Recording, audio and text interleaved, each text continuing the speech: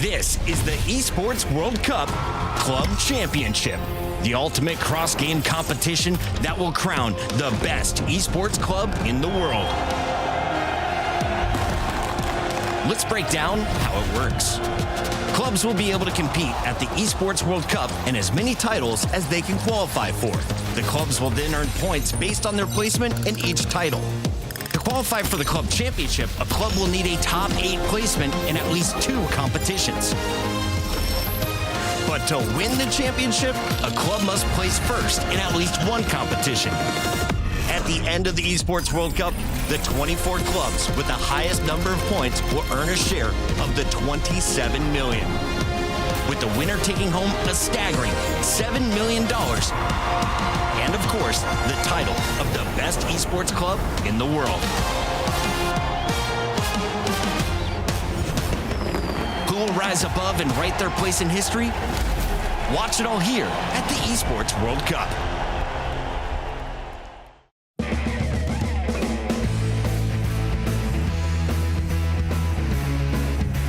我选汤德是因为我觉得，就我认知里面，汤德应该是推塔最快的英雄，尤其是满装的汤德，我想不到有比他更快的英雄。感觉第一波线就可以推完了。哇，出装很难啊，我感觉需要吸血，主要我要帮小兵扛一点伤害，不然没兵线就推不了塔了。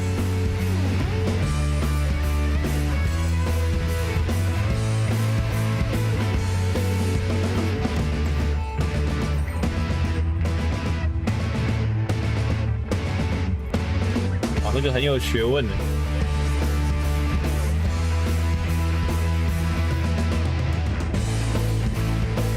啊，没事啊，冰箱还没出啊，挑菜。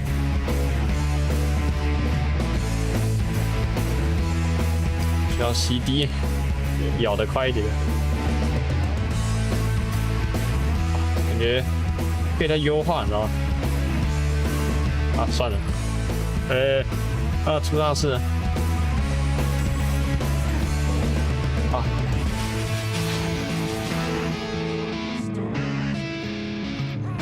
我要比冰剑还快。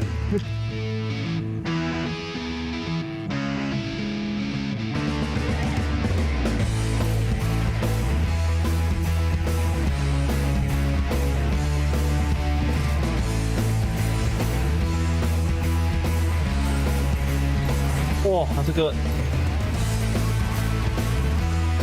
感觉冠军等级的。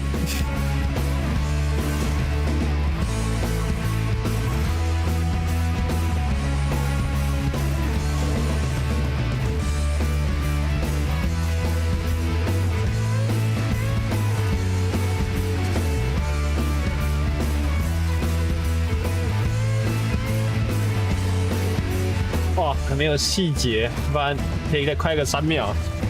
但我觉得已经很快了，第一波兵线都可以搞定了。哎呦，很快啊！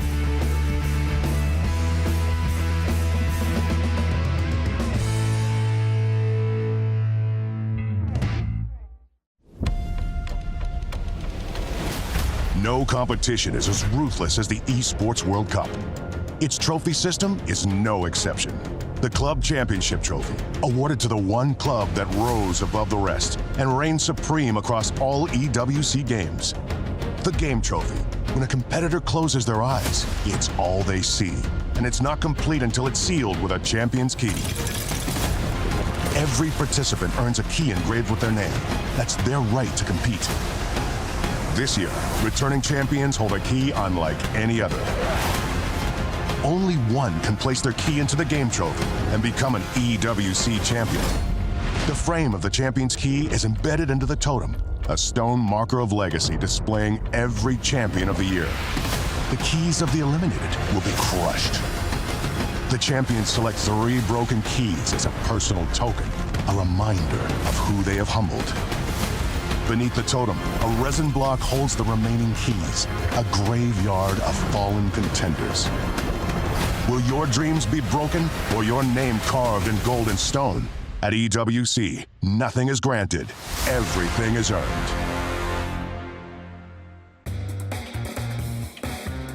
Welcome back to the 5-second rule. This time I've got some very jet lag guests with me. I've got Vulcan and Blabber. Gents, welcome. I know you've just gotten off a plane and you just joined us here.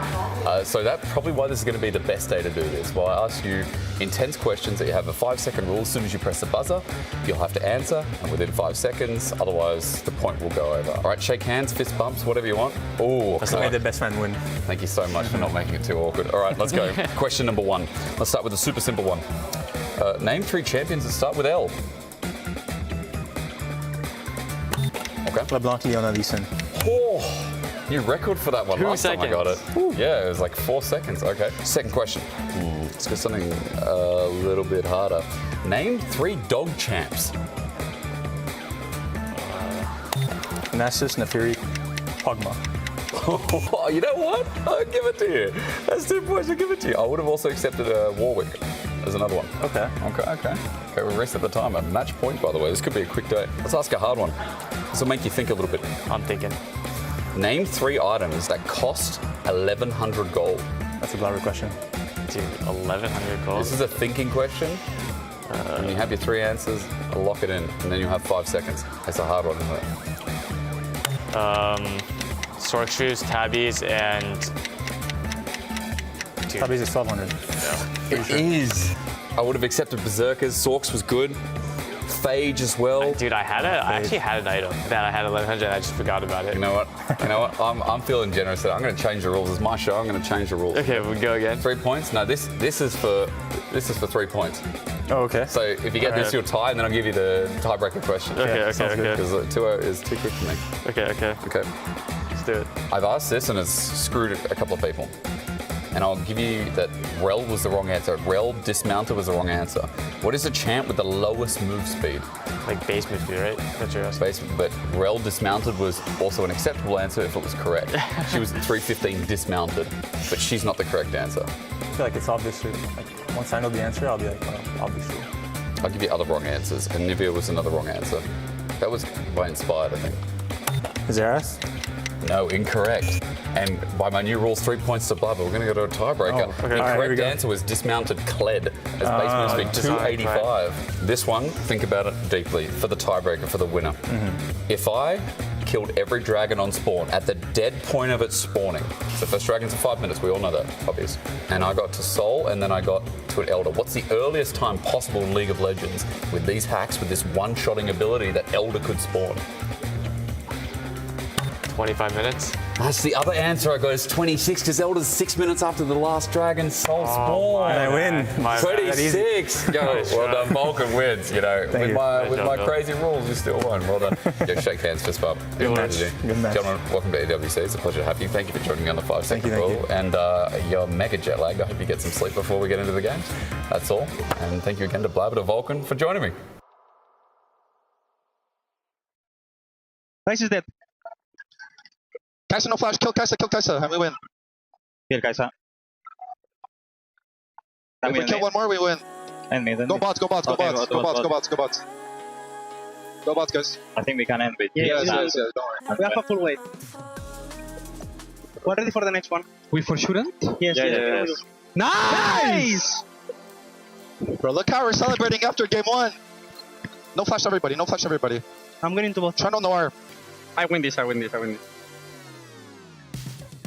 Everybody no flash. Rise no flash. W into Sofa. I will reach. Actually, maybe it's up soon, don't know. We'll see. It's not. I open top. We can go Drake. I'm doing Drake. I set the World Cup behind them. Okay. Can we walk up They here? see me, okay? Look on these two. I vault. Ulti one. me. I go Kai'Sa. Look on Rise, he's in the middle. Look. Kai'Sa no flash. Look. I go Kai'Sa. We win, by the way. Look Kai'Sa. No flash. I go Trundle. Trundle. Everybody no Only flash, I Trundle can think. Q in 3, 2. I'm going more. Rise here, okay? They're all no flash, okay? 알리 살짝 볼게. 알리 노플이긴 해. 알리 노플. 땅 끝. 나간. 봐줄게. 싸워도 노플인 것 볼만할 같은데? 것 같아. 노플이다 얘. 트윈 있다 여기.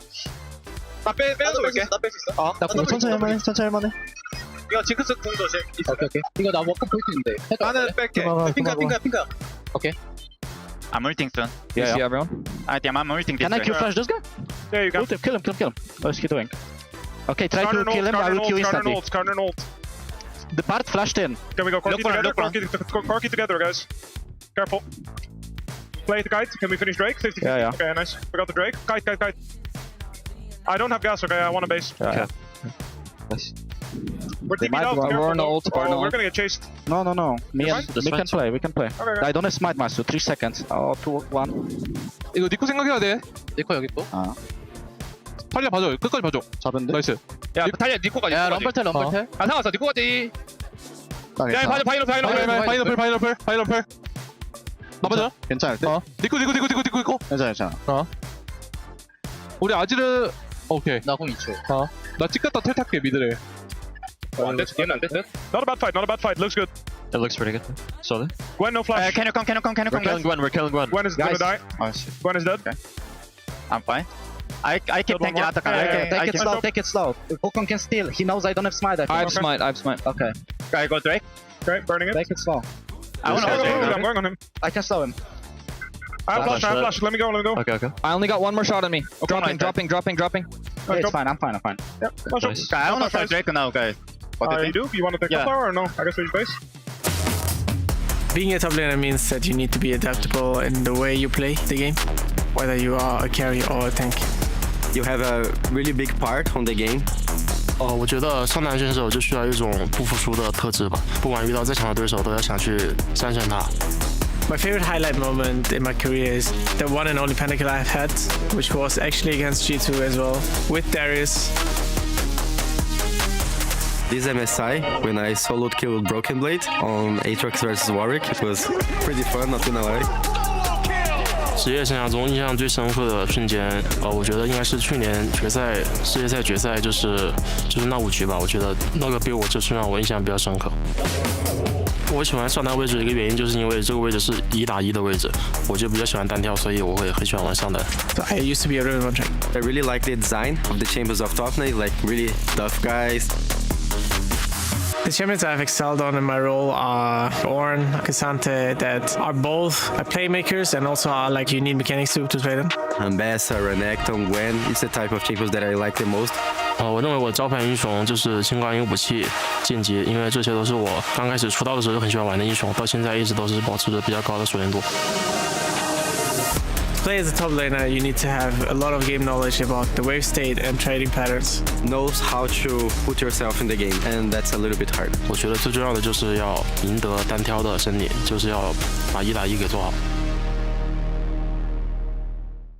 This morning, 4 teams woke up with a tremendous opportunity in front of them. The semi-finals of League of Legends at the Esports World Cup is today. And of course, you win, you get a shot at the ultimate opportunity, the grand finals, and a chance to become a legend. Who will take the throne tomorrow? The journey begins right now. I'm sorry, I've got to go. This is so hot.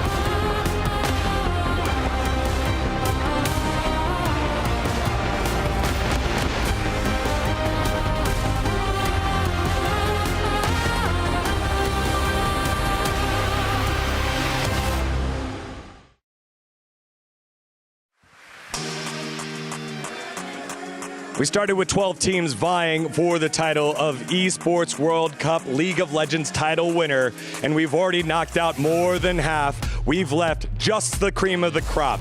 T1, the current reigning defending titleist. G2, the long-standing hope of Europe. AG.AL, the final hope of China, and Gen.G, the best team in the world. Only one can win. 2 dreams will be crushed for 1 grand finals. Welcome back, everyone. It is the Esports World Cup presenting League of Legends. Degon here alongside the full analyst desk. It's Finn, it's the Vald analyst, and it is Medios. Welcome, gentlemen. We are here at the semifinals. We are here finally. We are approaching the absolute bangers we have in front of us. 2 best of 3s today with just the best team, the best teams the world has to offer. I think we can expect some bloody games and a lot of maneuvers. Yeah, and we know that they're the best teams in the world based off of some of those top plays that we saw from yesterday as we take a look at the Kadia top plays from the quarterfinals. It was a very, very skirmish-heavy type day here, Valdez, as all the teams were just down to scrap and fight across the rift. Yeah, it felt like some of the favorites were getting ahead, and then they were saying, okay, we can do whatever we want. And then the teams that they were beating were like, well, we're not out of this yet. So it ended up being a lot of back-and-forth fights where you have the favorites that would maintain a lead, but just barely by a little bit for the majority of the games that we did have. As Boulevard bringing out his set, did have some big moments, also did have a bit of an oopsie a little bit later on, but like to see the set, like to see the new champs coming out here, especially for the best of 3s. Yeah, again, some big plays, unique picks, the set being one of them. Getting to see Guma on Ezreal and Kai'Sa. One of those was pretty good. The other one, I guess, trying to throw off the scent when it gets to draft later on in the semifinals. Again, best of 3 fearless for all the matches from here on out until the grand finals, which will be a best of 5, and we'll get to see the full prowess of fearless. Medios, as we take a look at some of the great moments from yesterday, I kind of wanted to get your thoughts on yesterday's matches. I thought the matches yesterday were a lot of fun to watch. It was kind of expected that Gen.G and T1 would win, but the question is just how dominant are they going to be? How well will the, contenders match up against them? And I was pretty impressed. Mkoy took a game off T1, and even though FlyQuest didn't manage to win a game, they were still really competitive in the games they played. And that gives me a lot of hope as a Western League of Legends enjoyer, because there's some years where that's not the case. Sometimes we just get straight up rolled, do nothing, and lose. I'm sure everyone watching has seen that too many times. So it's nice to see them put up a fight, and even if they don't win, they're getting closer. Yeah, we get to see the full range of emotions here and sounds with the Crunchyroll top reactions from yesterday's action. It was the first time that we got to see the Korean teams here, Finn. Any worries about them having too much time off and maybe being a little too cold in the tournament? Went to bed because they looked pretty good. Yeah, I'm a little bit worried for my boys at G2. They're going up against the MSI champions later today in Gen.G, and I feel like even when Gen.G looked a little bit like loose and shaky against FlyQuest, the moment like something happened that they could capitalize on, the insta was there, and then it was like every ounce of the team was just re-established, and they just got back into it so fast the moment they slipped up. So I feel like G2 needs to come into this game very cautious and really clean. Oh, and here's our key crushes from yesterday. Duro doing the damage there and feeling the full fury of the key crush. That one against FlyQuest, and then in our opposite match, it was T1 versus Mkoy that went a lot further. All 3 games a little bit scarier. Very, very stressful for the T1 fans around the world, but still a flair for entertaining, and you could see how much owner was excited to do this here, Valdez. He had a big grin on his face as he was pulling it down, pulling the lever down, and the key crush came in. Some of the key crushes this year are just violent, as you could tell. Whoa is his reaction. It's kind of next level here in 2025. And it's really cool to see our teams doing well. All right, time for our daily Aramco Power Rankings, as we have 3 favorites at the top in T1, Gen.G, and AG.AL. and I hope you guys like this one at home. G2 Esports tier. It's What is that? G2 Esports tier. I see 4 favorites. What is this? Put them up there. Why are they down there? What? No, but it's named correctly. Like, that's the tier for G2 Esports. That's where they belong, right? But they're not a favorite. It seems a little biased. Yeah, I guess it could have been the T1 tier and then favorites because it was defending titleists, and then the G2 tier. What do you think, Finn?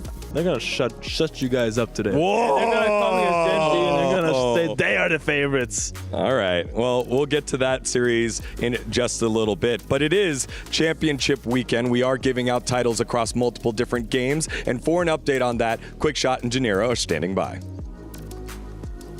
I'm Ginny, and last week we crowned 4 champions across 4 titles here at EWC. And with week 2 coming up, we figured it's important to keep you up to date in the club championship race. I'm Quickshot, and this is your update.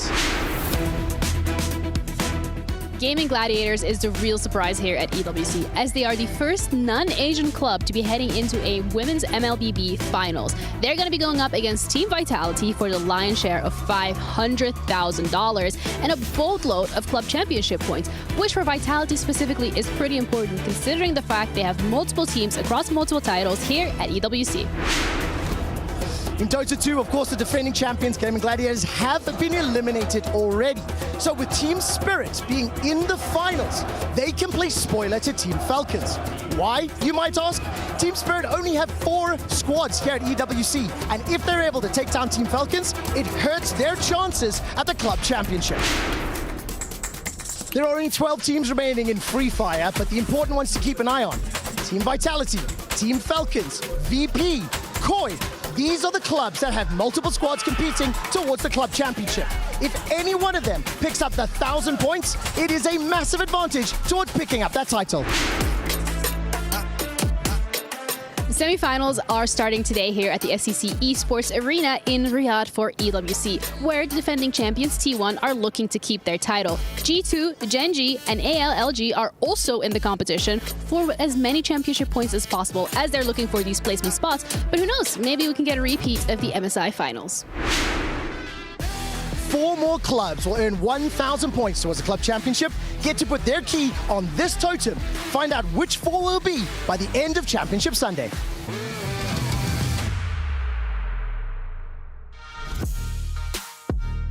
Thank you very much, y'all. Great to see y'all by the totem and giving us the update from around the Boulevard. It is championship weekend, week 2, as Mobile Legends Bang Bang Women's Invitational will be crowning their titleist Gaming Gladiators. That's such a good story. Last year, they were the champs of Dota 2. Not so much this time, but Dota 2 will be crowning a new game titleist here. And then Free Fire, and as well as the best esport in the world, League of Legends, doing it on Sunday for our very own grand finals. Let's take a look at the club championship rankings update presented by STC, as it is Falcons, who weren't on the mark in week 1, but now find themselves getting the top rank there, as they are the defending Esports World Cup club champion. 1,300 points here. Team Vitality at 1,250. Gen.G 1,100 and climbing based off how this League of Legends squad does.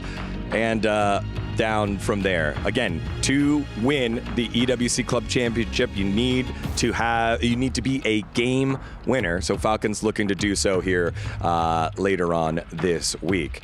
Man. Lots of different games, lots of different titles, but now let's zone in our focus to League of Legends. That's why we're all here. We've got ourselves some of the biggest names across League over the last decade, and they will do battle. It is T1, Gen.G, AG.AL, and G2 as we take a look at today's schedule. It all starts off with the defending titleists going up against the reigning LPL champion, T1 versus AG.AL. Then it is the former kings of Europe trying to reclaim their crown, G2 Esports, up against the best team in the world, the back-to-back reigning MSI champions, Gen.G Esports, coming off of a 25 series win streak and looking to progress that even further.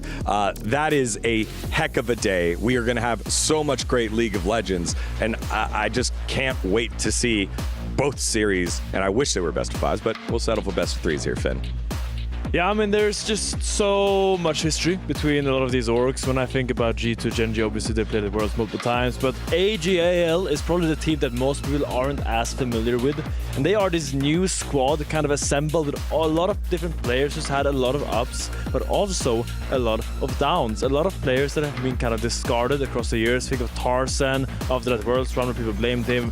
Flandre was out of the league and people kind of saw him as someone that kind of was getting carried that 2021 World Championship, but I don't think that is necessarily true.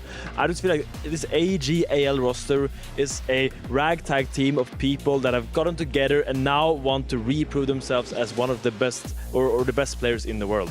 Yeah, and I love that because that is our S&B match of the day. It is AG.AL versus T1. That is where the focus is going to be for our first series of the day here, Valdez. Yeah, I think this makes a lot of sense because this was a 5-gamer over at MSI, and this could have gone the way of AG.AL over there. It was a very close series that they had in essentially the lower bracket final right before they had that opportunity to make it into the final, which T1 did. But you know, you were talking about AG.AL. They're kind of a ragtag group. T1 has been this solid group of guys, obviously with a new addition of Doran coming in. So people were very much questioning what was the roster going to do when Doran came in. And ever since it's been these big stakes matches, the pressure on Doran has really stepped it up.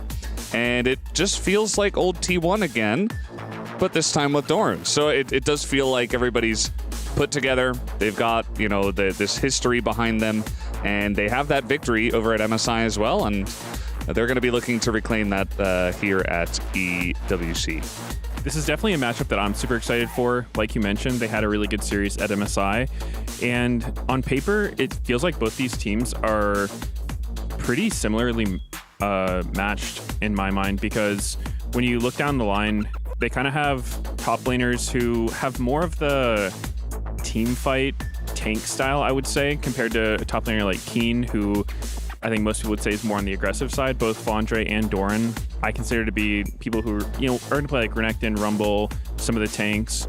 Granted, they can play the other stuff, but it seems like they are most comfortable and do best on more of the defensive stuff. And then I think Tarzan versus Owner is one of the best jungle matchups. Definitely, I would put them both top 3 junglers in the world, up there with Canyon. So anytime you get a matchup like that, it's going to be great. And then, of course, Shanks versus Faker. It's kind of like this. Shanks is an up-and-comer in the international scene, but he's been trying for a really long time. Yeah. He was part of some really unsuccessful rosters, but he never gave up, kept trying, and he's been doing really well lately. So I think there's just a lot of cool storylines, on top of the fact that you have Gen.G and T1 both giving AG.AL a lot of credit from scrimming them, speaking highly of them. So yeah, I think it's just gonna be a great match. Yeah, had success against Zeka earlier in the tournament in that best of 3, knocking out Hanwha Life Esports, as the teams are now on site. Thanks to our friends over at Jamil Motorsports. There it is, the reigning title defenders. They made their debut yesterday and made it with a little bit of style, had a little bit of fun gaming, but gave the fans what they wanted, a 3-game series and a victory. Looking to have some fun and a victory of their own right is AG.AL, the combination between all gamers and anyone's legends. Same team, same squad, looking to do something different to T1 than what happened over at MSI. Again, thanks to our friends over at Jamil Motorsport. Need to make a deal? Grab the wheel. Head on over to Jamil. Thank you, Jamil Motorsport. Let's take a look at AG.AL first, the reigning LPL champions, 1 game away from the upset over at MSI. We talked a little bit about Shanks in the mid lane here, Medios, but I think if you look up and down this roster, you have just so much talent and so much fire to prove they can get over the hump here, as it is now just a talking point of, hey, where is the LPL squad that is going to topple the demon that is T1 and get glory back to Chinese League of Legends? I definitely have my eye on the solo lanes for AG.AL, because I think the jungle matchup will be pretty close. I think both Tarzan and Owner will do really well, but to me the biggest question mark is how Doran versus Flandre is going to go, and then Shanks versus Faker, because I think those matchups are the most likely to be lopsided. I don't really favor one side or the other, but it seems like they'll be pretty volatile. Yeah, one of the strengths here though, Finn, Tarzan in the jungle, finally getting his first LPL title. He'll be standing by in just a second here with Tarzan, but I wanted to get your thoughts here on his gameplay. I mean, he has just been around for so long. Obviously, he skyrocketed onto the scene with that 2019 Griffin roster, followed by that 2020 really tough split in Griffin, where they, if I remember correctly, ended up 8th or 9th place in the LCK. But he's had slowly been clawing back into the top, and now he is standing supreme at the top of the Chinese League of Legends scene. And here, as we go over a little bit of this fight, just look at the Trundle here and look at the Xin Zhao. Look at how they are skirmishing here around this dragon. The roar is bouncing around, but I feel like he's just been so clutch lately, securing so many objectives, being so strong in these fights. Whenever I see him play, he randomly is like 4-0 at like 15 minutes, has 2 components over the enemy jungler, and any fight he takes just looks like it's a winning fight. Yeah, I mean, he's just really reliable, and we're looking at a lot of the clips of how AG.AL were able to win fights up against an extremely strong team, even in Hamalife Esports. You know, the smites were good.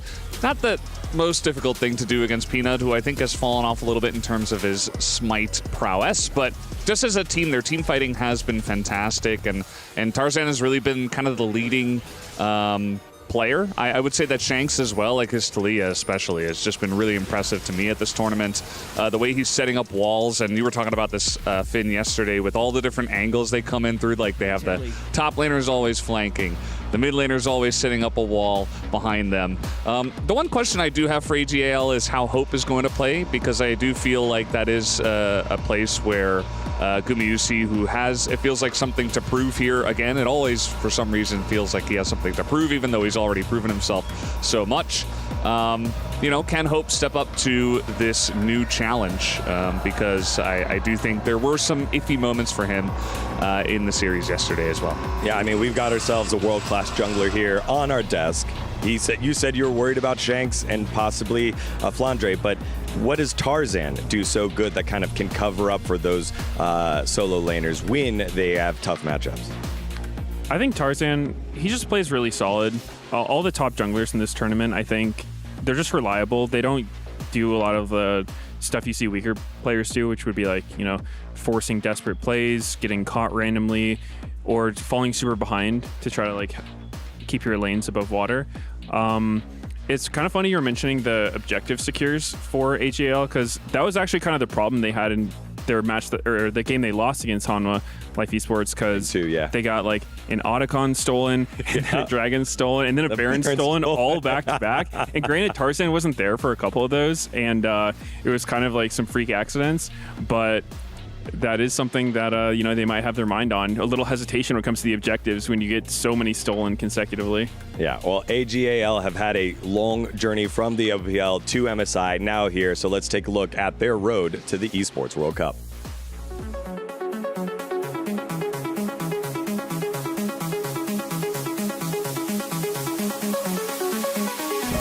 首先，这次 EWC 队我也是第一次来到参加比赛嘛，所以很期待，然后希望多学一下吧。我最近打比赛心态的话，就是不管输赢，就管好每把的游戏吧，然后就享受每把的舞台吧。我觉得无畏征召模式的话，对我们战队来说应该是好的，因为我们战队不管是战术还是用池，我觉得都是非常深的，然后就是有很多套战术吧。首先就是来到 EWC， 就是首先就是比较开心嘛，然后这个地方我之前也没有来过，就也很想体验一下这边的风土人情，还有吃的之类的。然后希望的话就是希望我们 AG.AL 都拿到一个好的名次吧。我觉得国内的比赛和国外比赛最大的区别就是国内只要做好自己的训练，然后国外的话不有时差的影响，还有饮食或者是训练环境，也有自身状态的，就是需要调整好自身的状态吧。我觉得来这次 EWC 我们的目标肯定是冠军，但是就是首先跟几和 T1 我们也交手过，他们也是非常强的战队吧，我觉得他们也是只要怎么说？就是我们都是2比3输给他们，我们也是有机会赢下他们的，然后我们也会努力去做好吧。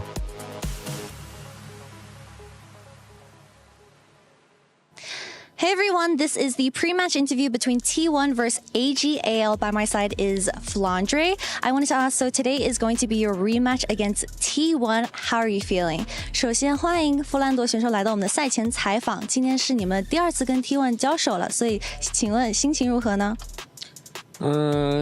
这一次能够再次交手，心情还是非常不错吧。因为我们上一次是输给了 T1 嘛，所以希望今天能够有机会赢下来。I'm feeling very excited that we are able to have a rematch against T1, and especially last time we weren't able to win, so hopefully we are able to take the victory this series. 然后，其实你们上次打的是韩华，是2比1的胜利拿下了那场比赛，所以可不可以跟选手们还有我们的粉丝们分享一下你对你自己的评价如何呢？评价的话，我觉得上一次对阵韩华的比赛我发挥的算还行吧，所以我希望今天也能够继续保持。For the series against Hanwha Life, I was quite happy with my performance, and hopefully I can continue my performance going into today. 谢谢弗兰多选手来到我们赛前采访，然后加油 ！Thank you so much for your interview, Flandre, and best of luck. Flandre is such a storied player. I feel like he's been here for so long, but internationally he has like popped up his head here and there, like popped up the head, won at EDG 2021, and now he's once again at the top. And I feel like he kind of spearheaded this kind of identity that we recognize AG.AL with, which is this really emphasis on team fights. Every single thing this team does, it is as a team, and Flandre is so willing to really lead into this identity.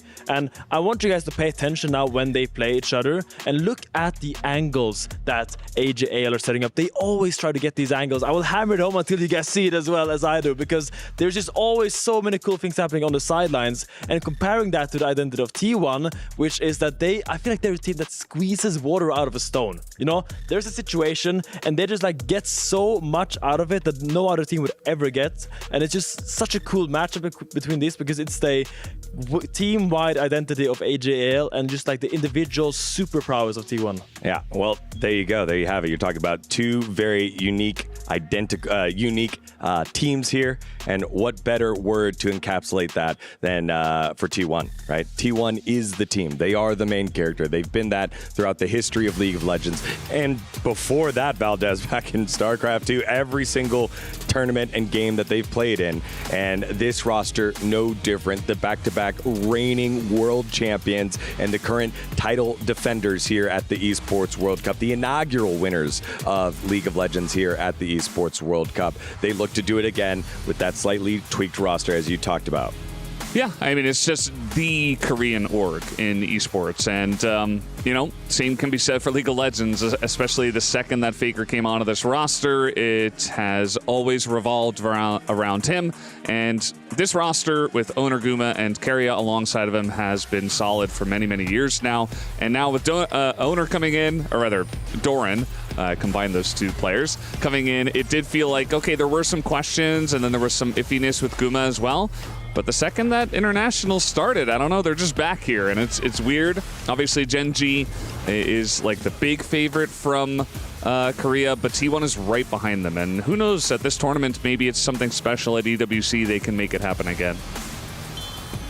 I just love watching T1 play, but I always tell people that I don't know how much you can learn if you're another pro team from watching T1, just because the way they play is so unique, and it feels like, kind of like Finn said, they just squeeze water out of a rock. They do stuff that doesn't make any sense. You look at their setup for a fight and you think, oh, this looks really bad for them, and then somehow they just make it work.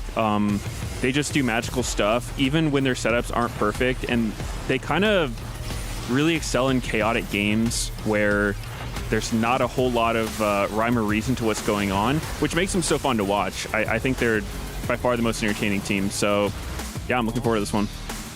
Yeah, it's like when I was a pro player and I was analyzing T1 games for my own improvement, it was like I had to rewatch a team fight 7-8 times, because every time I rewatched the fight, I saw a new thing that someone did. It was like so cool, but it's like this micro little step. And here we see the head-to-head between the the matchup I think most people are excited about. Owner versus Tarzan, two incredibly talented Korean junglers that have accomplished so much on the world stage. Yeah, I mean, you'd still be playing if you had one of those junglers right there, making top lane super, super easy. Right. But that is going to be one of our, I believe in you. That's going to be one of our key head-to-heads here, but you go up and down this one. You can pick a lane. You can pick a matchup. It's going to be brilliant. 1 minute before we head on over to stage. So, Medios, let's start with you. What do you think is going to happen here? I am going to predict T1 because it's an international tournament. They beat him last time, and while I don't think it's going to be super one-sided, I just don't see T1 losing. All right, the Valve analyst, yeah, you know. What do you guys think? What is my prediction here? Is it 2-0 or 2-1? Yeah, I do think that T1 will win. I do think something special. I don't know, it's just the T1 effect. When they get in internationals, when they get on the big stage, they can handle the pressure more than any other team, including AG.AL, just like last time at MSI. I think they do it again. Finn, final thoughts, quick. I'm gonna have to go step aside and say AG.AL has learned from their MSI defeat, and they're gonna come in here very hungry, and they want to prove that they are better. Well, when T1 plays, the world stops and watches. They will do battle against their new nemesis. It is AG.AL and T1 for a spot in the grand finals.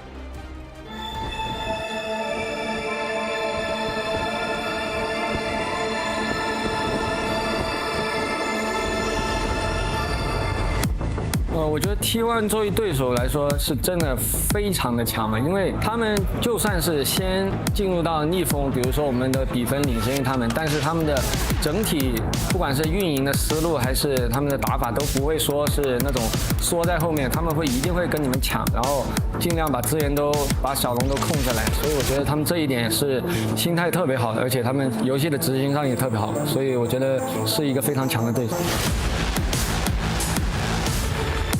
일단 아직 팀적으로 분위기나 컨디션이 완벽하진 않다고 생각되고요. 그래도 이긴 거에 의미를 두고 AL전을 잘 준비하면 될 거라고 생각하고 있습니다. MSI 때 맛부터 봤기 때문에 되게 한타 팀파이트를 잘하는 팀이라고 생각하고요. 그리고 뭐 언제든 이번에 우승했던 젠지라든지 또 준우승했던 저희도 이길 수 있는 강한 팀이라고 생각하고 있습니다. 我觉得要打败 T1 的话，首先要做到的是我们前期资源团的那些策略一定要做好，就哪些小龙、哪些草丛能控，能跟他们对战，要放，这样我们一定要把这个想好。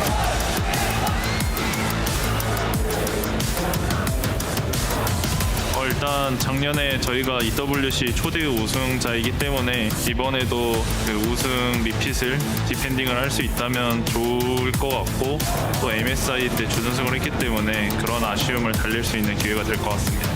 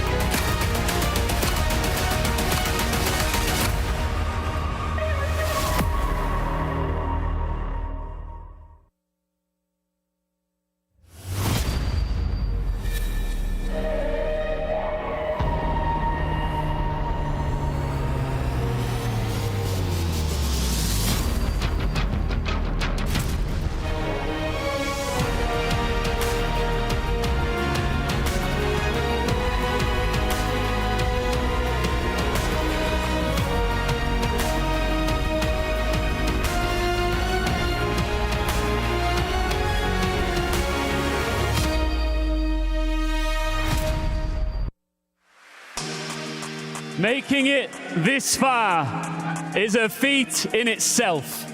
Make it to tomorrow, you get the chance to fight for the right to be called best in the world. Let's talk numbers. 12 teams have landed in Riyadh. Only 4 remains from 3 different regions.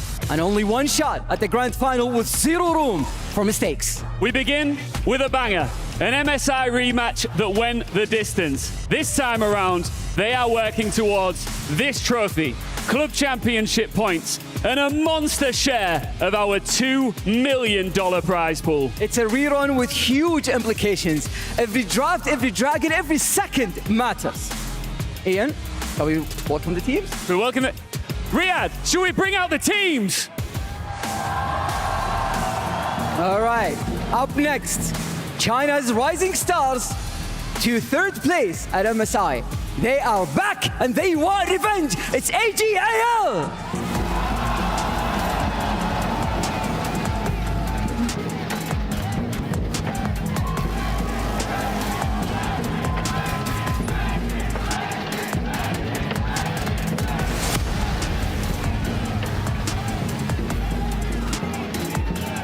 Their opponents, a global dynasty chasing another shot at glory, led by the greatest to ever do it, T1!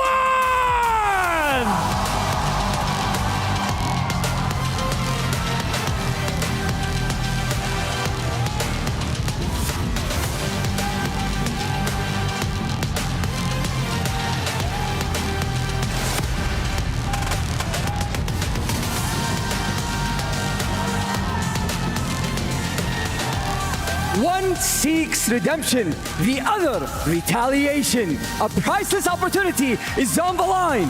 Let's begin.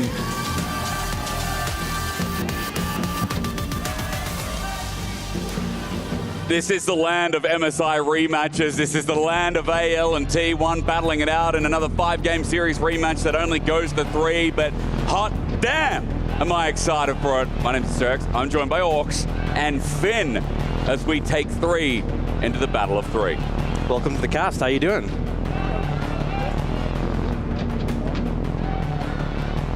And I am excited because I could not have wished for a better game than this. Hell yeah. Yeah, I mean, this one looking to be a banger. It went to 5 games at MSI, and that was obviously super hype. And I think AG.AL, unfortunately, despite getting super close, didn't manage to get a series win over the LCK teams at MSI. Now looking for that opportunity again. It does feel like AL showed us a lot. It felt like AL showed the improvement over the tournament, and as we got into that 5-game series, we got to the end, T1, the clutch factor came out. Every single international, bar that grand final, it feels like we always see T1, when it matters most, they cross the finish line. And it is this thing that people say about T1 is that they are the best team in the world at improving. And there was an LPL coach, I remember, that said, every team enters an international tournament with their own problems, and the team that wins it is the one that fixes those problems. And I feel like this is the story of T1. No matter what issues they face before an international, the moment they get there, it's like they all really find those compromises, they find that middle ground, and they really work out how they want to play the game, and that's why they are so successful. I think it's also because, you know, the longer the tournament goes as well, obviously they've got that experience in problem solving, and it's been said, you know, over MSI, as a shorter tournament, people were worried about how they were going to improve and adapt. EWC is an even shorter tournament. It only goes for the period of 5-6 days. Like, we're not even into a week. And T1 now have to adapt against the next strongest team in the tournament outside of Gen.G. I will say, though, because it is the same patch as MSI, you know, allows that continuation of figuring out and adjusting on what champions are working best for them, what champions they think are higher priority. We've seen picks like, you know, the TF, the Callisto Renata, which were super high priority in MSI, really fall to the wayside and just not really work out for a lot of teams. Yeah, curious as we get into drafts here what kind of approach these teams get. We see a lot of the skirmish heavy jungler bans being taken out. Pantheon, Varus have been the main 2 bans on red side that we see almost every single game. And now it's where it gets a little bit more open. You can look for the Xin Shao, the Auroras, the Yones. That's where they kind of increase in priority, and we're going to have to see what AL really prioritizes because they have an open book right now. Interesting because neither Talia or Azir getting a look in so far. We've often seen sometimes them traded in terms of bans, or if not, then one picked, one banned away. They could end up seeing an early Azir pickup traded off with the Talia, or the Talia traded with the Azir. You know, often in the LCK, we'd see people favoring the Talia into the Azir in terms of that matchup. The Talia actually banned away, so you know, I know Faker would love to have that Azir without the Talia to match it, and so Shank's definitely going to deny it. It's great because, again, you respect Shanks on Talia, great champion for him. You respect the mid-jungle prowess of anyone's legend. But the takeaway means in Fearless, there is no more Azir left in the series, and for T1, their response seems to be solo laners here with a blind Gwen and the Annie to match. Yeah, and his Anne is very telling that you really want something in the jungle that wants to create these skirmishes that Annie can facilitate. I'm thinking the Xin Zhao, I'm thinking the Wukong especially. I think all those are great options here as we see the Lucian Braum being picked up for AL, dropping that top lane pick and allowing that Gwen to actually maybe set up a few bans to really secure that line pick. Yeah, it really makes things a bit more difficult for Flandre, but I do understand it because to me, I think Lucian is one of Hope's signature picks. I think he's had so many phenomenal performances on it. Yep. But it does mean, now T1 have the opportunity to ban away some of these top lane picks you'd expect to see into the Gwen. The Rumble is one of those that is still open and available. The Wukong is picked up and secured though, and this does make it a little bit tricky for that Lucian who is so short range. Yeah, but I also feel like Gwen, she's kind of fine into anything. You could really just target the jungle pool here as well, because you already see the Lucian Braum. You could just target out because there's already the Vi ban, there's already the Pantheon ban, and you pick the Wukong yourself. If you take out the Xin Zhao, suddenly all those bruiser junglers that has been the meta for so long in the Asian regions are now out. And now you really get into either those tank junglers that work in tandem with Azir, or you gotta dig deep into your pool for looking for something like a Poppy. Yeah, I think maybe Trundle, the last one remaining. That's one of the higher prio AD junglers. There's obviously still like a decent pool available in terms of those Skana, Sejuani, yeah, but you go down a bit, right? Those AD bruisers have been really high priority, especially the ones who utilize the Sundered Sky. The item is just so strong right now and has so much value. Poppy going to be the one taken away. So the Rakan banned out something really good into the Braum, and also Guma Carrier really confident on the Zyra Rakan. Played that in the Road to MSI finals and had such a good performance. The Nico taken away, one of the most played for Carrier. Yeah. Looks like Guma just going to pick up the Jhin. Strong lane and a pick he is very comfortable on. Yeah, now we see what Flandre wants into the Gwen. Obviously, he's played a lot of different champions across his career. Rumble's still up and available. Yorick's still up and available, and the Jax. There's so many champions here he can choose between. Aurora we've seen a bit. I don't think it's that good into the Gwen necessarily, but my eyes are on Tarzan here, because I don't really feel like Trundle makes that much sense into the comp of T1, because he's going to have to walk up and really rely on his pillar. Sure. And if he just gets Annie ulted and Wukong ulted, I feel like he gets just one shot before he really gets his ult off, so it can be quite hard to contest. I would be looking for something like a tank here more, but with Aurora, probably not going to happen. What tank hits mine? Skana, Sedge. They're thinking no, they want some follow-up. There's not anything that really attaches to the Nocturne, but I've seen Nocturne Aurora a lot over the start of this year. I know you don't like the Trundle Finn. I guess they're just thinking, well, that's the best option available. Yeah, and I think the moment you lock in that Aurora, that is when you really need that skirmish-heavy jungler, and that is the only real option left here. Sure, you would probably prefer another AD jungler, but they're so targeted. All the AD junglers are out, and this is the only one that fits that category of champion. So even if it's not the best individual champion for the game, it is the only champion that fits that the persona that they really want to fill in the jungle department. Okay. Do you see Carrier considering the Rel as an option? And I think works pretty effectively with the team. A lot of engage options already, but just feels like a really solid engage composition. They have the follow-up from the Jhin. They also have the Gwen, who's obviously going to provide that consistent damage. I feel like, honestly, the Azir is a really strong pick, but overall, the cohesiveness of the comp from T1 feels really good. I think, for me, the Lucian really needs to get going to have an impact, because if you start to fall behind, I mean, it's so hard to function in the 5v5 as a short-range AD carry into so many threats that challenge a short-range pick.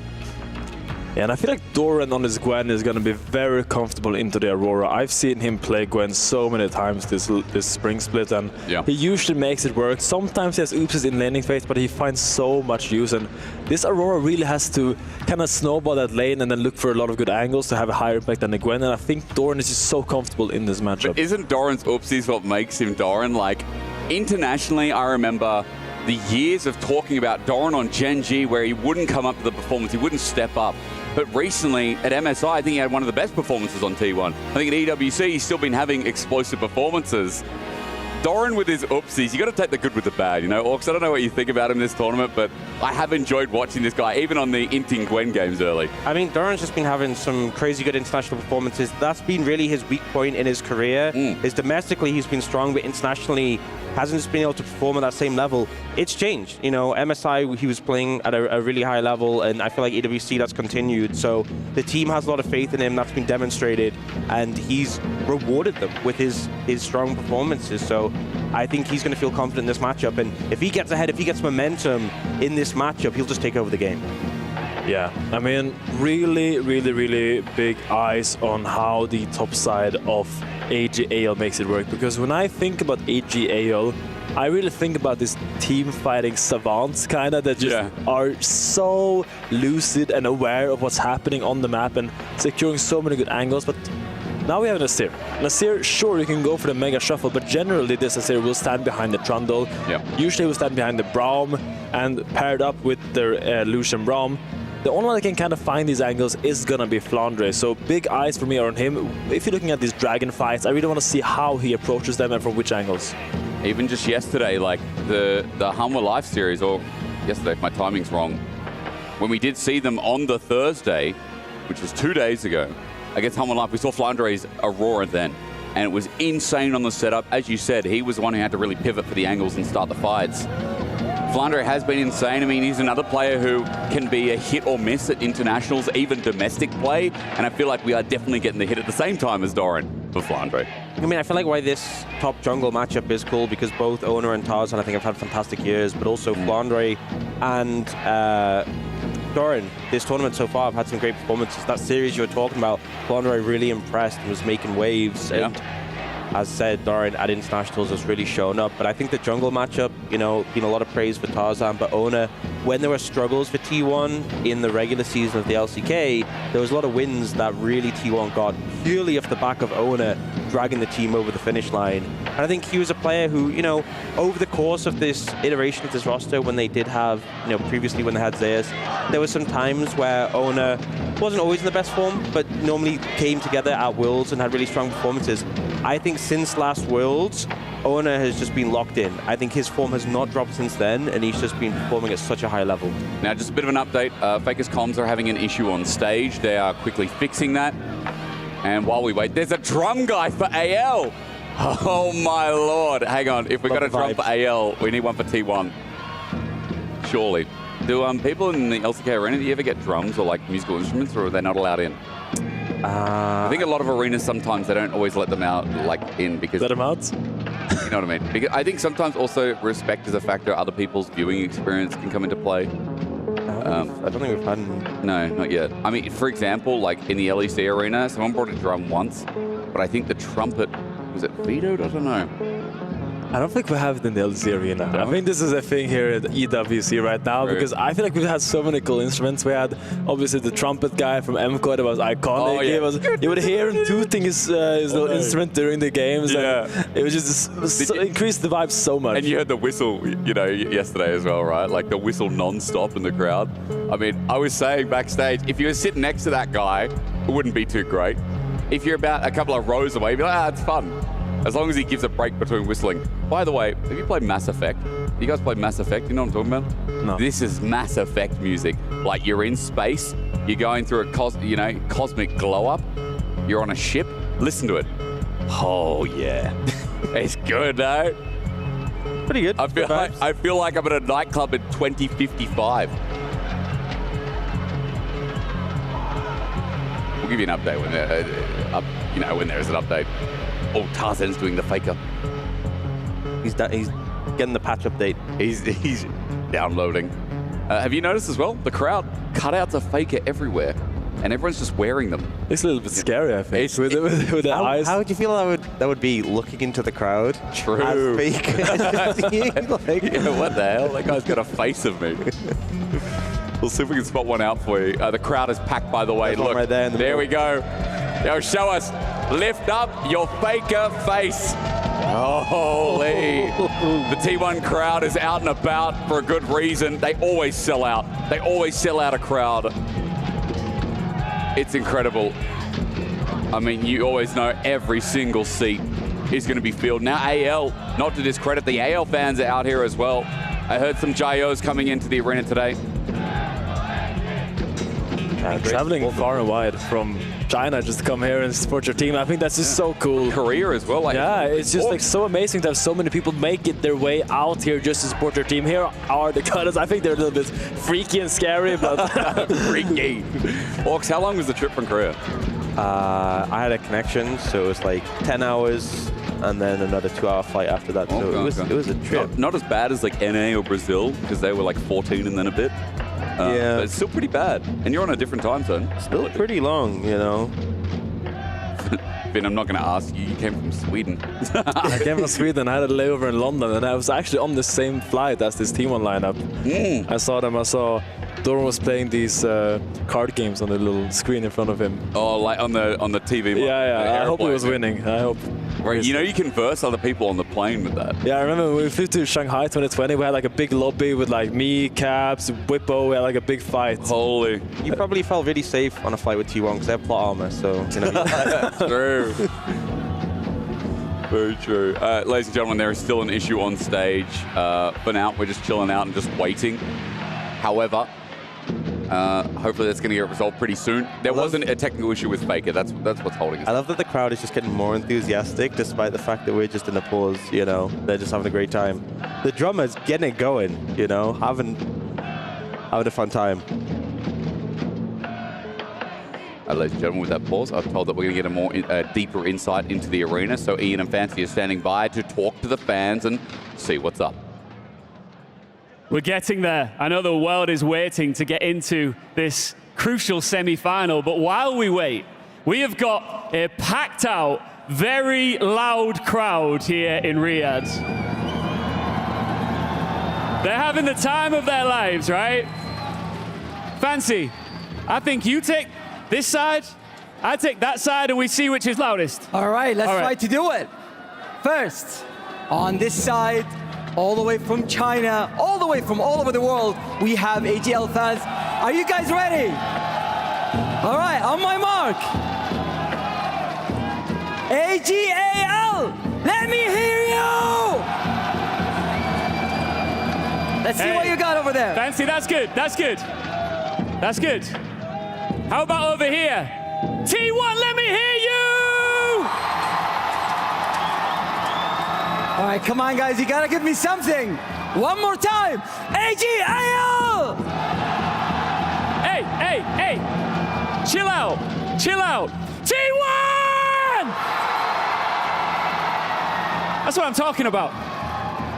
Hold on. One more idea, because it's loud in here. It's the loudest it's been since we got here. All together. 3, 2, 1. Make some noise! The crowd is electric right here in the arena. There's so much on the line. This is not a warm-up. This is the Esports World Cup at League of Legends. So let's head into the casters and jump into the game.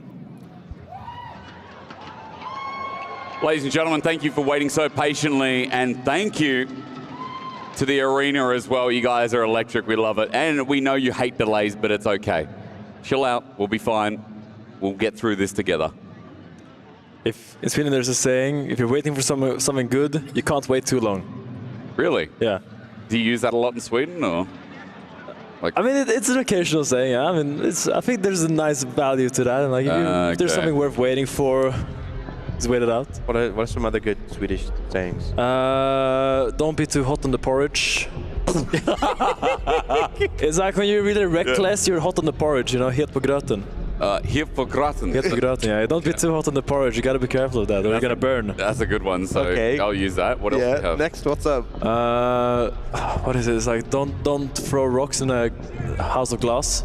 Okay, that's normal. Well, yeah. You know, that's universal. Come crashing down, yeah. There's like an area in Sweden that's like known for making a lot of butter. Okay. And there's like a saying that's like, yeah, I wouldn't do that even for all the butter in Småland. And that's a lot of butter. There's like a substantial amount of butter that I wouldn't do that task for. Wow. I wouldn't have to wait for any more butter. And ladies and gentlemen, we're about to go into game, and we are solved the issue. Thank you for waiting. T1 versus anyone's legend can finally commence. We have waited long enough to get into our MSI lower final rematch. With the Hanadu sets in the arena, I'm sure, that are there, and the Gyos will get into the LCK versus the LPL one more time.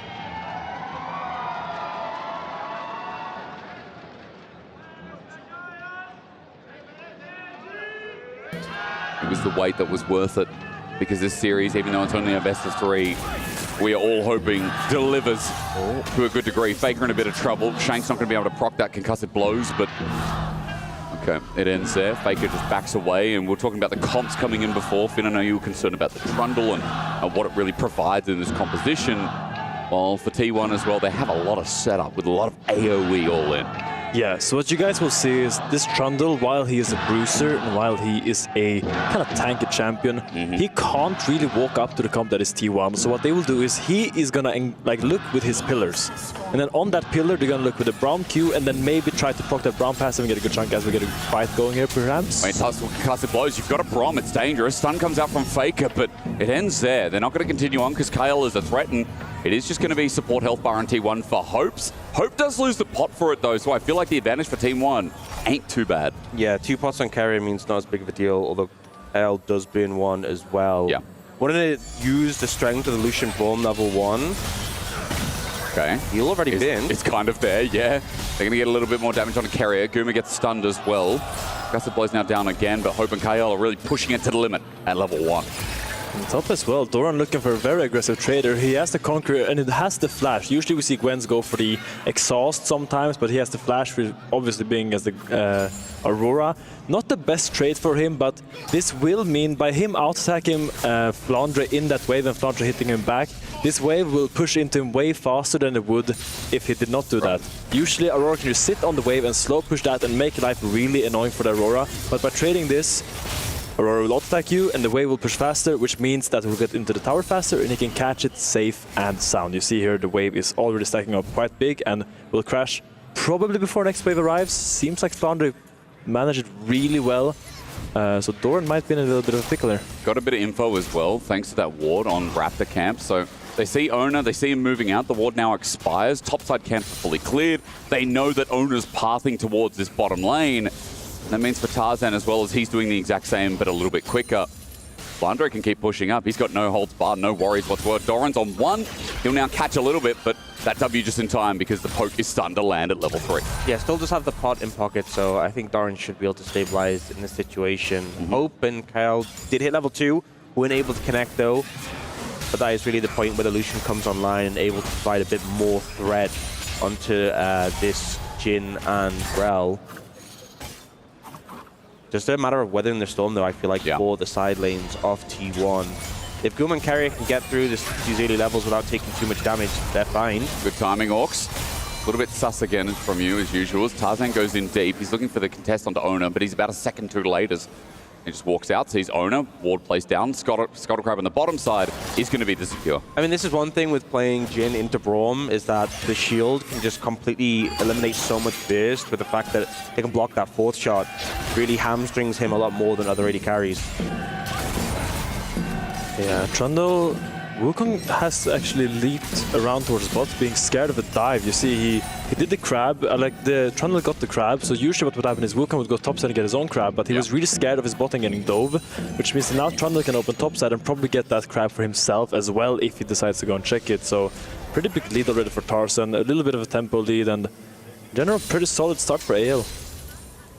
Like a lot of the time Trundle's like that as well though, right? Like single target camps he blitzes through. I'm going to pause on that note. Doran is getting fried. There's the electrocute as we expect, and Finn, the wave, a dream I think for Flandre right now. Doran trying to get the push in, but it's held off nicely. 5 minions to play with in top as the swap comes through. Yeah, we see the swap coming out from Guma. He was a bit low on HP, but it's matched by AL, and I think this is a good move from them. Obviously, having the matched lanes is pretty important considering how these side lane matchups have been going. So the fact that they managed to time it to perfectly match the swap is pretty ideal. Yeah, now I think Doran has gotten through the worst part of the matchup. Faker dodges that, and now he will start actually to be able to trade back into this Aurora. Those first levels is really where you're just getting bullied. Every time you want to get a minion, you will be getting hit, you will be getting casted spell on. As we see Gumushu fighting a little bit. But yeah, in general, now you're going to see Doran be able to contest Flandre a little bit better and hopefully make that laning a little bit easier, because he's a little bit behind the CS, but I reckon he'll be able to catch that back up rather soon. Not as bad as some of the Aurora matchups we've seen so far in the tournament. I can't remember, gents, which game it was. Maybe it was the FlyQuest series, I think, where Whippo was on Rumble. The Rumble, yeah. And that was Keen on the other side. Yeah, that one was rough. that was domination. How do you feel about ranged top laners, Finn? Just, Come on, Finn. I need to keep this broadcast friendly, right? So I will just say that I don't really enjoy their presence in my top lane. But in general, I think Keen is by far the scariest range top laner at this tournament. I feel like he just has such good knowledge about how minion aggro works. Like, he always controls the wave so well, and it's just so hard to get any sort of minions when you're playing against him. You're getting hit every single time you go for a melee minion, and when he crashes that big wave that is stacking, he's just gonna make your life a living hell. Well, we always like hell as living forward to Flandre, who now hits level 6. The wave, as you said, slow pushing for now, and Dragon spawn, so eyes on that as timers top left don't look too great, guys. That seems like my League of Legends experience. I don't know what time it is in the Rift, as we've stopped at 5:57, but look, we'll look on the minimap for you. Dragon's up at the very least. 6:30 is now where we're at, as AL are bringing Tarzan to top. This is a gank attempt for KAL. Need to get the permafrost and down onto Kerry with a flash out with the pillar slow. Kerry in trouble, but now the new target onto Guma. He flashes, but he's chomped down. No AD to work with, and a first blood granted over to Hope. Yeah, I feel like the pillar not ideal from Tarzan, a little late to catch Kerry out, but no cleanse on Guma means even with the flash, the follow-up is there, able to pick up that kill. The trade-off, though, is that Owner will take the Dragon on the bottom side of the map. A little bit greedy by the T1 bot lane here, as Kerry is looking for Trundle. Behind him, slowing He's down. For a mano-a-mano here at the red buff. It might actually slow down the red buff completely. There's no Wukong. While Dragon's being done, Guma's walking up. Look at the Rel W into the Jin W. That would be the combo, and then I think Fair could be able to move up. So he defends the red buff, actually. Well done. Really well done by Kerry. But I was going to say, a little bit greedy by the T1 bot lane there. They were getting the Dragon uncontested. Sure, the wave was a little bit frozen, but I think you can hold out for about 30 seconds, farm with Jin W, and just play safe until your junglers are to bail you out. But really good punish by AL, and gets the first blood going. Yeah, I think one of those situations where when Owner is getting the Dragon for free on the other side of the map, really no reason for T1 to be playing so aggressive. We talked about how important bot lane was in this game. Hope with the early lead has gotten Caulfields and a pickaxe here, so pure damage output here as he now hits level 6 as well. Culling is going to be up and available, as for now, Shanks is actually managing Gumayushi in the side lane. They've just sat mid, and Hope and KAL are not moving, while Tarzan on the move to grub. Shake your bushes, guys. Shake Tarzan walks over pink, and so does Owner. Those pinks are going to stay there forever. You see that pink Owner walks through, Tarzan as well. Big mistake some pro players like to have. They really like to walk through objectives fast, but you got to shake those bushes, clear those pink wards, otherwise they stay around for so long, and this provides so much information. Look at Kerry out. They see so much from this pink ward. I don't know who put it, but that guy is the MVP. Did Tarzan do it as he went deep for the red buff? I assume so. He was the one who was closest. Oi! Look at that pink ward value. It's huge. Is Kerry gonna see it? Nah, he's going back. Oh my lord. Okay, that's going to be there for another couple of minutes. Grub like also taken.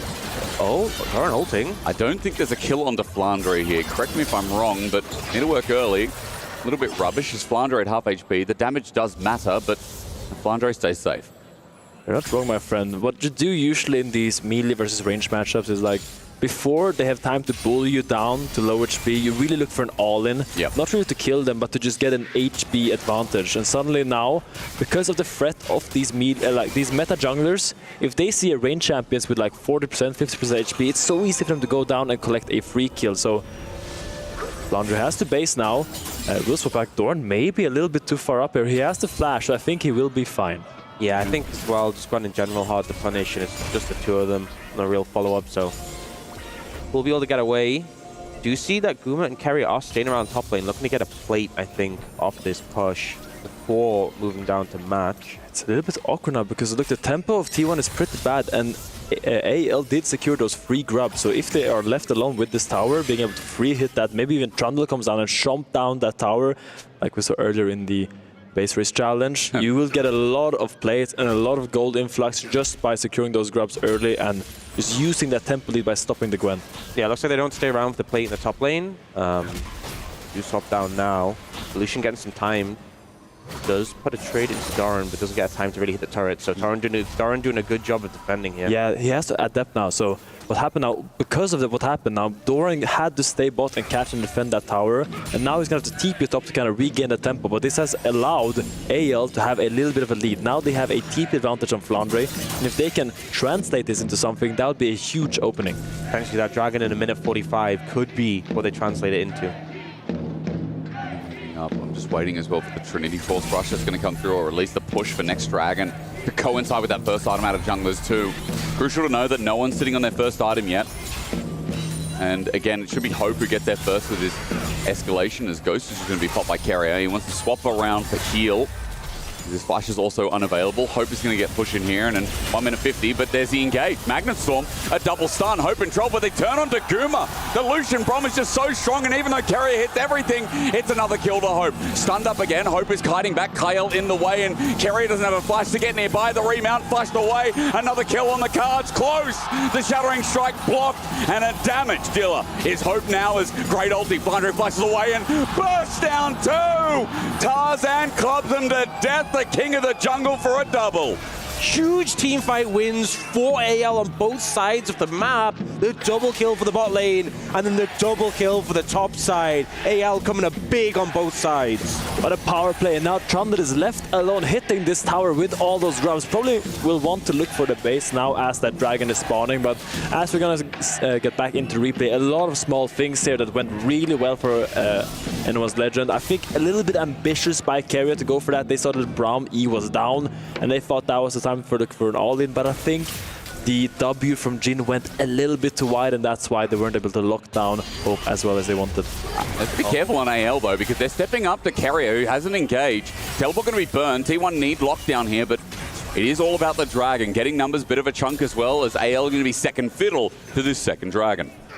Yeah, trying to get in position for this one. They are looking to prioritize this. There is TP on Flandre, so if AL want to contest, they can. This would be second Dragon for T1. Yeah, this is a Dragon you for sure give as AL. You can look around a little bit. First of all, your Lucian is on bot, split away from your team, so really hard for him to regain. But also fake your TP down that. And combined with the fact that Doran had to TP it up earlier, because KL stopped his base, now suddenly Flandre is left alone top for so much with those grabs, as we see the replay here. Yeah, so they go for the opportunity because he thinks he can interrupt the culling and the Braum and Breakables down, but the CC layering comes in on Guma, and ideally you want the shorter fight where you can disengage and pop the ult. The longer fight where Jin isn't able to get off his full combo isn't ideal, and Carrier tries to finish off the kill, doesn't find it, really unfortunate. Yeah, look at this fight here. I just want you guys to look at Flandre's flash that's gonna come up here. He reads T1's, Doran and Owner's minds right now. Look. He reads that they're gonna flash him at the exact same time. You're gonna see 3 flashes at one time right now. 1, 2, 3, go! Oh, look at that Flandre. Just so good presence of mind in this fight, knowing exactly what T1 was looking for. Yeah, and unfortunately with the Trundle just there free hitting, getting so much value in that situation, doing so much damage with Flandre doing the setup as well. Now 5-0 in favor of AL. They've got the feature strength, 4,000 gold lead, and you know, Hope having 3 kills, 1,300 gold lead, gives gold in such good places on top of that. It really highlights, as we have a maybe gank by KL. I wanted to talk about Flandre, but now they're looking at Faker. Shanks just has the ulti to lay her down, and I don't even know if he needs it. Faker knows he's dead, and in the end, it's sent out by Shanks, doubled up by KL. To stop all this time wasting, Shanks will get a kill as well. 6-0 early game. Almost a 5k gold lead. What is happening? Flandre now caught out, but it's not him. It's Doran who ran in. The item maker's taken down again, and this early game is a stomp. And AL can do no wrong. Flandre consistently baiting in Doran, playing with his range. Doran thought he had an angle there to try to get something, knowing Flandre had no flash, but in the end, didn't have enough damage, didn't have those items he needed, and now Tarzan, alone with his tower, with those 3 grubs, just demolishes it, chomps it down, and gets that massive gold influx that are really going to snowball AL in this game. Curtain call's going to come through. The sidestep was great at the start from the Deadly Flourish. Number 2. Number 3 doesn't connect Tarzan. The slow on 4 would be big, but he ultis straight away onto Carrier, who's got Shank beside him and just ordering down. Carrier thought, yeah, we'll get him eventually, but Shank's just walked up, ordered him, and T1 is so dizzy. every play T1 are going for to get back into this game just ends up backfiring. It's getting worse and worse. 6,000 gold lead now. AL firmly in control. Owner trying to get a Raptor camp. We'll see if he pays for this. I think a Wukong should be able to disengage, but it's a small consolation prize. I say that. He jumped in. He's going to clone out, luckily, as Stun in mid. Faker doing the burst onto Hope. No support there from Kyle, but the Culling's going to come out. The burst is now down the queue. Eventually, it's the shutdown, but Faker's about to be stunned up. One more auto. The bear in the way. Faker okay. All right, first kill for T1. Finally, something works out. Massive comeback there from Faker. Great look onto Hope. He saw that Brown was looking at Owner and he insta-capitalized, knowing he was too far to go for the WE to kind of defend him. Finds maybe just a chunk, but then he sees he can go for the kill. Really good look from Faker, and really crucial to keep T1 into this game to any degree at all. And obviously, it's a small little bit of gold coming over to T1 compared to this disadvantage they have, but they need plays like this again and again to claw their way back into it. I will say, them having those 2 dragons in pocket already does alleviate some of the pressure in this game. AL a long way away from a Dragon Soul or potential Elder. Yeah. But still 5,000 gold lead, early game. It's kind of run away from T1 for the time being. AL are controlling everything. You know that that third dragon's coming in a minute 15, and AL should be strong enough to fight 2 items here on Hope. And even Flandre at that point might be running into his second as well, as he and his jungler are also way ahead of the curve up there.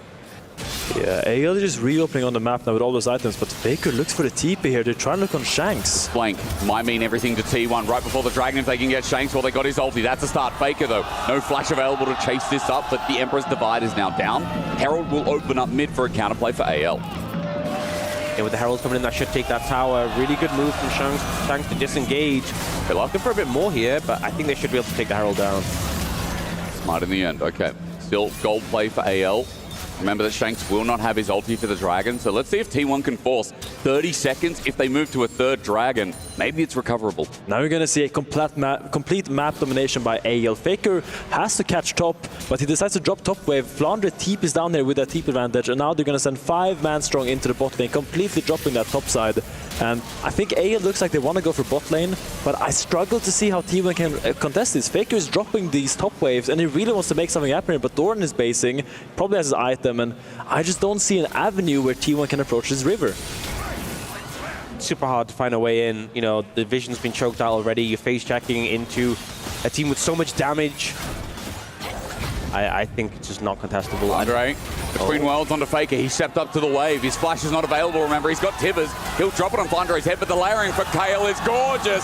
Hope walks in. He'll take kill number 4, and with that bot turret will go as well.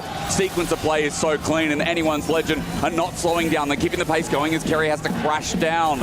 Ono's like, yeah, I'll look for an angle, but where is it? What's he going to find? No one but Tarzan running right into his mind. There's Shanks, a level 13 Azir, chasing, ready with the ulti up. The Cyclone is going to find nothing, but a flash comes through. Subjugation in the end, but autoed to death again.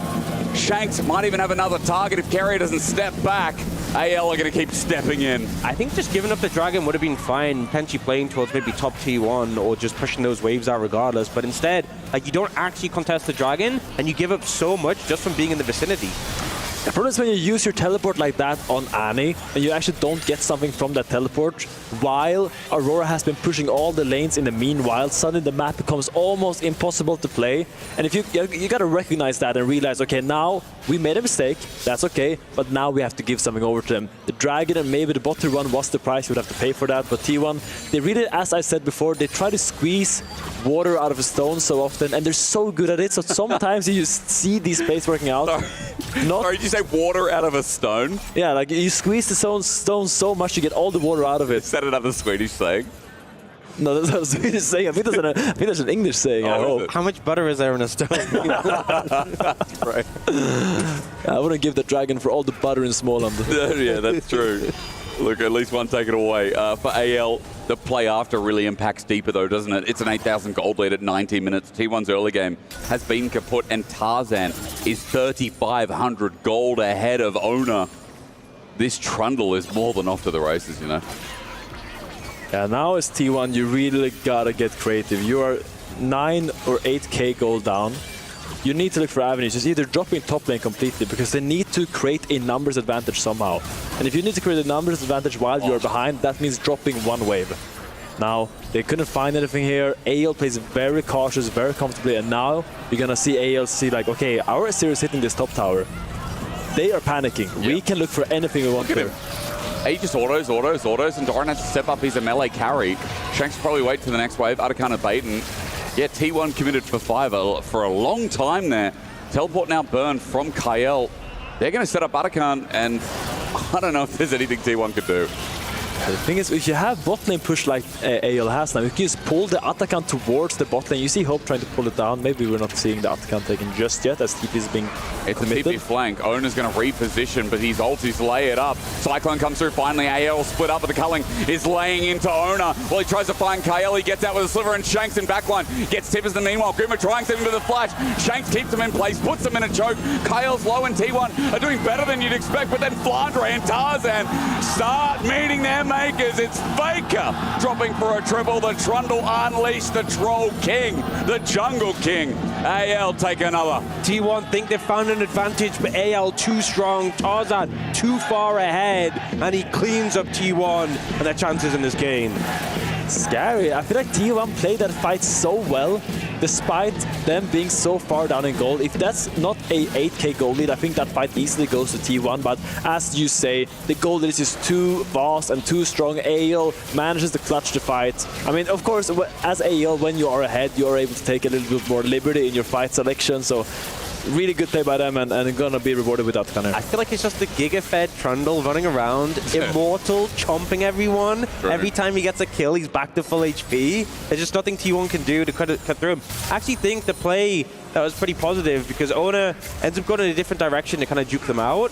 And then I think what was played really well was Guma and Kerry. Oh, not going to get a steal. Not going to, because it's just another kill, isn't it? Chasing down Doran. What has he been able to do this game? Flandre's had his number in all the lane, and then Tarzan has just been everywhere. Like, yeah, I think top for sure. I think he takes damage, by the way. Tarzan, I think T1 can actually kill him. I think he'll die, right? Yeah. Anytime now. Is AL going to try and end with Doran in 25-second death time? I mean, this is such a one-sided game. We came in hyping up this MSI rematch, but game one has been crazily one-sided. One of AL's most dominant games I've seen in the past 2 months. Really has been spearheaded by Tarzan. Finding that really early gank, giving the dragon and finding that gank on the T1 bot lane was really what the catalyst of the snowball. I think that just gave him that extra little gold to kind of be able to take fights more freely. And in those 2v2 stops and those 2v2 bots, that's where just like everything just became so difficult for T1. And they have been making solid, fundamental efforts to come back into the game, but ALS is not giving them any openings right now. I mean, at this point, 13,000 gold difference. T1 have 1 kill. Yeah. Yeah, I feel like at this point, you're kind of looking towards game 2. I mean, here you probably like, you have to look for a crazy Annie flank on a side lane, look for a big flash Tibbers, followed by a big Mining Storm by Rel. I think those are your only avenues. You have those bounties on top side. You see they're trying to send all those members into that to try to get at least 1 tower, get a little bit of gold back, and maybe get 1 crucial spike that will allow you to make 1 pick. That's all you really have right now. That quick 1 shot into back out. But it does seem like Cope angle, I think. But you're right. Yeah, I mean, this game, you need a lot of cope. And I think you need a series of mistakes from AL. Like, 1 mistake will start things, but you need a series of mistakes really to get back into this one. I think, you know, Baron up in a minute 15, AL just need to choke the area out of vision, and then, I mean, it would be easy enough for them to take it, but if T1 contests them on it, they can just take a fight. With the state of T1's base, you can end the game pretty easily. But T1 kind of hoping that if they get AL in the pit, that's their best chance of winning a fight. It's not a good chance, but that's their best chance. Just look at the inventories of ALs. They all bought their shoes from the same dealer. They are so aware of the only comeback mechanic that T1 has. It is that CC chain. They bought it. Full Merc stack here. They bought it from Mundo's shoe shop. Might be onto something here. Boris had a 5-for-1 deal on those Mercury fits.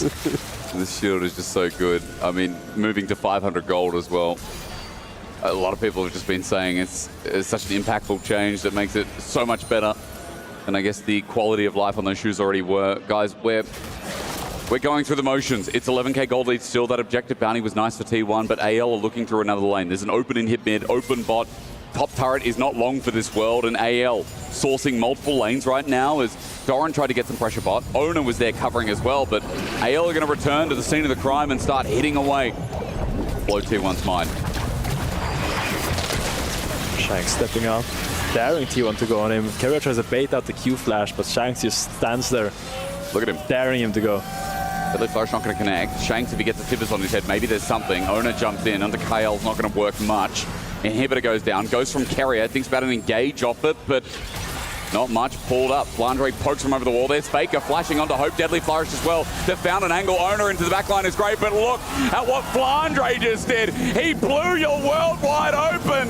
And T1, that was the best you could do in game one as Faker's now caught between a weird bunny and a bear. Which toy looks better here as, yes, AL are chunked, but that was the best fight that T1 could come up with.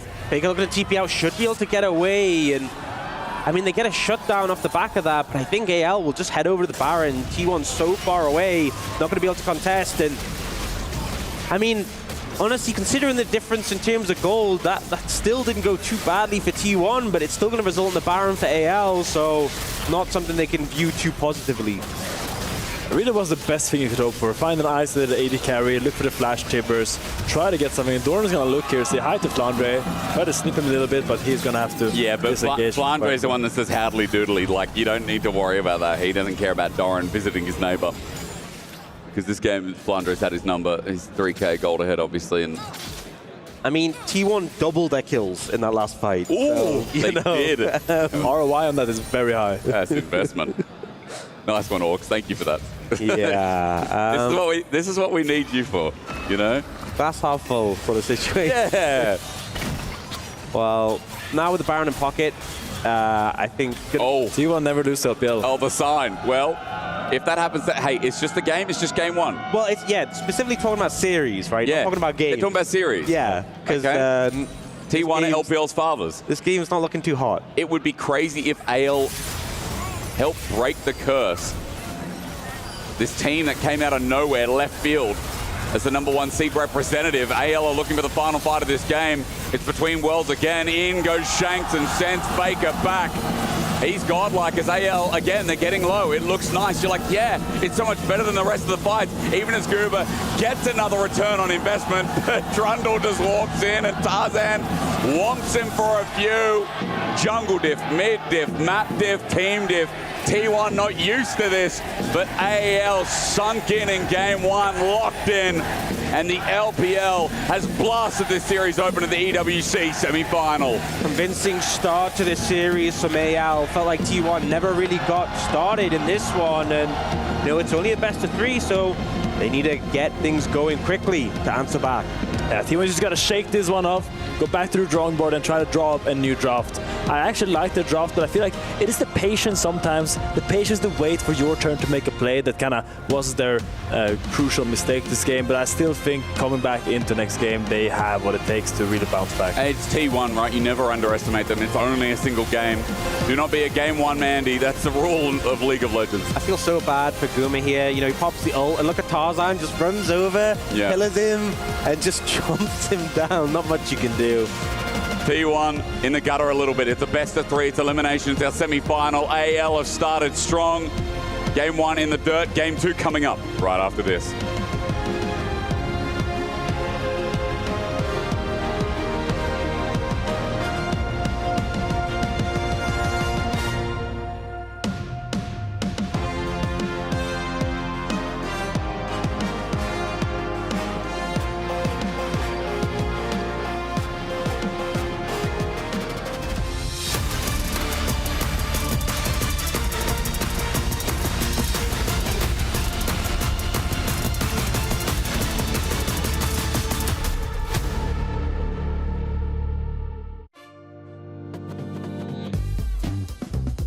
I think one change I'd like to see in League next season is to nerf support. I feel like support, you can just be all over the map and not really lose anything. I think it has way too much insurance and you can make a lot of mistakes, and I feel like, you can kind of do whatever you want, so I would say support. 我希望下个版本就打野英雄多加强吧。 If I could make some changes to the current meta, I would probably buff AP Kog'Maw. It's something that's always fun to play, but it's a bit off meta. 개인적으로는 이제 요즘 리그 같은 경우에는 굉장히 팀적인 움직임이나 그런 플레이들이 굉장히 중시되도록 패치가 많이 됐었는데 앞으로는 이제 좀 개개인의 그런 역량도 좀 중요한 그런 패치가 있다면 플레이어들이 좋아하지 않을까 생각합니다. One change I would like to see in the next year would be, I was thinking about that they remove TP for a bit and see how it goes. I think it would be quite interesting. 我觉得中路的刺客可能需要加强一些吧，因为这版本可能中路刺客都非常弱，就体现出来很难赢。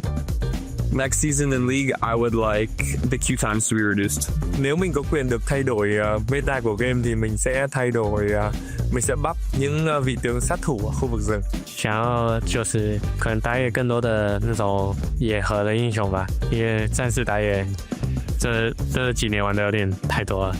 I think I would nerf a bit Drakes, like they remove a bit the fun of the game. Whoever gets 4 Drakes faster just wins, so also getting 4 Drakes is not easy, but yeah, I think I would tone down a bit the Drakes. I would say it's not a change that I want to see next season, but generally jungle has changed every single year, regardless if it's the map, camps, the actual role. It would be nice to not have jungle changed, I guess. I mean, I don't really mind because I'm used to it, but it basically changed like every single year. I would personally remove free boots from the game. It's very frustrating as a top laner that I have to run away from like Pantheon jungle and like Lee Sin jungle and these kind of junglers that just rush their item and then just cave my head in.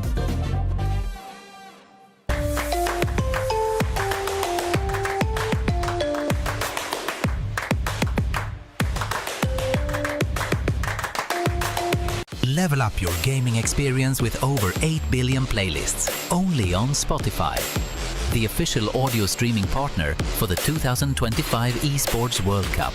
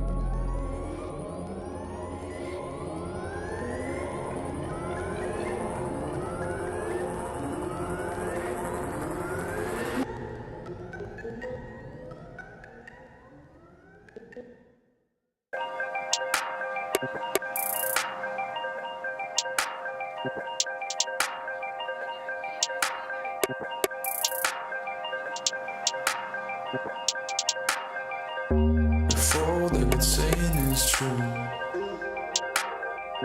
it's a war for your eyes. Tell me, can you see right through? Right through, right through. Down through the wires and the pipeline. We go disconnecting from the city and the skyline.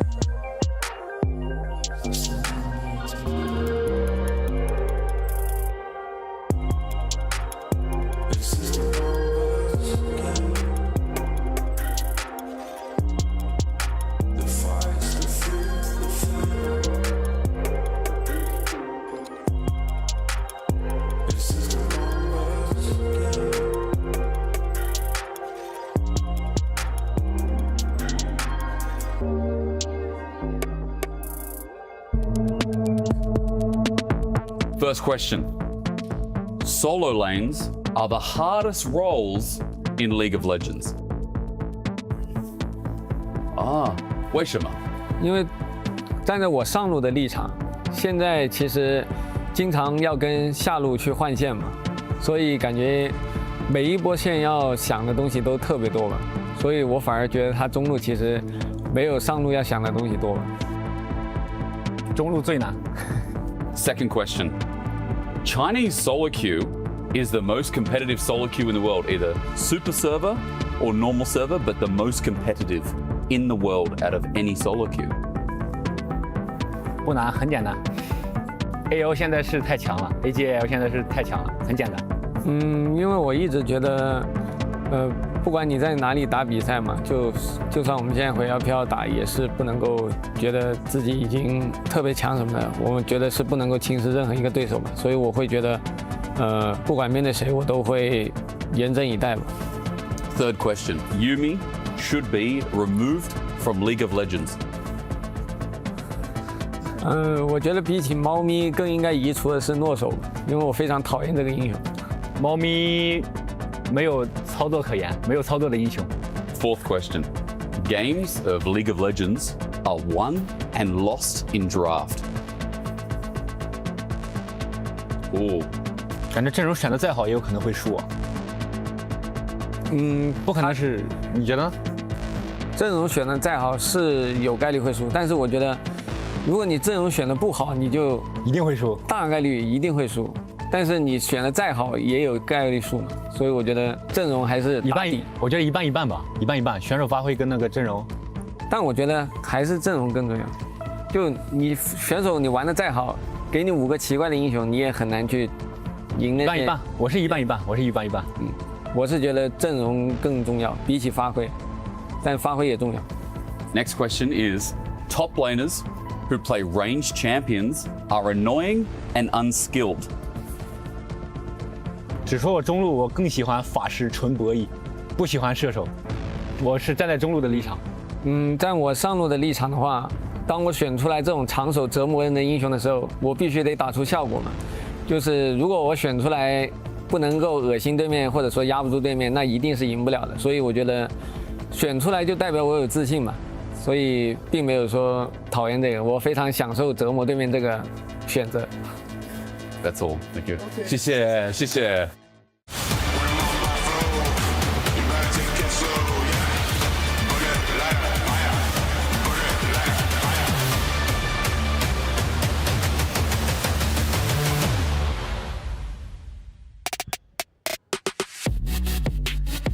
AG.AL definitely putting a stain on T1's record right now with a 1-0 victory, the most lopsided victory so far here at the Esports World Cup. It is a pretty impressive performance by the LPL champions. AG.AL one game away from the grand finals. Welcome back to the desk. Digon here alongside Valdez and Medios to break down that last one. And we're going to be looking at it through one lens because it was very, very one-sided here, Medios.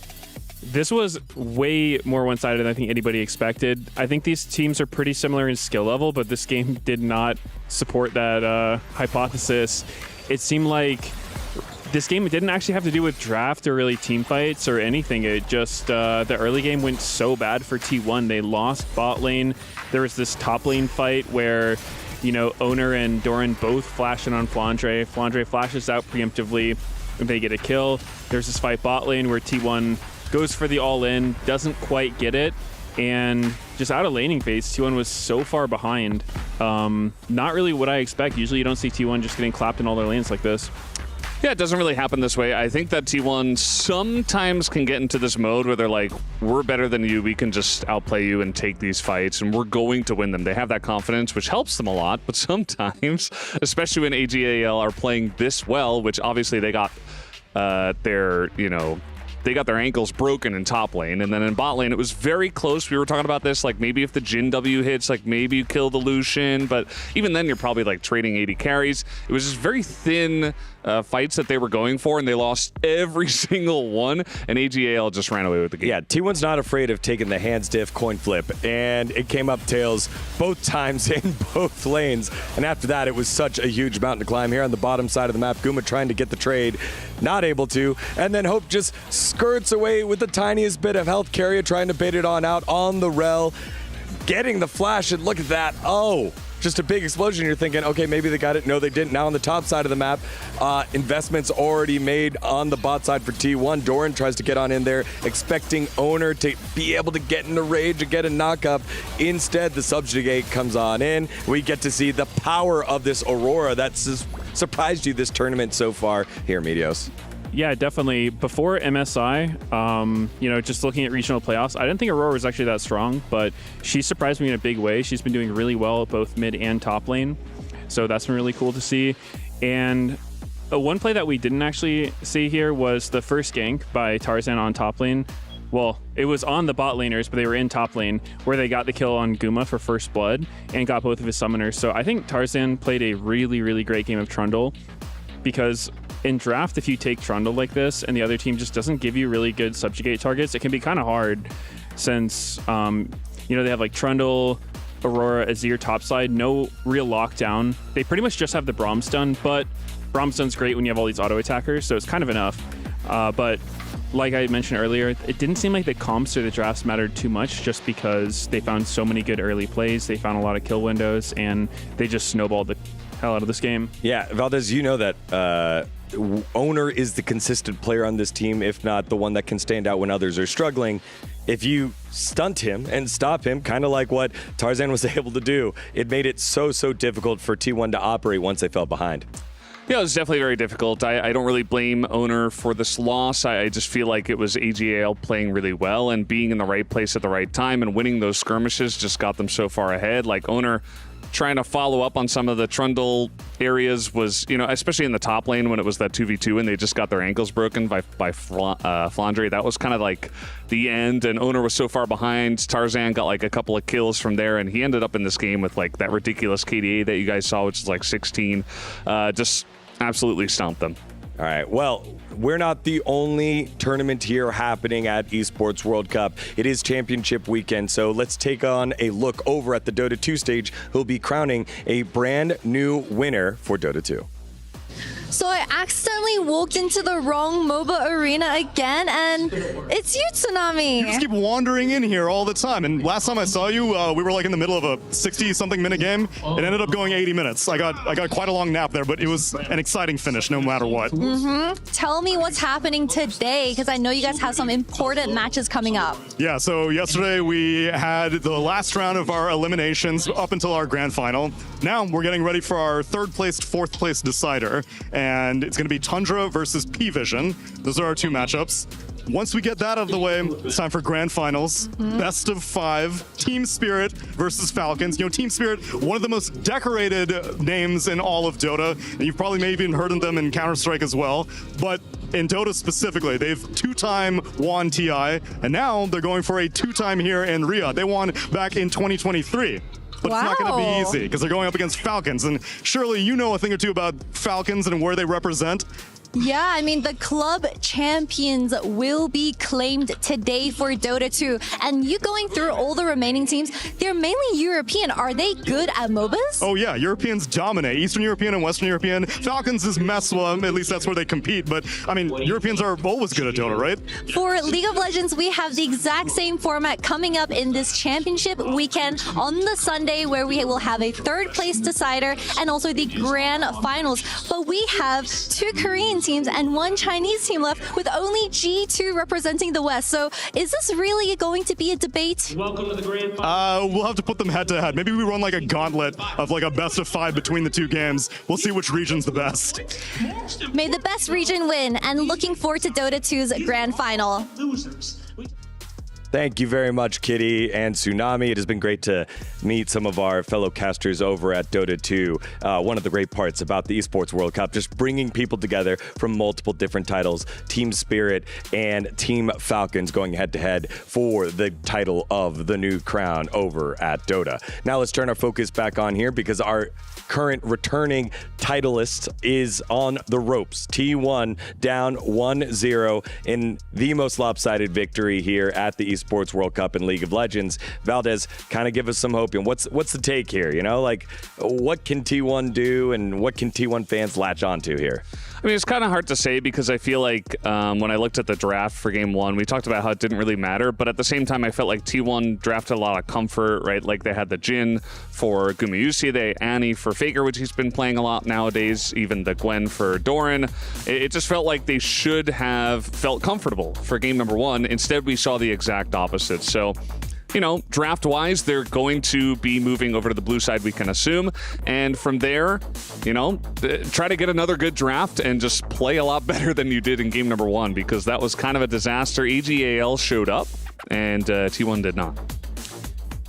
Yeah, I think that while the draft wasn't necessarily the reason they lost, it could be better. I think that when I look at T1's strengths, I would expect them going into this game to maybe try to get top lane to be more of like a tank matchup. With the Trundle gone, it puts a lot of prio on Sion or even Ornn. I think Faker would probably be best on the control mage because a lot of these like playmakers are gone. You know, Aurora's out, Annie's out, Zir's gone. Talia will probably be banned. So I wouldn't be surprised to see, you know, Victor or Orianna in this next game. So I think doing something like that topside, maybe get owner on someone who can have a little bit more impact early game, because Wukong, he is a really strong jungler, but he's not that strong early game. He kind of needs to get his ultimate, his items to really be like a big team fight threat.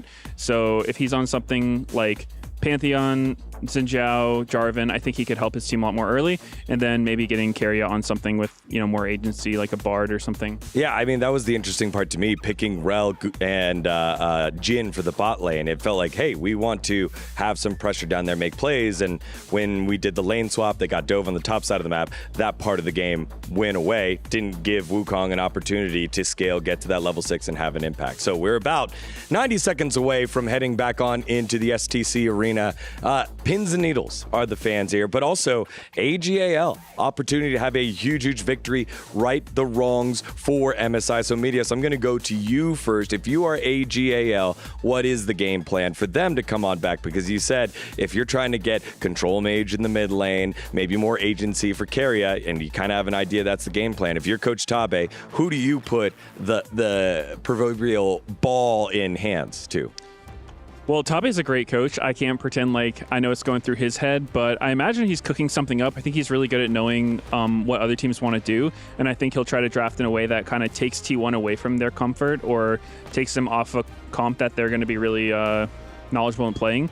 So I don't think they're too stressed. Obviously, they just won a game pretty handily, so I think they'll just try to get comfortable chance for themselves, maybe throw off T1, and yeah, they can probably do it. Valdez, 20 seconds. Give us the hope. I'm definitely a bit worried for T1, but they've been in these spots where they are under a lot of pressure. The one thing is that it's a best of 3, so that's rough. You're right up against the ropes right after game number 1, so you just gotta win it from here. All right, here we go. T1 and AG.AL, the reigning titleist, hopes on the line. Let's send it on over to two great blokes in the STC arena. Oh man, it is intense. It is intense out here. What do we think? Can you clutch up in 2 here? Yes. You think? Yes. What do you think? Yes, they're gonna win. Well, I'll tell you what, T1's chances of retaining their trophy here at EWC are in danger, and these fans think AG.AL will win game 2. What do we think? Is it going to be AG.AL? Well, Ian, if we learned anything about T1 over all these years, is that they do not break, they bounce back. T1 fans, let them hear you! Fancy. MSI revenge on the cards. A spot in the grand final of League of Legends at EWC. They won it. Let me hear you, fans of AG.AL. That's all I'm saying. It's best of 3, it's fearless draft. There's still so much room for T1 to come back. One more time, T1 fans, make some noise! There is a chance for AG.AL to make history right here. T1 key at the Esports World Cup has never been broken before. Will this be the time? Let's find out with the castings. T1 got pulverized in game 1. I'm sorry, T1 fans, that's just the reality. They got destroyed, beaten, battered. Like they were deep fried, pulled out, yum yum in AL's tum. I can tell you one thing. Game 2 better show us a little bit more because they didn't really get to play League of Legends in this best of 3 yet. Yeah, now on the blue side, the drafting becomes a little bit easy. You can dictate a little bit more how you want to approach it. Taking out the Orianna, the Nico, and the Vi. My eyes are on that Talia. Will it be banned or will it go through this banning phase? Yeah, it could be high priority if it does go through. It was Alistair banned by AL on the blue side. That is now being subbed out for a Nico by T1, so that will be available this time around. Obviously, a lot of picks taken away with it being fearless. In case of Xayah taken, I feel like the Talia has to be high prior, especially denying that away from Shanks. We'll see if T1 feel the same way. Wonder what AL's response would be. I would be very surprised if the Talia doesn't come through here from T1. There's no real staple pick that is up and available that can kind of outshine that, so that will be locked away by Faker. And now Flandre and Tarzan, what do you want to pick? I feel like if we're talking about Shanks though, as early, even though the Galio's here, that's an option. We think Rise an option. Depends where that Galio's going, but it is blind and usually picked into an AP mid, right? If it is AP early. I mean, it could be predicting because what we often see with this Talia first pick is now a rumble to free blinding that top lane and picking that together with an AD skirmish jungler. So usually you're fine taking that mid, but you also could up in a situation where you can kind of flex that into the rumble if so needed. Yeah, especially with the Aurora already gone, having that Galio secured as an answer to the Rumble kind of limits options for T1. Yeah. So you see the Corki picked up, something we've seen rising a bit in priority. You know, Ruler had a great game on it the other day, so that has been secured for community in the bot lane.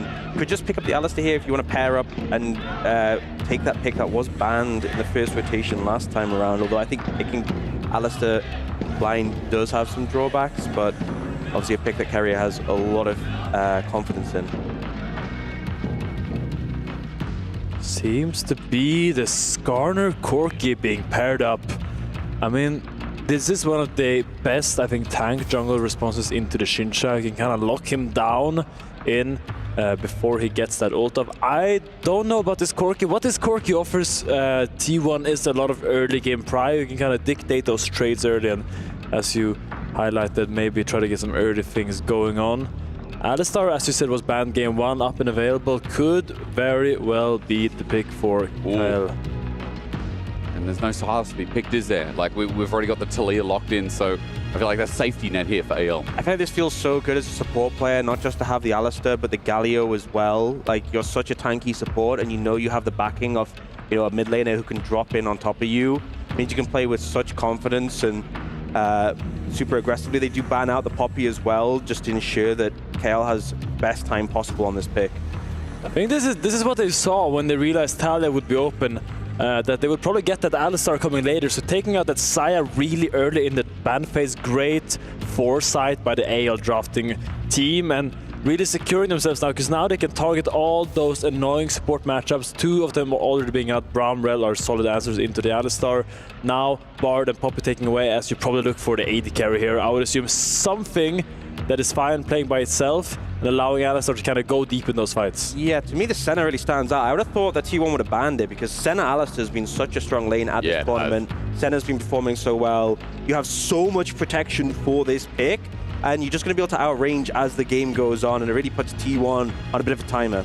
Smelling a little Doran Renekton here. I think that's just a hunch I get with the Ornn ban and all these melee champions by AL. It would be a good top lane pick, I think, for that blind. If you go for the Rumble, I feel like you're just walking into the plan of AL, so some kind of switch up would be nicer, and it could be one of the options. There's also that Mbessa, but Mbessa doesn't really make sense with the Ornbound, so that's why I'm thinking it could be a Renekton or something Also, similar. if you pick the Mbessa, Renekton's still up and available, right? And I know it's not always commonly paired with Xin Zhao. You and I were talking about this morning over breakfast, but there are options into it, so it feels like the Galio first pick has cornered T1 a bit, unless, as you said, Doran just goes to that tank matchup and just pulls through it. 5 seconds. What's it going to be? Oh, really? They end up going back to the Rumble. I mean, it is the most standard pick. It is the meta top laner that almost everyone picks on blue side if they have that ability to blind. Just that ultimate ability together with the Skarner account. So much setup. Just has that team fight presence, even if the lane doesn't go well. But you walk right into Flandre's Yorick, who he has been so good on. This matchup is really nice because Yorick has that early game sustain in that, I think it's some, I don't know the ability of the Q name, but yeah, with that Q, and together with that W, you can lock down the Rumble inside the cage, and he really struggles to get out of it if he doesn't have flash. I feel like as well, you know, typically with a Tlair, you have a lot of side lane support, but the Galio's there to match it. You also have the Senna ultimate, so if you play heavily through sides with the Yorick, you have the backing of your team. So I was going to ask you guys, if you think AL's comp, is it doing too many things at once? Or do you feel like layering is fine? They've got scaling, side lane's been a conversation. What do you think, Finn? Look, I feel like AL has dictated this draft phase from red side. They have. And that is very difficult to do most of the time. Most of the time it is red side responding to whatever blue side wants to do.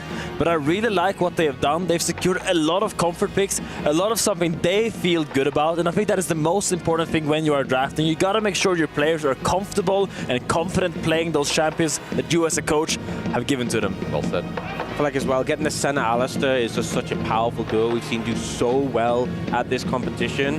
And, you know, we saw the game before be really one-sided towards AL, but if this one goes a bit longer, gets a bit messier, then you're going to have such a reliable late game with that long-range pick. I do feel like T1, the onus is on them.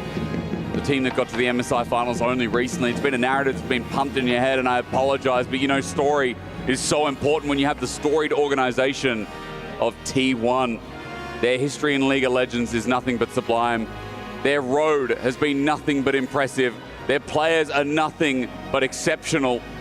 But anyone's legend, these upstarts put to the wayside, have had to climb up through the LPL, have done the damage in game one. Match point as we head back onto Summoner's Rift. Is it going to be a 2-0? Can T1 pull something out of the bag for this one and finally take us all the way in our first semi-final? I can't hear the arena, but I hope there has been a Hanadu set, and I hope there are Gyos filling the arena as well. We know the crowd's there for it. We need to get, crowd people, organize one person, get it done. If it goes to a game 3, please get it done. Tarzan invade starts with Faker as well. There's going to be good damage here, but 45 seconds, Tarzan can put a defensive ward and probably just back away. It's okay. It's gleaming cool start from Carrier, so there's no CC. Shanks also walks it out, and again, it's only a minute into the game, so there is time to back away here if Shanks can get his recall off. Yeah, just a bit of chip damage. Tarzan doesn't need to reset. Obviously, doesn't stay in this now, but jungle as well. Ward just come down from Owner there just to give some information. I feel like getting a good early start for T1 is important as well. You know, we've seen this Corki, we've seen it at this tournament, we've seen it sometimes really thrive in the hands of like Ruler. We saw that game from Sven where it really didn't have the impact. I feel like especially in a matchup like this, you need to make use of the early prior it can achieve. And you need to make sure that when you hit that 2-item spike, you're in a position to capitalize on it. Yeah, I want to see T1 try to look for some early stops with their tempo. I think the sooner you get Rumble out of that matchup when Yorick gets a little bit of levels, the better. When early game Rumble will have that control, probably not level 1. Yorick's level 1 is very powerful with all that healing, but the moment the wave bounces, that's when the Rumble Flame Spitter just starts having all so much poke, and it really becomes about that level 6 spike when Yorick can start contesting. So much damage is just loaded into that Maiden, and usually, like, when you ult as Yorick, some champions can like poke her down across multiple waves and eventually kill her. And when you kill her, she goes on cooldown. So that is really your goal when you play against Yorick when he ults. If you can kill his Maiden, it goes on a 2-minute cooldown. And that's a big power dip of him. So Rumble kind of struggles with that, I think. He can't really walk up to try to poke her down without getting caught in the cage, so... It's on theme, he has the pandas. Hell yeah, I just realized. That's not uncanny, it's intentional from Flandre. Tarzan's passing top, by the way. If you didn't know where junglers are, they're all heading up towards this top lane, and I think, Finn, with what you've set up, top does feel like the most volatile lane early that can really run away with the game, that can really control tempo up here, and getting grubs early on either Rumble or Yorick also, I think is pretty impactful when these guys are menaces in side lanes early too. Yeah, Yorick getting those grubs really accelerates his tower taking. If he's left alone with a tower, that's dead in like 5-6 seconds with that demolish proc. Doran might look for a little barbecue here. Have a look. No little pandas out. No cage. He has 2 points in his queue, I've realized, Flandre. Really? So he's really playing for those later levels, really valuing that sustain it gives him, and probably won't try to fight too much at this bounce because I think his jungler wants to go for the bot grab, seeing how the lanes are playing out. Thanks to take the heavy chunk, and early on is Galio. Yeah. And a lot of the time in mid, he just gets chunked out versus range. Tarzan's in a bit of a delicate position because all 3 lanes that T1 have prior at this point, so he wants to really avoid Ona. Has cleared up his jungle, so there's really anything for Ona to take away at this point. He is going to cross to the bot side, pick up that scuttle, and Flandre is healthy enough that he's not really under pressure for dive. So Tarzan. Let's see, maybe a swap coming out here. No, never mind, they're fighting. I saw both T1 side laners trying to base there on the same wave. I think they were trying to look for a swap, but saw Keria got stopped actually, or Gamushi got stopped in the bot side, so Doran interrupted his recall, and I think they still want to look for that swap. It looks like that is the play they're aiming for, and they're just gonna have to delay it 1 or 2 waves. Nice from Shank, shielded Duran. Faker, there's another Justice Punch coming, or rather pummeled down. His wins were almost up. Shank's really good trade here, and he's gonna get the minions as well. It's one of these trades where, actually, oh! Sees him, Faker stops it. Shanks takes the turret shot for it, not bad. Yeah, if he stops him be able to recall, then that's actually pretty favorable. But Faker was looking at TP back in. Problem is, because Shanks has been his TP already and is low, he would be kind of stuck with the HP. If he gets the wave in, he'll be able to get a reset off. Orcs, was it the other day? Was it yesterday or the day before? We were casting T1. We're like, oh, Faker's in trouble. Where's Ona on the way? Well, he's just moved to Raptor camp. He's nearby. And he's got to make sure that his star carry is in an okay position. So that coverage is probably really important as Faker tries to back again. On your minimap, he has just actually cancelled his recall. Wave's getting pushed in once more, but Faker's low on mana. Shanks is just keeping him trapped in the lane in an uncomfortable spot. You know, Faker desperately wanting to get this recall off, but now, you know, Shanks going to be able to get a second recall off his own. Yeah, so here they are doing the swap, and because both junglers passed towards top their first time, they kind of don't want to go for this dragon, because going for the dragon would mean really delaying their second camp respawn. So both of them are going to end up here after the swap. Cork is going to be here alone, getting a lot of solo XP against his Yorick. So you see Keria, he doesn't actually recall and come here. Doran stopped his flash. Boy, flash for flash. Flandre now down, and the recall cancelled. The delay here, favorable for T1. Yeah, as you see, that bot wave is pushing back into T1, again, so delaying those bases are just so good, because every second that Flandre spends here is seconds while his wave is dying bot. He's trying to bait Gumi. Oh, man. Flandre cancels again, but look, Tarzan he backed away. So he's going to be mega late to this, and Teleport's going to have to be burned, but let's see how much of the wave he loses. Now as well, Flandre being flashless, you know, puts him in a really uncomfortable spot, threatening for Ona to potentially look for a gang. Just one wave, I think Flandre had to drop there. Okay. He will be fine there on the bounce. But while Doran waits to catch the wave, he will go and help on this dragon. Does not have the equalizer in case AL would like to contest, but looks like they are taking their sweet time. Yeah, indeed. Tarzan's going to move in, though. Maybe off the back end for a steal. He's stacking up Q, getting close, all in. No, Ona gets it, but the knockup comes through anyway. No impale yet, but the hero's entrance is going to manage a way in for Shank. Seismic shot doesn't work out against wall. Tarzan is in a 1v2 over that wall. We look at the fight on the right as Tarzan flashes in a 1v2, and he wins out. Meanwhile, top lane's dead. AL converts on one position, and LPL once again is gyroing through a second game. A second kill down at that as Keria runs for his life. There's no flash again on Flandre, so Keria's going to buy as much time as possible, but as the ghouls are sent out, the mini pandas, all it takes is one more hit. Keria's been aggroed up, so it's a kill eventually. And AL, it will be 3. No, make it 4 because Faker's now caught out as well on mid-wave. His flash is available, but he's trying to walk it out, get the move speed, which will succeed. But AL's early game only mitigated by the fact that Hope is now flashed. And that's what happens when you use your ultimate on the Rumble to stop bases. Suddenly you cannot take those early game skirmishes that usually would be favored for you. T1 starts the Dragon, 1 ult down, and Tarzan instantly recognizes that this is a good time to fight. All of AL come in, the TPs kind of come in, and it ends up being a really favorable fight for AL. You see Tarzan here, sees owner, and now you see him think about, wait, he doesn't have ult. We're 1 ult up here. Galio comes in from mid lane, being so fast to follow up, and now Doran is just caught up in a weird position. Kind of has to flash out of that, but that would probably end up leading to his demise anyway. KAL comes in with a beautiful flash, headbutt Boulevard's combo, and it's just an easy cleanup for AL. I feel like Tarzan had such confidence going into that play, and T1 just felt like they weren't ready for the contest. They weren't ready for the response, and for AL to just jump in and fight them on that Dragon. And obviously the objective was already gone, but the kills go over to AL, and once again they're coming into this point of the game with a bit of a lead. 1,000 gold in favor of AL right now. Void Grubs does get picked over, does get taken over by T1 though, so Dragon in pocket and 3 Void Grubs is a positive for them. I feel like Grubs against Yorick is nice, especially when Finn, you were just talking about how it is so cool to start a Yorick game with triple Grubs, or at least some part of it. So Flandre does get the double kill, but he doesn't have as much pushing power as T1 now acquire with that top side objective. I think you take those trades though if you're AL at this stage. I'd be quite happy getting a few kills and a Dragon and some flashes on Yorick instead of getting those Grubs. I think now Doran is being left alone here. Tries to look for something. He's gonna get a little bit chunked, but most likely we're gonna see him equalize this wave. Unless Owner will try to come down. I was going to ask you, Finn, in the 2v1, who do you favor here? Because it feels like 3 souls for Hope. But it also feels like on the other side, Yorick in a range matchup feels a bit bad. Yes, he did get the cannon. Nice one.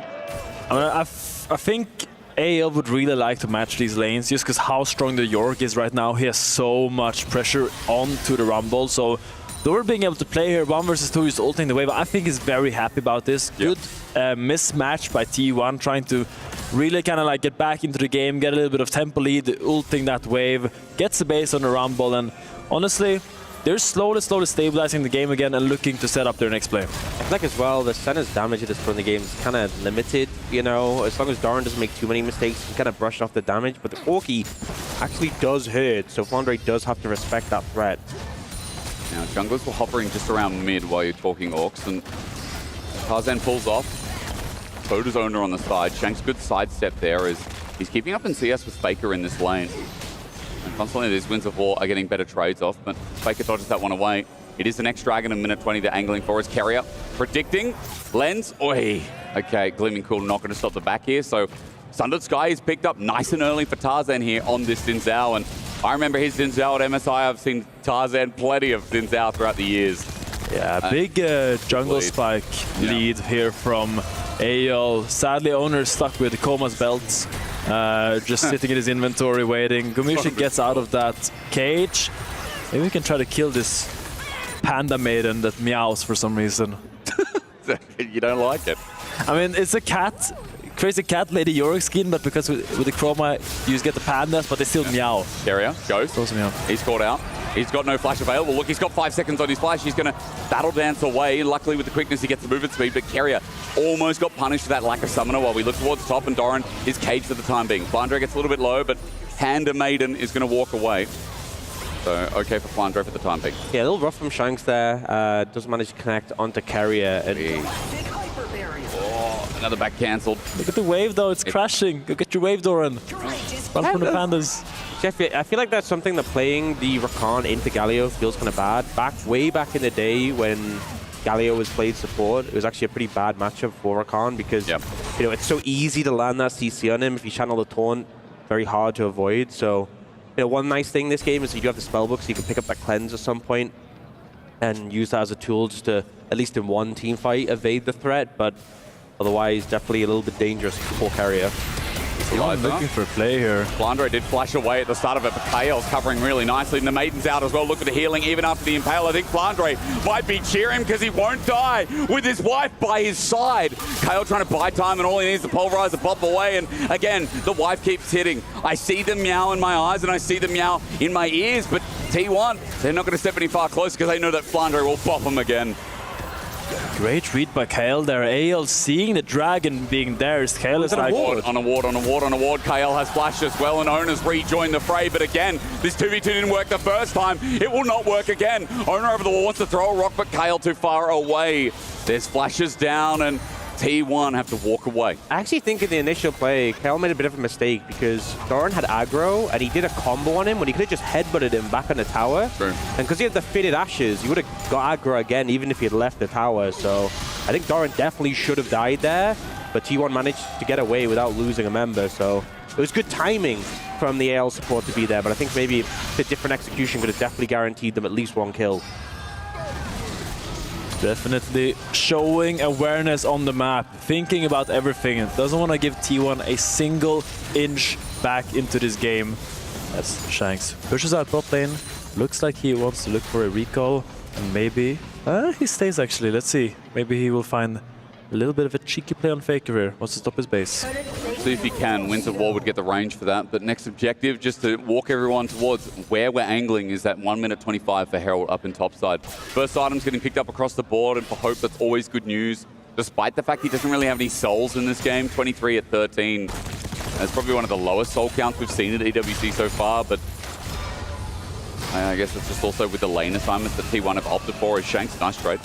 It's also when you swap against the Senna and you have like a Rumble. Rumble doesn't really have to walk up to clear the wave. Yeah, he can just stand and farm with E really far away, and then if they have a big wave they're stacking, just ult it. It becomes really hard for Senna to really farm any stacks on him, really delaying those spikes, thresholds that you really want to hit on the Senna. Gomushi kind of chilling. I feel like as well, when you get to this point of the game, often you can farm stacks of the enemy carry in mid, but Corki actually matches Senna quite well in terms of how their trade patterns are, you know, quite short and bursty. So if you actually walk up to the Corki, you can take a heavy trade that you kind of want to avoid if he goes for that burst. So it's not as easy as in some other matchups where you just walk up, you auto queue, you back off, because if you do that to Guma, he will punish you. I think as well, when we're talking about, you know, first items on the board, second on the way, Guma, the one who is actually leading in this game, thanks to the healthy CS lead that he's maintained. He's the threat to watch out for. Look at that. You know, Manamune is soon to be on the way. Trinity Force in pocket, and 5 seconds till the Herald. T1 are on the objective first. It's AL who have to walk in and make the play. Look at this mid wave here. Gomushi has the priority from the mid lane. They will probably look to start it here with that push, but while Doran was roaming down here, Shanks has already pushed the wave and kind of missed the timing there, and it's gonna be a long dance around this river to try to get a little bit of vision back, get those pink wards in the bushes, and try to get a little bit of lead. As Flandre now looks to TP in there. He wants to seal the deal. Okay, so it started up for AL. As you said, Flandre coming in, puts pressure on T1's back. Carrier looking for an engage angle. Doran's coming in with Equalizer back up and available, only level 10 here. Wave getting pushed by AL, thanks to Hope, as AL group up as 5. The Weaver's all coming in as well. The poke begins as Faker. Ulti's in, but the center ult lines down as AL are going to take themselves a Bernie hot as Carrier jumps in, but he's a little bit early. The Impale, though, not too bad. But bringing in the Galio, maybe not. Maybe T1 just have to abandon. With the Herald down, though, a flick back brings the fight into its second phase. It's Faker who zones out with Ona getting away with the Slink of Health as Herald's just going to be dropped straight away. A wall around Doran with a shield of Durant. It's a shield of Doran. He will not pass. Guma tagged out. Tarzan zoned away, but the range is immense. AL just keep going forward, and T1 keep losing out. AL playing around their cooldown so well to get the edge in that fight. Will use the Herald on top of that to get the mid-tier 1, getting everything they want and more from that fight. And this is the first team from the LPL really showing why they are so respected in the region, with great team fighting, really well poised fights there to take. They were all so ready to turn the moment T1 walked up into that Herald. They were leaving the Maiden to hit it, and they were all walking towards that banana bush, as we call it, where the fights are bound to happen. I just think it was the fact that they, you know, found a target, used their cooldowns, and then patiently waited for the next rotation. And it was that constantly moving forwards, wait a bit, move forwards, wait a bit. And it just didn't really give any windows for T1 to answer back. Yeah, I really like how Shanks played that fight. I feel like he went in and really used his CC and face rush well here. You see the massive Sentinel. Owner is stuck in the cage, and now you're going to see Shanks really go for the re-engage here with the Galio almost being played. Actually, it wasn't that. That was before in the fight. Here you see them weaving in and out, really chipping. Never overcommitting into these Faker rocks, never overcommitting into the Flame Spitter, just really playing into the ranges and looking for those crucial skills like the Yorick cage that finds Doran in the end by the edge. Doran's caged up by the Yorick, the Galio as well. Like, the CC in one place is so huge.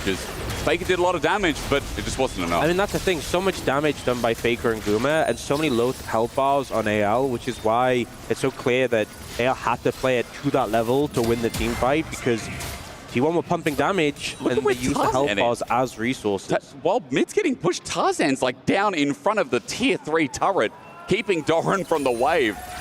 I mean, it's another Tarzan masterclass, just like Game 1 on the Trundle. Game 2, I have seen this Sin Zhao before. There is a reason that Tarzan is the best jungler in the LPL, that this guy has consistently remained in the top 3 conversation. This guy consistently is a hot prospect whenever he is between teams. I also really want to praise Flandre. I feel like he's had such a good series. That Game 1 Aurora Flash, those mechanical prowess that I feel like people can say that Flandre is more like this tank player. He doesn't really play the carry, so doesn't have that high mechanical skill. I feel like he shut those people up this series, really showing why he's so respected in Asia and as a top laner in general. And I think on his signature Yorick, that is becoming one of his staples, I feel like he's showing great presence in this game and is going to be a menace on that side lane. Yeah. Moving on. Second item almost on the way. That's going to be Hysteric's Gauge by the look of it as well. Unless we do go for a Hull Breaker second spin. I think maybe a Shojin is quite common here as well. Okay. Because that spell damage increase really works well with your ghouls that jump. Like you land the E, you Q the minions, and then when they jump, you get that increased damage, and just really facilitates your DPS on the side lane. You can also go for the Sterax if you really want to hone in on the team fights, make sure you don't die. But I think most of the time we see that Shojin come in here because Hull Breaker more for solo queue classic, while this is competitive staple. Let's have a look. He's got a control ward, but I feel like Flandre would have backed on a little bit more gold than 75, so give me 2 seconds. As soon as we get rid of this gold difference over time, we'll be able to tell you what we're looking at for the next Dragon, next Atakan, or rather only Atakan. Actually, no item picked up. It's just a control ward, so probably sitting on the max of components. Someone who mentioned there's a lot of vision control towards that top side by T1. There is. We do see L moving over. But I feel like this is one of these things when the game is in this sort of position, if they don't establish vision there, if T1 see a window, they are a team who would jump on an opportunity just to start up an objective when they feel like the game is pulling away from them. So immediately AL objective is there, they move over, notice they have a lack of vision in this area.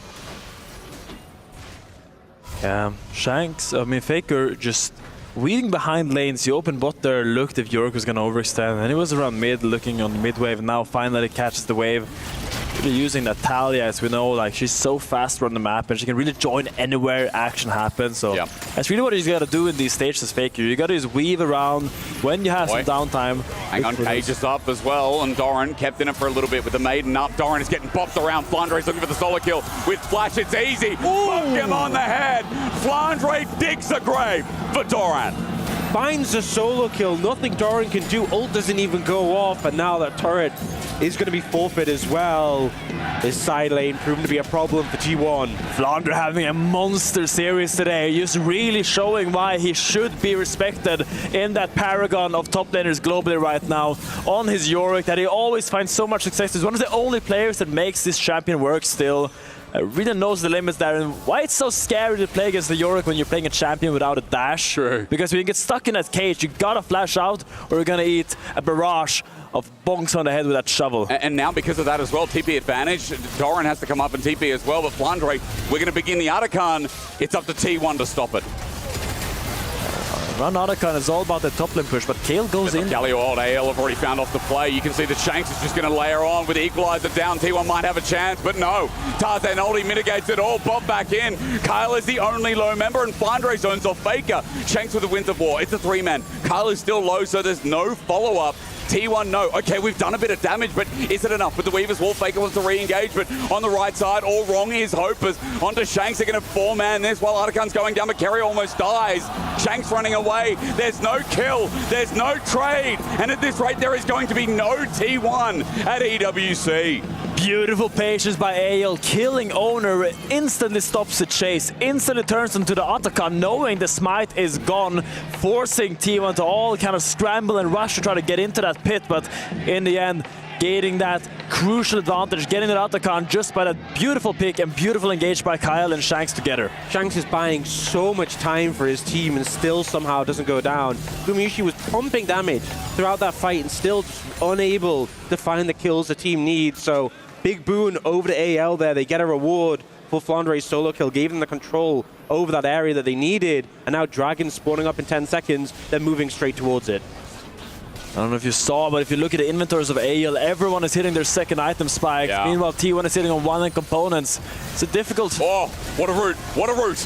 Faker caught up, but for now it's okay. Kyle takes the heavy chunk as well. Pop back in, his ulti there. It's a ruse, it's a bait, and Shanks knows it. Double shielded around. Flandre whopping away. The Scorpion King now dead. No longer the one as three members tagged up. Two on the wind to become lightning. And Faker down in the dirt. The fight is ending. T1 are dying, and anyone's legend are rising to the throne. Flandre and AL are dancing on T1. Have you seen his movements? The sidesteps on the shoves. That Yorick is a menace. He puts out so much damage in these fights, and they use everything into Kale, but burning his ult and getting out. It just seems like T1 ran out of gas. The amount of times AL members have walked out of fights with slithers of health, it feels like they're using the health bars as resources, able to play with T1, find the fights they want, and being rewarded with a huge lead now. It's already 1-0 in the series, and the reigning champs, they're not looking in a good spot to bounce back in this series. It was one game that was a statement, but 2 games in a row, that's just class right now from anyone's legend. Yeah, look at Kale. He's being engaged on, but that ult gets out of the Skarner ult, and now suddenly T1 are so deep, and now pay attention to Flandre. He's just left alone there, one bonk on the head, and now this little cute sidestep, boom! So slick, gets the chase, and with it Otacon slow AoE, it's just an easy chase down for AL and the Dragon to follow. Look at Hope. Hope was chasing this last kill. Oh, it does end up going down. Kale goes in on low HP, helps to finish off, but I just think the use of some of these cooldowns, the CC, the cage, and like Tarzan with the wind become lightning, getting 2 with it, applying that slow, they're just working so well as a unit to chase down members. And once more, Gumayusi pumping damage, most damage in that team fight, but once more, unable to find the kills. The damage is there, but it's just not enough. The coordination's not enough to finish off targets. Yeah, T1 really needs to find a key engage from multiple members and layering all those AoE spells, that Rumble ult onto the Skarner ult with a Rakan. I feel like they're trying to find these big engages, but AL really like posturize themselves so well around these choke points. I feel like the problem as well is the value from the center, that healing that keeps coming in is just gonna... There's a lot of sustain in the composition of AL. We do have Executioner's Calling on Gumayusi to cut that down a bit, but it means you're doing so much more damage than you would otherwise have to reduce that. Oh, Shanks angle. Quickness though starts us off onto Tarzan and stop. The Galio ult is stopped, but the Dawning Shadow that line down for AL can only do so much in a choke. T1 have found something. KO gets over the back, but Tarzan's still alive. Takes forever to drive. It's a good shutdown, but how much did they need for Tarzan? T1, the best that they can find. I feel like a broken record because game 1 I was saying that's the best fight they've got, and then again that was the best again. Immediate TP down bot from Flandre. He's going to do some damage to the base. Guma's trying to get some damage here on Shanks. Might actually kill him. He might kill him with a Valkyrie forward as well. Auto attack galore. Guma with the shutdown. There was a big shutdown to T1 before. It's a positive at the end. Apart from this, the fact that Flandre and his mistress are pushing in bot. Small salvation there for T1 landing that pick onto Shanks, but I love how AL are approaching this retake of vision. Look at Tarzan and Kyle. They are close but never together. That means that T1 is gonna choose one of them to go on because they can never get a 2 for double deal. And I feel like consistently Hope is in a position where he's getting all this value, all this utility over the top of the fight, but isn't really threatened constant Qs and the ult over the team fight. And now T1 starting Baron. This is desperation, but they need to make something happen. At 5k, it's going down quick though, maybe a chance. T1 going to bring Owner in for the smite. Tarzan gets in, and the steal is not successful. T1, it's their Baron, but is it their game now? Owner's going to die. On the top, you see Doran is followed up by Tarzan, and Flandre bonks down. Teleport coming in. T1 the Baron may have cost them more than they think. Galio TPs in from behind there. Shanks is saying, I am here, and I am him, and I'm going to take your base. All of AL are scrambling to get all the buildings. Yorick is going to push top here. Probably won't be the game end, but all of T1's base shall be shattered. That's the thing, they're just letting the Galio keep pressure mid. It's really hard for T1 to punish Shanks. In the meantime, the rest of them will just push through top. If they get triple inhib, the game is basically over. They'll take this tier 2. Not sure if they'll have time to go further than this, but the TP coming in though. They want to continue playing here, or at least one of them wants. It's an Alistar with TP, so it's probably he's going to walk out. Yeah, respawn timers coming in. They won't get the triple inhib for now. The Baron is secured. And I think T1 have to be happy with what they got away with there. The game is in a dire spot still. Oh, Carrier, no. What can you get? Carrier bopped on. The Alistar flash in. Carrier alive for now. It's a good impale, but can Rakan go back in? Shanks tanked out. Faker's angle. Not too bad. The equalizer gorgeous too, but Shanks as he goes golden. They're going to need a little bit more. T1 are trying to get themselves in for a fight. Kyle's going to die. It gets sketchy, but as Shanks jumps in, as Tarzan runs in as well, he too gets bopped, but the health bars are so low. Flandre just walking forward because T1 are doing nothing at all. Nothing at all. Stupid, sexy Flandre just doesn't care. T1, 3 members that low. As Shanks bakes. Flaker over the side. Get the flick back. It's not bad. Shanks still waiting though, patiently in fog of war. He's out. A 4-man. T1 punish anyone's legend. And when things look dire, it's Guma who is stepping up for this team. In these fights, he's doing so much work. Just watch him. Carrier initially does get focused here, but manages to get value out of it. That quick ult response gets the CC, but throughout, Guma is getting the damage down, but this time he is ensuring he is finishing off targets, finishing off anyone he sees who is low HP, and AL didn't really focus him down. Here he gets KL, is able to kite out of the Galli ult, starts putting damage into Tarzan, and it's just making sure he's seeing the targets down, but not being challenged, not being threatened. Takes out Hope here as well, and moves down to look towards Flandre on top of that. Yeah, and the stone is being squeezed by T1. When everything looks dire, they step up and they find a miracle fight that no one saw coming. They keep getting away with it, and they're bouncing back into this game. Now the goal lead is only 4k, and they actually secured the dragon as well, which is going to be soul point in 5 minutes. Been that same stone that couldn't get water out before. I mean, it must be tough because the fact it's proving results now is huge. When there's a 3k gold lead on Guma, when his back's up against the wall. I mean, he's 5-1-2, 3k gold lead on him alone. He's nearly full build. Everything is on his back this game. He has said, I am not willing to lose this series, not yet. And T1 really relying on him to do everything in this game. They have the CC on the rest of the members. You can see Faker doing work, setting that up. He does have the Rabadons, which represents a good amount of damage, but really it comes down to what this Corki can do in these fights, and if he can stay safe and pump the numbers. Adaptation by Doran going for the Sonya's third, realizing that he is just a decoy, a puppet that the enemies might hit while Gumayushi gets his damage out. Anything here to kind of give Gumayushi that space in teamfights that he needs to get damage onto the AL frontline, but it's so difficult. They're all so tanky. Approaching 4 items on all the front lines of AL. But T1 found a way. They did it once, they can do it again. For AL, this game's not in the bag, and T1 are unrelenting. Tarzan trying to take away what he can. Owner does get the blue buff, though, for his entire team. So T1 have got mana reserves, but there's no objective for 2 minutes. This game is going to go mega late. Soul's also up in 3 minutes 20 for T1. Yeah, I mean, that's the thing, is that this next dragon, you know, it's not even going to be Soul for AL. It's going to be Soul Point. It could be the Soul for T1, sure. It's a while away. There is the Baron in 1:45. About that time, we are going to have the inhibitors back up for T1 by then as well. So they've managed to stall out. Considering how bad the state of the game was before, they bought a lot of time, and they've really clawed things back to a good degree. They're not out of the woods yet, but they've managed to buy a lot of time that they didn't have before. It's T1 and all their fans take a deep breath.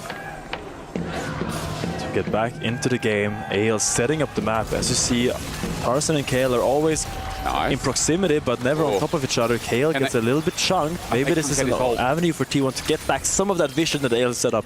Would have been nice if they could get their ult there, Finn, I think. Because KAL without ult would be big, but Faker maybe now going to do it. Separated is Tarzan. All it takes is a shove back, a pick. Tarzan has pulled out the Crescent Guard, but it's turning into an engage. KAL just rips him asunder. Shielded Duran, taken away, but Hope's got the range. Meanwhile, AL are going to fight down here, but Flandre doesn't mind at all. I look at AL, still finding the fight, and T1 so overly ambitious. Faker thought he saw a way back into the game, but anyone's legend turn on a whim. If you want to fight them in the mud, they made the pit. They thought they had an angle, but AL answered back. They shut down Guma, and with that, they shut down T1's hopes in the tournament. Inhibitors at the very least, Finn. I think the death timers are too long. Yeah, and AL is gonna get the revenge from MSI. They're gonna get the things that was taken from them in the global stage as they look for the base. It's best served at EWC, isn't it? The MSI rivals of T1 have been silenced, and the title defenders will not return to defend their crown. It's anyone's legend who are coming for that trophy. It's anyone's legend first international grand finals. Anyone's legend, Lila! What a performance. I mean, what a performance, honestly, from all the members of AEL. They just woke up today and they chose violence. Especially, I think, Flandre and Tarzan over the games. I mean, also Hope and Caitlyn that both in the game one, that 2v2 was so clutch. But I feel like they're just so on fleek in these skirmishes. I think they just played better mechanically. Yeah, I mean, the thing is, there was moments where you saw signs of that T1 that we know, but AL, they were just a level above. And I feel like we obviously saw great performance from this team at MSI, but weren't quite able to get over the finish line against T1, against Gen.G. They've leveled up. They've said, we wanted revenge. We wanted to go further. We wanted to go to the finals and challenge whoever we meet there. Huge win for them, and especially the way in which they delivered it against T1, the team who so often have good odds against the LPL, who previously won the EWC, now sent home and ready to have their key crushed by AG.AL with such a dominant statement performance. A stomp, a slaughter by AL. I don't think anyone expected it to be this one-sided. A little bit of oopsies here and there, but in general, they had control from the game started till the game ended.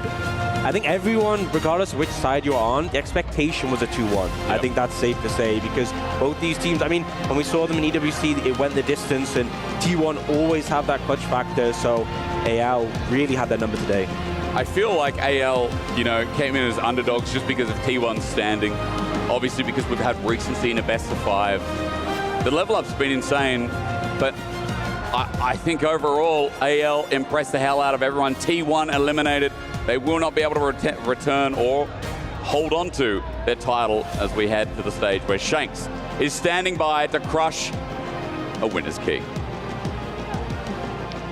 Welcome back to the stage. AG.AL head to the grand final. They take their revenge. It's a historical moment at the Esports World Cup. I have Shanks with me for our Amazon winner interview. My first question is, you just killed the unkillable Demon King on a global stage. How do you feel?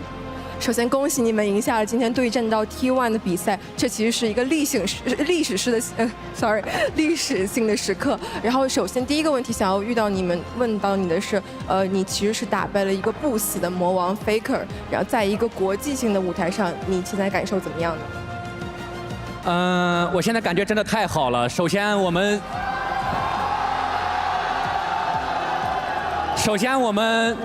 MSI 输给了 T1， 然后又在这里复仇，这种感觉再好不过了。I have to say, I feel amazing right now.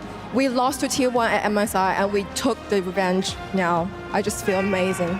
Absolutely, you deserve to go ahead and crush their key. But before we do that, just one moment, I want to know, what was the difference between what happened here and what happened at MSI? Because you were able to take them to game 5, but not quite take the distance. But right here, it was just a sweep 2-0. 在我们可以压碎他们的钥匙之前，我想问到的是，你觉得这次的胜利和 MSI 相比的话有什么区别呢？因为虽然在 MSI 的时候你们和他们对阵到了第5局，但是此次你能够拿下复仇，对，你觉得区别是怎样？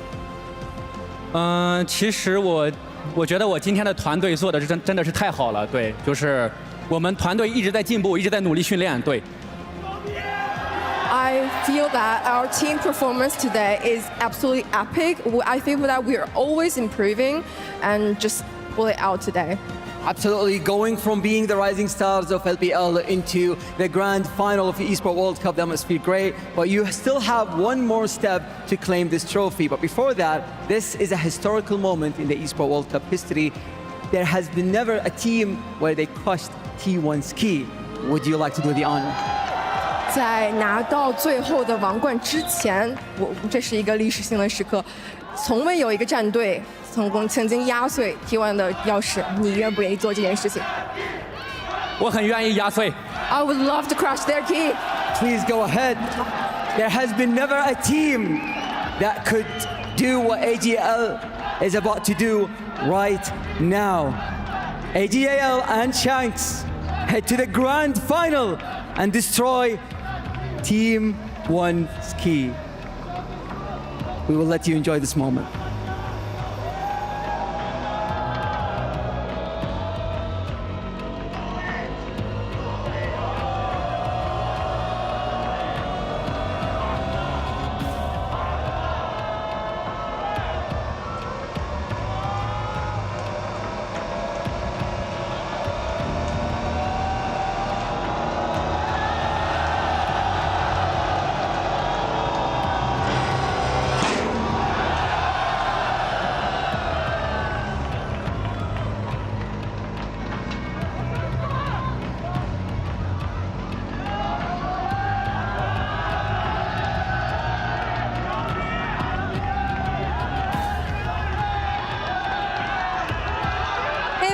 Kitty here for the post-game interview. By my side, T1 Faker. Unfortunately, you guys weren't able to top AG.AL in today's best of series. So what went wrong? 일단 페이커 선수 첫 번째 질문으로는 이번 AG.AL전에서 좀 아쉽게도 승리를 가져가지 못하셨는데 온 패배의 요인을 좀 말씀해 주신다면 좀 어떤 게 있을지 궁금합니다. 그냥 전체적으로 저희가 오늘 경기에서 조금 부족했던 것 같고 준비했던 만큼 성과가 나오진 않은 것 같습니다. I don't think we met our overall standards in the game, so I think that's why we lost. I see. And of course, this is going to be the first time that T1 is officially eliminated from going to front running in the Esports World Cup League of Legends Champions. So I was wondering, what do you have to say to the next title winner that will be proceeding into the grand finals tomorrow? 이제 이번이 T1이 EWC 리그 오브 레전드에서 처음으로 좀 탈락하는 장면이기 때문에 이제 새로운 챔피언이 등장을 할 텐데 그 새로운 승자에게 혹시 해주실 말이 있다면 좀 어떤 말이 있을까요? 저희가 안타깝게 이번에 좀 탈락하긴 했고 뼈아픈 패배긴 하지만 그래도 충분히 배울 점이 있었다고 생각하고 다음에 있을 경기들도 재밌는 경기들을 많이 펼쳐졌으면 좋겠습니다. Yeah, it's a really heartbreaking moment that we couldn't bring it all. That being said, we are trying to overcome this heartbreaking loss. And I think in next games, I think all the other players or other teams will have a fun games. Thank you so much. And of course, we have a lot of T1 fans in the Riyadh arena and of course behind the screen. So what do you have to say as now you are in contention for third place? 이제 곧 3, 4위전을 내일 또 치르시게 될 텐데 지금 또 경기장에 계속 남아 계셔서 T1을 응원해 주시는 또 많은 팬분들이 또 계시잖아요. 그래서 마지막으로 팬분들 위해서 한마디 해주신다면 또 어떤 말씀이실까요? 팬분들께 좀 만족스러운 경기 보여주지 못해서 되게 안타까운 마음이고 다음 경기 때 열심히 준비해서 3, 4위전 잘 해보도록 하겠습니다.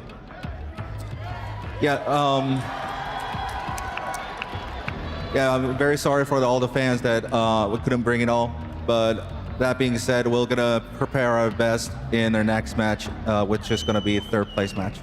Thank you so much, Faker. We'll see you tomorrow and back to you guys at the desk.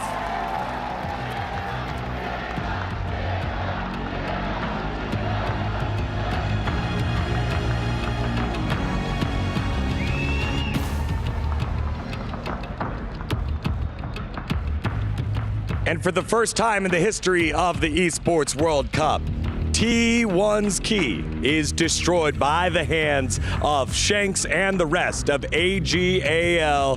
The title defender's key, the special notation that T1 had, could not withstand the crushing defeat that happens at the Esports World Cup. Faker and the rest of the squad still have one more match to play tomorrow in the third place match for club championship points. But in this series, there was only one team dominant enough to close it out in a 2-0. And especially in that game number one, that was so one-sided. AG.AL here, Valdez, came up huge. They were just a better team today. Like, it was very obvious. It didn't matter what the draft was. It didn't matter what the game state was. There was a moment here in game two where AG.AL kind of dropped the ball. But even then, even with T1 given the chance to come back in the game number two, they still could not do much at all. AG.AL just much better today. I was very impressed by Tarzan in both games. I think that he was absolutely running the Rift. I think, in my mind, the most dominant player. But really, it just, shout out to the whole roster. I think that Flandre ran Doran around the Rift. Shanks had a fantastic series, and same for the bot lane as well. I was definitely surprised with this outcome. I was expecting T1 to win, and honestly, in that game too, it kind of looked like the magic was about to start happening for T1. They were down, 10, 11K, and then they just got, Baron Steel into shutdown, and I was thinking like, oh, I've seen this one before. Guma was super fed, but AG.AL didn't let it get away from them. They managed to bring it back. Even that last fight we just saw, I was really surprised they were able to kill Guma there. It was like Alistair and Senna kind of just rolled up on him and assassinated him. So really great play by them. That was a super fun series. And it's, just kind of shocking to see T1 go down like that. Yeah, let's breeze through some of these highlights here. We start off with the early lead that AG.AL was that was able to make, as T1 constantly trying to find fights on this Talia, trying to land the Rumble ults, but they never really lined up here, Valdez, and AG.AL able to parry the initial charge and then punish afterwards. Yeah, I mean, I really liked a lot of parts of T1's drafts. Like, they had so much damage, especially with the Rumble choice for Doran. They elected for even more, but it just felt like the equalizers were used and it hit members, but it was never used in tandem with CC, and it kind of felt like a lot of times they were trying to scramble into some of these fights. Like in that one, it's like, we got to fight this in the river, so he just kind of throws out an equalizer. It wasn't really like T1 were playing as a team, and AG.AL were just punishing every time. Yeah, and then after that, Medios, this was going to be the exclamation point here in our second highlight for AG.AL, where another fight in the mid lane starts off with the catch onto Owner and Faker. And you're thinking Kyle's going to get caught out here, but he lives with just a sliver of health on the Alistair, and the rest of the team's able to punish yet again. He was super patient with the Alistair ult. I think it definitely baited T1 into maybe committing more than they need to onto him and stepping up a little farther than they should. I think one of the things that impressed me the most in both of these games was Flandre. He did really well against Hanwha Life Esports, and then again today against Doran, he gapped them hard, especially on something like Yorick that most people don't think of Yorick as a team fighter. He's kind of known as a split pushing champion, kind of like oppressive in some lane matchups if you can get a good one, but Flandre has been team fighting so well on this champ, and it makes me rethink, is Yorick actually good at team fighting? Because he gets the really good W's. He just does a ton of damage. He's tanky. I don't know. He just made that champion look so strong. Yeah, and it wouldn't be a tournament without a little bit of sprinkle of some T1 magic. Let's see it here as they were down, 11K gold. All of us in the green room were like, what is Keria doing? He knew exactly what he was doing. I love this buffer by Keria. I didn't notice it the first time around, but he was doing this intentional to bait them. He reacted to the Alistair's flash combo with his ult, which then made it so the Pulverize didn't go through. So he actually got headbutted out. And like we were mentioning, it kind of felt like the plot armor was kicking in for T1. They did win this fight pretty handedly, but it wasn't enough. Yeah, it definitely wasn't enough. I feel like, baiting an LPL team into a choke point is a classic, right? But it was something like 8,000, 9,000 gold they were down at this point. Now, the issue was the follow-up, right? Because T1, they did a good job baiting them in. It was like, oh, they're maybe going to come back in this one. And then, well, they kind of threw on the next fight. Well, at this point, Gumayushi had a 3,000 gold lead over Hope. He's the main target that you got to jump onto for your AG.AL, and just this eagerness to get into the fight here just gets him into headbutt pulverize range. Yeah, I didn't think Guma was going to go down. Looking at the items going into this fight, he was the richest guy in the game. I think he was something like 3.3k gold up on Hope. So this was kind of his game to carry. And he just got comboed by Alistair, he got comboed by Galio, and then taken out by Senna. So probably a little bit of over-eagerness by T1 there. I think they, understandably probably thought they were more behind than they were, even though it kind of looked like they were in a decent spot to take that game, because Gen.G doesn't scale very well. After you get 2 items, he kind of plateaus. I'm not sure about Yorick. I think he does fall off at some point. So it seemed like T1 were doing well in the scaling department, but obviously that fight didn't go their way. I think they forced a little too hard onto a Gen.G who had ult, and they just ended up with a bad positioning. And you can see how much it means. Shanks with the pop-off, Coach Tabe with the pop-off, and AG.AL right the wrongs of MSI in that semifinals. It was the lower bracket finals over at MSI, and will be here for the grand finals. LPL still represented, has the opportunity to win their first ever Esports World Cup League of Legends game trophy. And with this victory over the previous game title defender, they can have a special notation called the Champion Slayer inside the totem if they're able to get the victory in the grand finals. So the Champion Slayer of the defending titleist is what AG.AL is playing for. Goodness gracious, it must feel so good to get over the hump, get that revenge, as we've seen some of the other teams like G2 be able to get earlier in the tournament. And not even a flinch here as Shanks goes ahead, and that special key notation there, the defending titleist key, is crushed under the weight. That was cold. The win. He had no emotion. It's just another day, crushing T1's key. I do it all the time. He was expecting this one. He really is a stone cold killer. I do think that Shanks did outplay his opponent today. He had a fantastic day as well, and I like that he was given the honor there. I love his interviews as well. He's so well spoken, and has been a really nice shining light and a nice story for the LPL, just leading this team to now a finals for them after MSI, which was disappointing. They really wanted to make it to the MSI finals, but couldn't do it there. But at least they're able to do it here at EWC. Right. Champion Slayer AG.AL over defending titleist T1 in that last match. But we're not done yet. We've got to figure out who else is playing in the grand finals. We have one more series for you. It is G2. It is Gen.G, the former kings of Europe, trying to climb the mountain back to their home of glory against the best team in the world. We'll have that for you and set you up for that pre-match in just a little bit. Don't go anywhere. You're watching the Esports World Cup.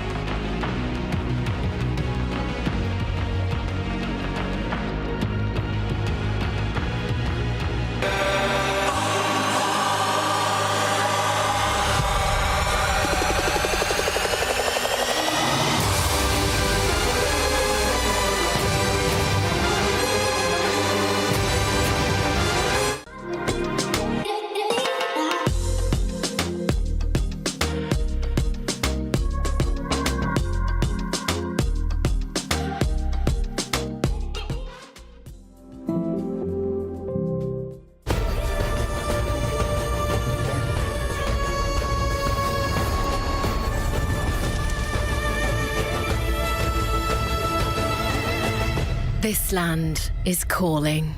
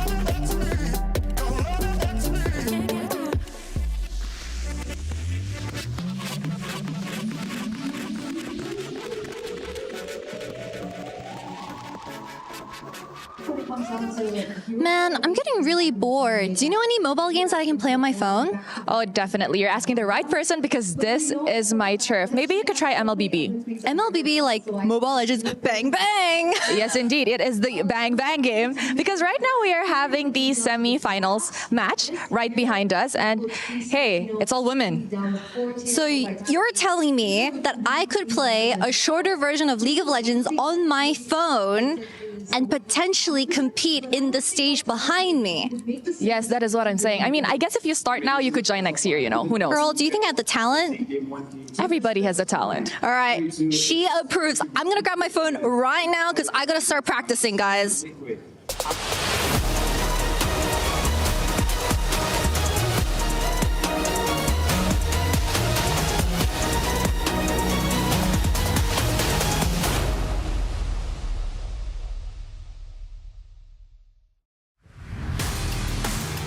Here comes the Western Goat Caps and the rest of G2 as they go up against the Church of Chovy and Gen.G.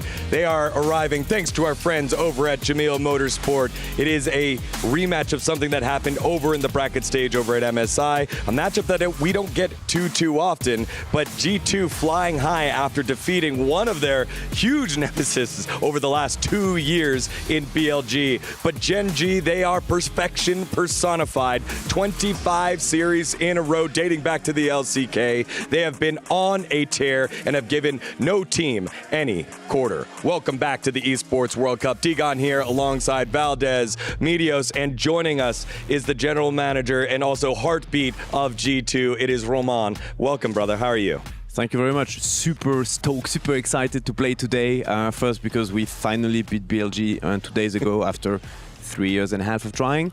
I insist on the word trying. We were not doing, sadly, so done.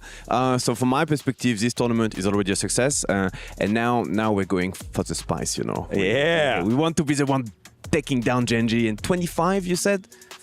It's a lot, but it's okay. We got that. Yeah, it is definitely a lot. Here's the thing, though. Like, I want to know, how's the team feeling after a victory like that, and knowing that they are going up against one of the best teams in the world, if not the best team in the world, but with that like house money since they defeated one of their ghosts. It felt really good to beat them, and then everything on top is extra, you know. We're super happy for AL to beat T1 because it turns it into kind of a win-win for us. Today, either we beat Gen.G and then we play a final and we beat Gen.G, or we lose and we have T1 tomorrow, and it's always super exciting to face T1. So, and as well, we're happy for Shanks. We've done a bit of content with him at MSI. He's such a nice human, such outgoing and stuff, like, and Caps beat him at arm wrestling. So we were just happy for him. Yeah, I mean, it's going to be a really high matchup, this one, I think. If Gen.G are going to be taken down, maybe it's in one of these best of threes at EWC. Is there anything you've seen specifically from your opponents today in Gen.G that you think you can potentially take advantage of? Any vulnerabilities on their side? Yes, at least 2 or 3, which obviously I'm not going to disclose here, but I can tell you the coaching staff had a great night and we're super excited this morning, like doing a lot of cooking and brainstorm, and so we think we found a bunch of plot armor, like weakness in the armor, so let's see. What do you credit G2's turnaround with? Because coming out of MSI, not the performance they were looking for, and I know fans on social media were not happy with it. You know, there was so much people just anywhere from flaming to like coping about their region's strength, and it doesn't seem to have got you guys down. You came back swinging in this tournament and you're doing absolutely amazing. It's okay, you know, like the fans are for sure overreacting, but they're also passionate and they love us. At least we are privileged because we have crazy fans. I know some teams where it doesn't matter if they win or lose, no one's going to care online, you know. For us, it's a drama every time we lose, and we've had 2 years of absolute success at home. We only did double top 2 this time, so it's a bit disappointing for us. So we got a lot of extra pressure. I think we are slowly scaling. It looks like it's a big acceleration because we were losing a lot more than usual at MSI, and maybe we finally beat an Asian team. But to me, it's just a slow acceleration. The goal is still Worlds in 3 months. So this is part of the process right now. Yeah, I think we heard Broken Blade earlier say we really want to defeat an Eastern team. obviously the ultimate goal is become the game titleist here for League of Legends, but a sub-goal would be defeating an Eastern team. Able to do that against BLG. What is the goal now? What are we looking at now? LPL check. So now we need LCK. You know, I don't have the stat. I don't remember the last time an LEC team beat an LCK team. It's probably been a while. It was probably G2 last time. So we're just looking to add another check in our prep list for Worlds. Yeah, absolutely. I was actually very impressed by Caps' champion pool so far at this tournament. You know, a lot of us are just playing Talia, Azir, Victor, you know, Annie, the common stuff, right? But he's brought out the Syndra, he's brought out the LeBlanc, which was very impressive up against BLG. Does he have anything else in his pocket? And how is he feeling as a player? Is he very confident in himself, and that's why he's picking those, you know, they're not really off-meta, but like slightly off-meta picks? Cap's love for the game is unmatched. He's been doing that job for 10 years, I think now, maybe a tiny bit less. He's so old meta. He played all champions. So if you ask him, he can play anything. Is it true? Is it true? We're gonna see on stage. That's gonna be the interesting part. But yeah, like his Ocean pool is unmatched for sure. I mean, he did play the LeBlanc against Knight, so I think that's a pretty good indicator of where he's at and what he's able to bring. But he's not the only player, I think, with a pretty good resurgence and bounce back. I'd say Broken Blade in the top lane.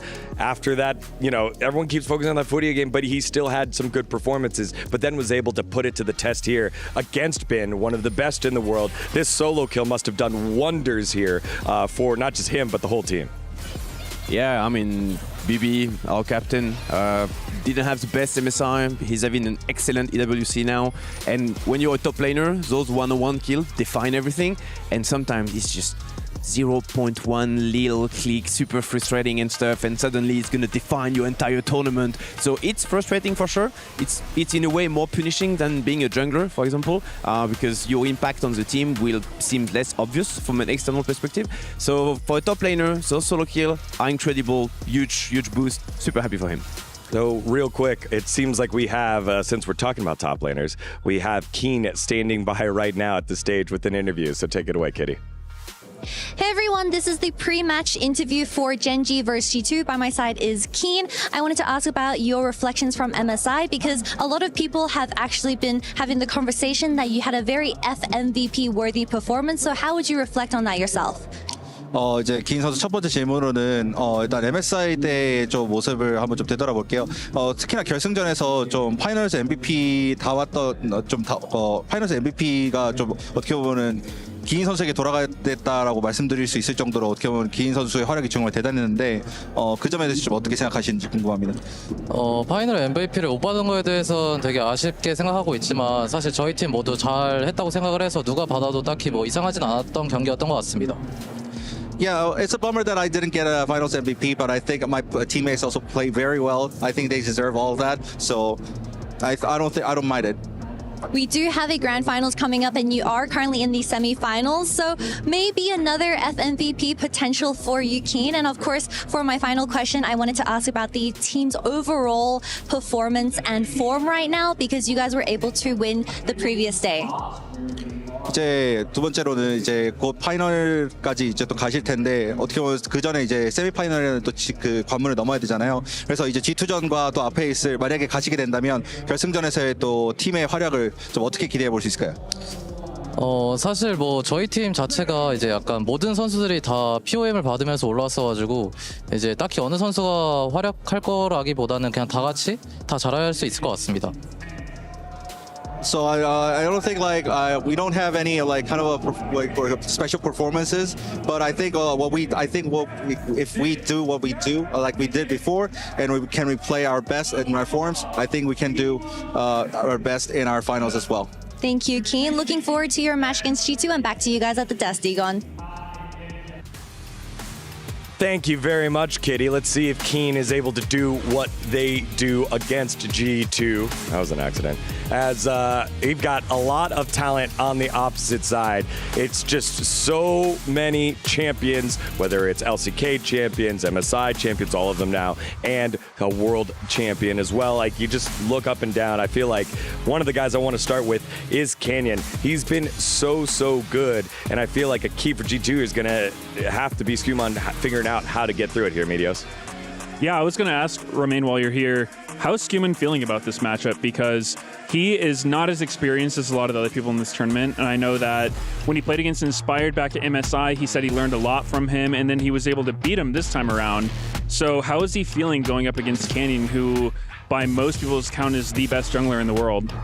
We're nailing it, because MSI was a interesting tournament for Skew, first international tournament, and he had to fight Canyon into Inspired, and I think he got a bit outplayed on both those matchups at MSI, which made him feel really sad. So he's coming with a big revenge arc, and I can tell you, if this time Canyon decides to invade early level, we're ready. Skew's gonna be ready. He has a revenge stake, so really looking forward for that matchup. Another player that has stood out here since MSI is Ruler here, Valdez, because when he slotted back on into this roster with Duro, wasn't exactly sure what to expect as he returned back from the LPL, and then was probably the standout player from MSI and has been dominant here at EWC. Yeah, it's a good point. When you were saying there's another standout player, I was like, who's he going to say? Is it going to be Chovy or Duro? You can pick anyone. I'm like, pick anyone. Ruler, though, I think is a good shout because he definitely was kind of the big standout amongst his peers on his team. He was just very consistent. He wasn't getting caught out very much, and it was just a great time for him. They had some crazy fights against FlyQuest. I think generally we can see that Gen.G are a very consistent team. They don't make a lot of mistakes, but certainly FlyQuest kind of threw them for a loop at times, so I think that's going to be something they're going to have to clean up today because G2 are looking very strong at this tournament. Yeah, this was that. Go ahead. Sorry. Yeah, this was that fight that we were talking about yesterday, the heartbreaker for NA, where it felt like FlyQuest had it, but Gen.G is just a little bit too good.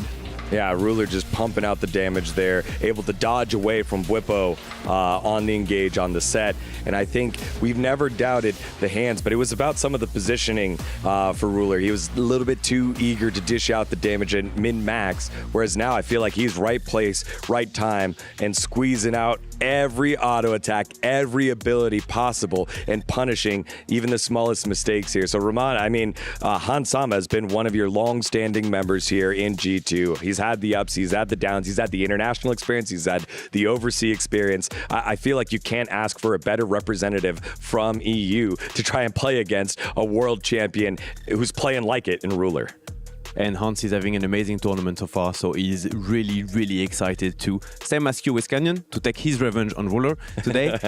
So yeah, looking forward for the jungle matchup, looking forward for the bot lane matchup. Yeah, I think it's going to be a really exciting series. Yeah, the players are getting ready on stage, should be there in a couple of minutes. But just going back to it, Valdez, when we look at this, right, you're like, oh, are we talking about Canyon? Are we talking about Ruler? Who jumps out at you? Which matchup jumps out at you the most as the key matchup?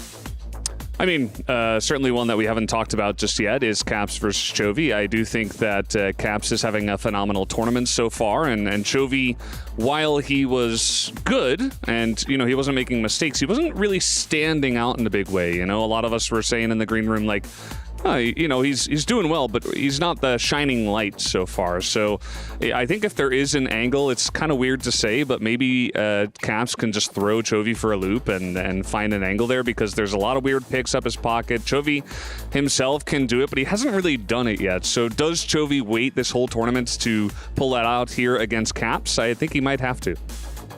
It's definitely going to be probably the ultimate test for G2. I mean, anyone playing against Gen.G is going to get tested. And part of what makes Gen.G so hard to beat is that you can't really just beat them in one lane or win one fight against them.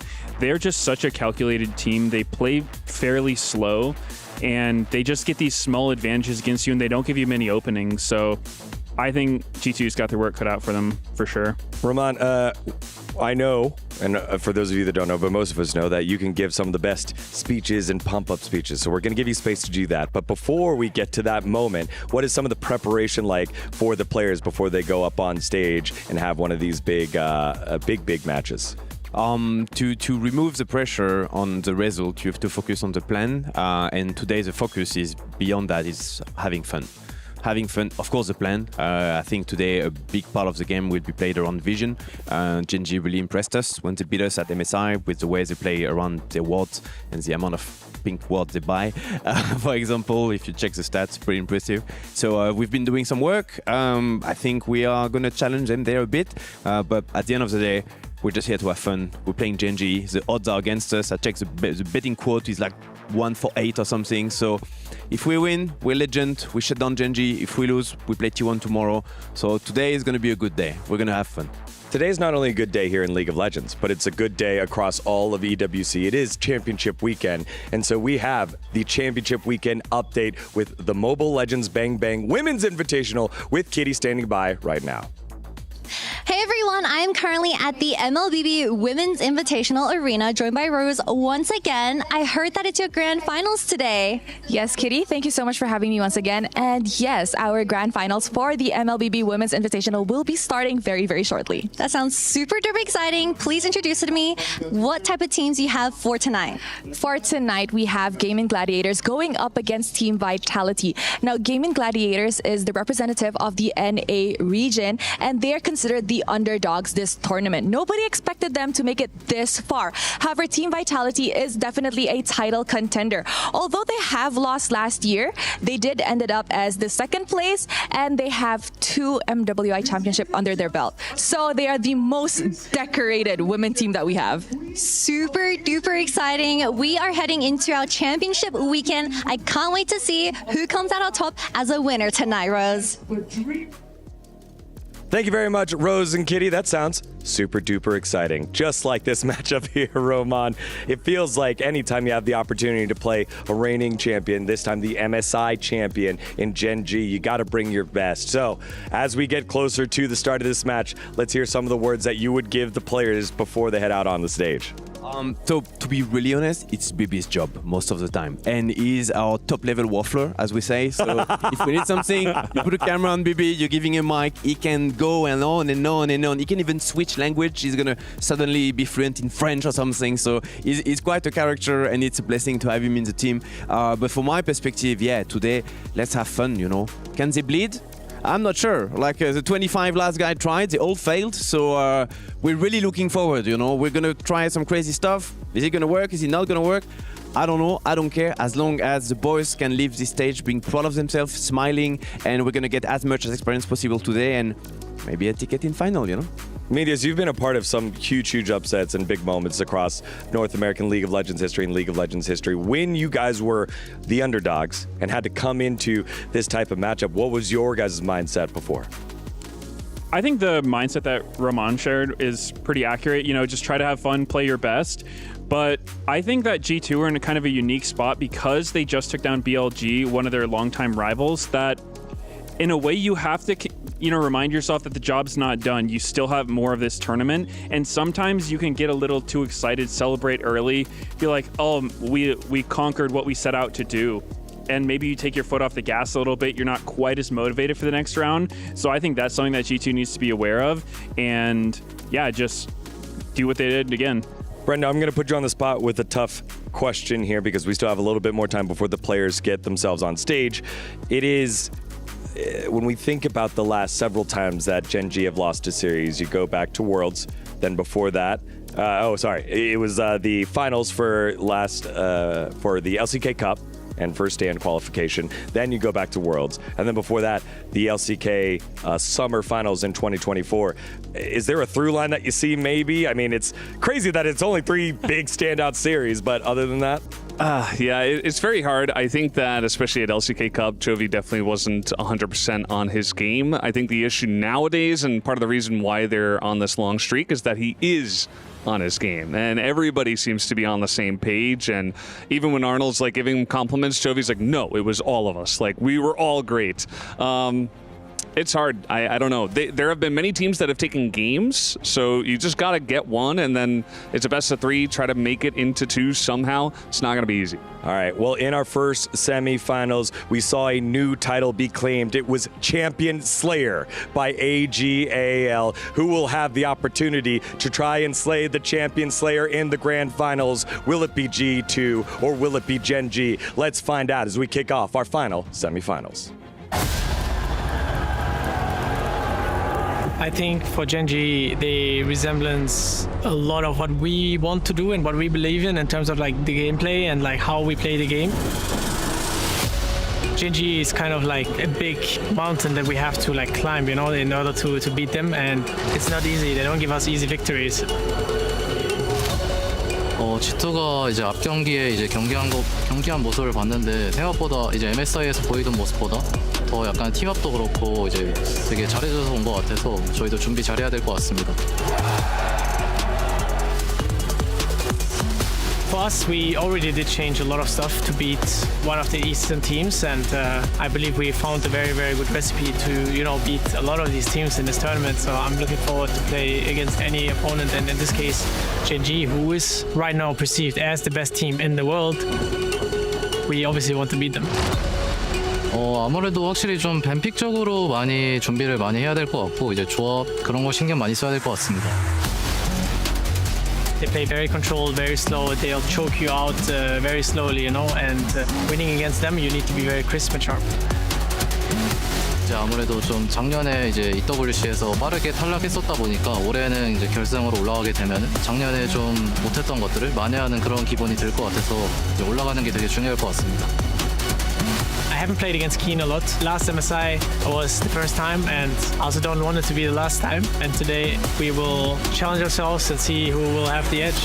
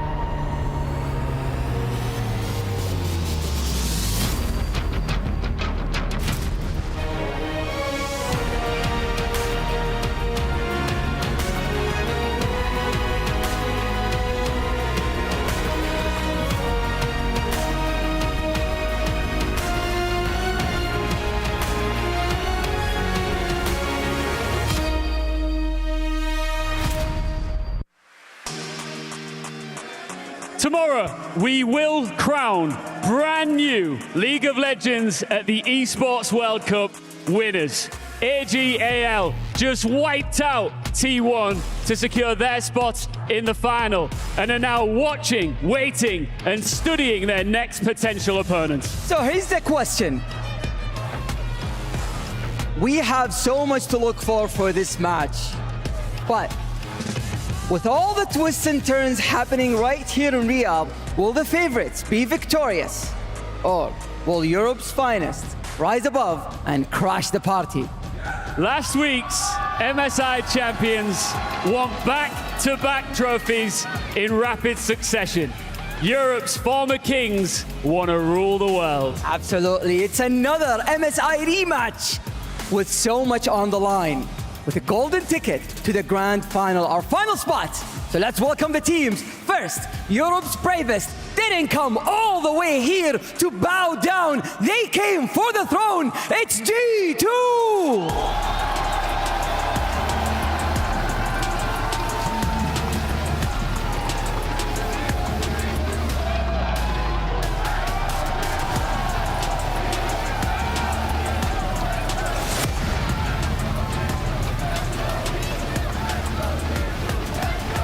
Their opponents dismantled the world at MSI. Now they're back to do it all over again. It's Gen.G!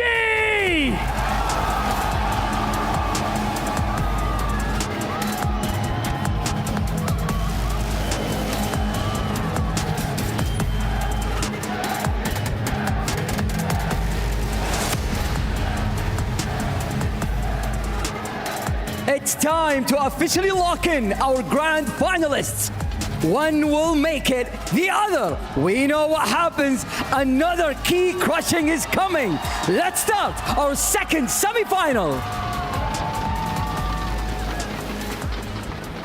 Thank you so much, gentlemen, for that introduction, and welcome, ladies and gentlemen. I'm Atlas, I'm joined by Wolf, and we're here to bring you our next semi-final. Gen.G looking to make it 25 series in a row. And G2 looking to continue their streak of revenge after dispatching one of their opposition that was pretty dominant against them in MSI. Another one now is in front of them. We have seen 2 LCK representatives eliminated already. Hanwha Life and T1 taken out by AL. And Gen.G is the last sole representative here. We saw G2 already conquer big rivals in BLG. Momentum looking really strong for them right now. We saw on the other side of things, Gen.G playing with their food a little bit. And their last matchup against FlyQuest, they were ultimately still able to dominate and take it in the end. But this is a really important matchup. As we saw in the pregame interview, Keen mentioning how important it is for him to make this finals. They were knocked out incredibly early, tainting the golden road last year for those who remember when they lost in the first round at EWC 2024. Now looking to make that finals, now looking for a title here. If we have a victory for G2, there'll be no LCK representation after being defending world champions, first stand champions. Gen.G now MSI champions. To have no LCK rep in the finals would be insane. So for regional pride, there's not much more you could say in terms of stakes for both of these teams. Yeah, exactly right. And we'll also give Gen.G a date with T1 tomorrow if they lose here in this best of 3, which is kind of crazy. I imagine the final prediction would have been Gen.G versus T1 in a lot of people's minds. Now that moves on to Gen.G versus AL. But G2, they could be the team that's up against the LPL first seed tomorrow instead of them. Gen.G, absolutely formidable, like you were saying. They did drop the first game against G2 in their bout at MSI. It was actually, I believe, the only 3-1 that Gen.G actually put up. I think you're right. Outside of, it's like since the road to MSI, which was 3-2 against HLE. And then there were, they played 10 games against T1 at MSI as well. For those who really like Gen.G versus T1 matchups, you've already had enough. Okay, we didn't need it here at EWC. As well as let's jump into the draft for game number 1. G2 on the blue side, which is a big deal. I think one of the really big stories for G2 this tournament has been Caps' flexibility as LeBlanc that got them here in the first place. The amount of pressure Skumon is able to play with when Caps has that mid-prio, and Han Sama's consistency on the late game carries, especially the Xayah. We'll see the Talia, the Annie, and the Aurora taken away here. The Aurora, strong pick for both Chovy and Keen. I love the setup for taking away Chain CC with the Annie and the Talia as well for single target pick that they removed. So making Gen.G have to play a composition that's going to be a little bit more complex than just blowing somebody up. Yeah, and this is really interesting. This is Vi or Azir. Which one do you want to be taking away? I think you take away the Azir here because even though Vi is incredibly powerful, there are ways to shut it down, and you get the red side 1-2 answer here. And with so many power picks already taken away, Gen.G, you're going to be happy with it. Especially when you consider, I was going to mention this as well, that Skumon doesn't necessarily always go for the Vi in these situations. He's happy to play Maokai. It has been his best pick. So once again, going for comfort here. And there's a ton of flexibility in a draft like this with the Maokai first pick. Even though it's less meta and it's kind of a G2 exclusive, they've been able to pull so many good drafts out of it. Yeah, it's kind of crazy that the Forest remains in LEC, but it just isn't really elsewhere in the world. Keen, he's thinking that he doesn't exactly have a sword, but he does have scissors that might be able to help cut through. This is interesting because it does give Broken Blade the opportunity just to play Rumble into this with the Maokai already available. It feels like a really strong setup for G2. They will get the Skarner in return here. Yeah. As I just feel like it's super obvious to grab Rumble at this point. it could be an opportunity here for BB if he wants to go for it. There are some other matchups into the Gwen that people have kind of liked. Ambessa was chosen, I think, by Doran yesterday, and it didn't really work. Quite a few things have been experimented with. One of them is, I guess, theoretically, Mundo. We have seen it hovered a whole bunch, so I don't really want to talk about it. But the lock-in is looking like a Jace, and there it is. Jace is so commonly picked with Maokai in Korea as well. It's so easy to land your accelerated shock blast or punish a target that gets caught by the Maokai Nature's Grasp. So a strong combo, which also is great when you outrange the Gwen. You win the lane early. You just sit there with the range advantage in range mode and just kind of pew-pew the Gwen away. So you get prio with it. Caps looks to lock in the Yone here. That is kind of crazy. And of course, the Maokai is going to be built a lot of AP, right? Like, yeah, right now, oftentimes we see a bunch of tank Maokais in the LCK if it ever does come out. But in the LEC, they do really like it to be built full AP. That's what we saw from Skumon last time out as well. And so Chovy, where's the Silas, mate? That's what I want to see. That'd be a whole lot of fun. That's a dragon. So that is just going to be instantly locked in. That could be for Ruler. That could be for Chovy. We'll just have to wait and see. My expectation is that it's likely going to be for Chovy here. I think so too. I think they're just picking their champions, Wolf. I think that's what's happening. The reason why is there are so many picks, like there's just too many in game one of Fearless that shut Smolder down in lane in the bottom 2v2, whereas in a range versus melee matchup into the Yone, you could stack incredibly well. Ziggs getting taken away. This is kind of tricky because obviously there is some element of AP damage missing here. Yes, Maokai will build AP, but it's not the same kind of oomph that you're looking for, but it's also strong into Smolder. So this is a little bit tricky here for Gen.G, saying we might still play this in the bottom lane. We don't want you to have the Ziggs into the Smolder down there, but I think it's just a wise ban in general. Yeah, and also going back to the whole LCK likes to play Maokai as a tank thing, you don't see Maokai as a representation of magic damage in a composition so much these days back at home. So a likely reason why they're banning that one away. If the Kaiser is also banned, then we can tell that that's exactly the reason for it. Also does fit into this composition quite nicely, as the follow-up to a Maokai is generally pretty comfortable with the amount of AoE he has. The Nico ban here means you probably just go for something like an Alistar ban as Gen.G. Don't necessarily want to be looking for that pick in this bottom lane. Also would kind of reveal that you're not playing Smolder down there for sure.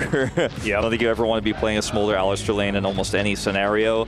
So this final ban is really tricky for G2. You know, something like a Leona would be seen in previous metas, which is super safe in the bottom lane, but this is a really tough one. They're going to go for the Braum, which can be decent into both the Yone and that Jace pick.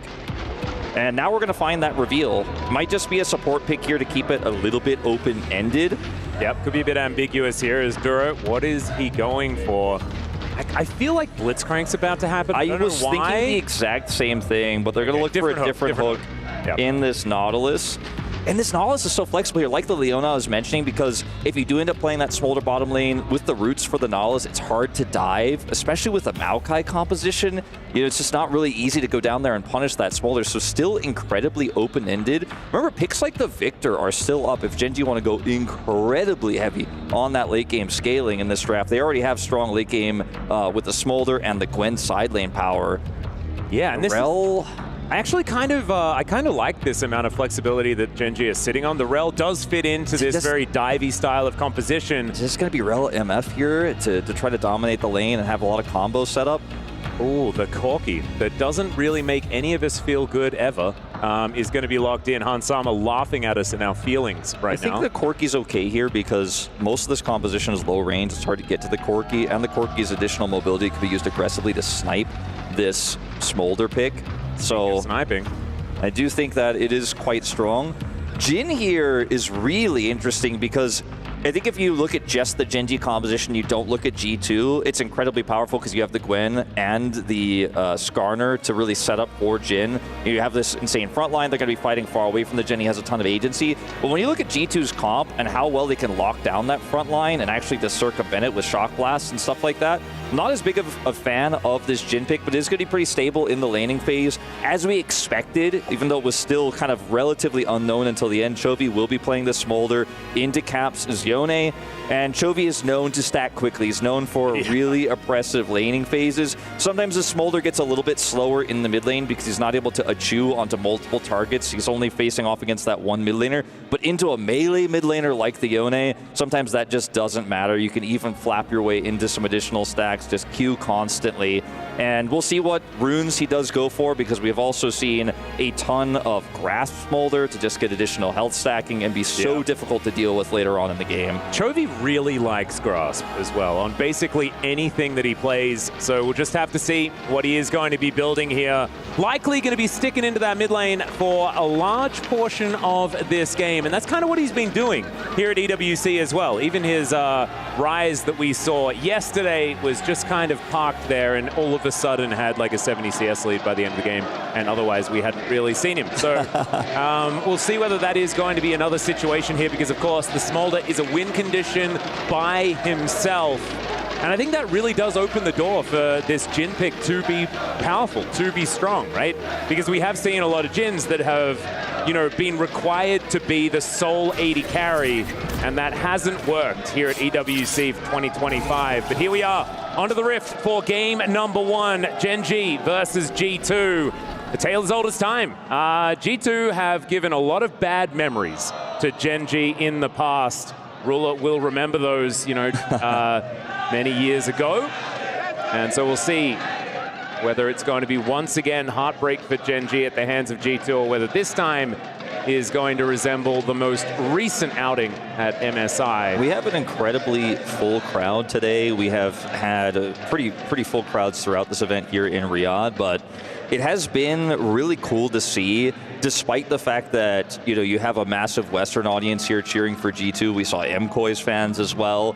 You also have, you know, so many Korean fans who have traveled, just like last year, to support the Korean squads. We've had our Chinese fans coming in as well. And people traveling here to Riyadh from all over the world, and to have a relatively even split crowd for this semifinals match is so awesome, Atlas, as we are good to go here in this first game.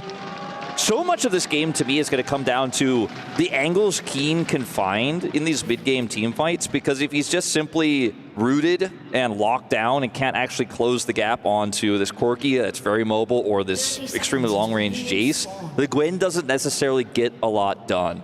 Yeah.